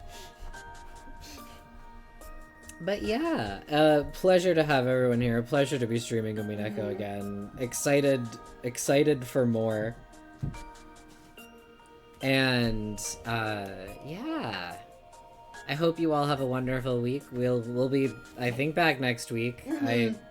Shit has been schedule-wise crazy for us recently. I am excited for that not to be the case anymore.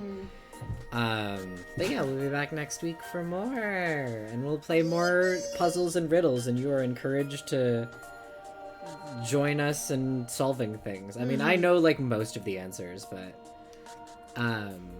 yeah. Have a good one, guys. Have a good one, guys. See you again soon. May you crank it thrice. May you crank it thrice. Bye. Bye.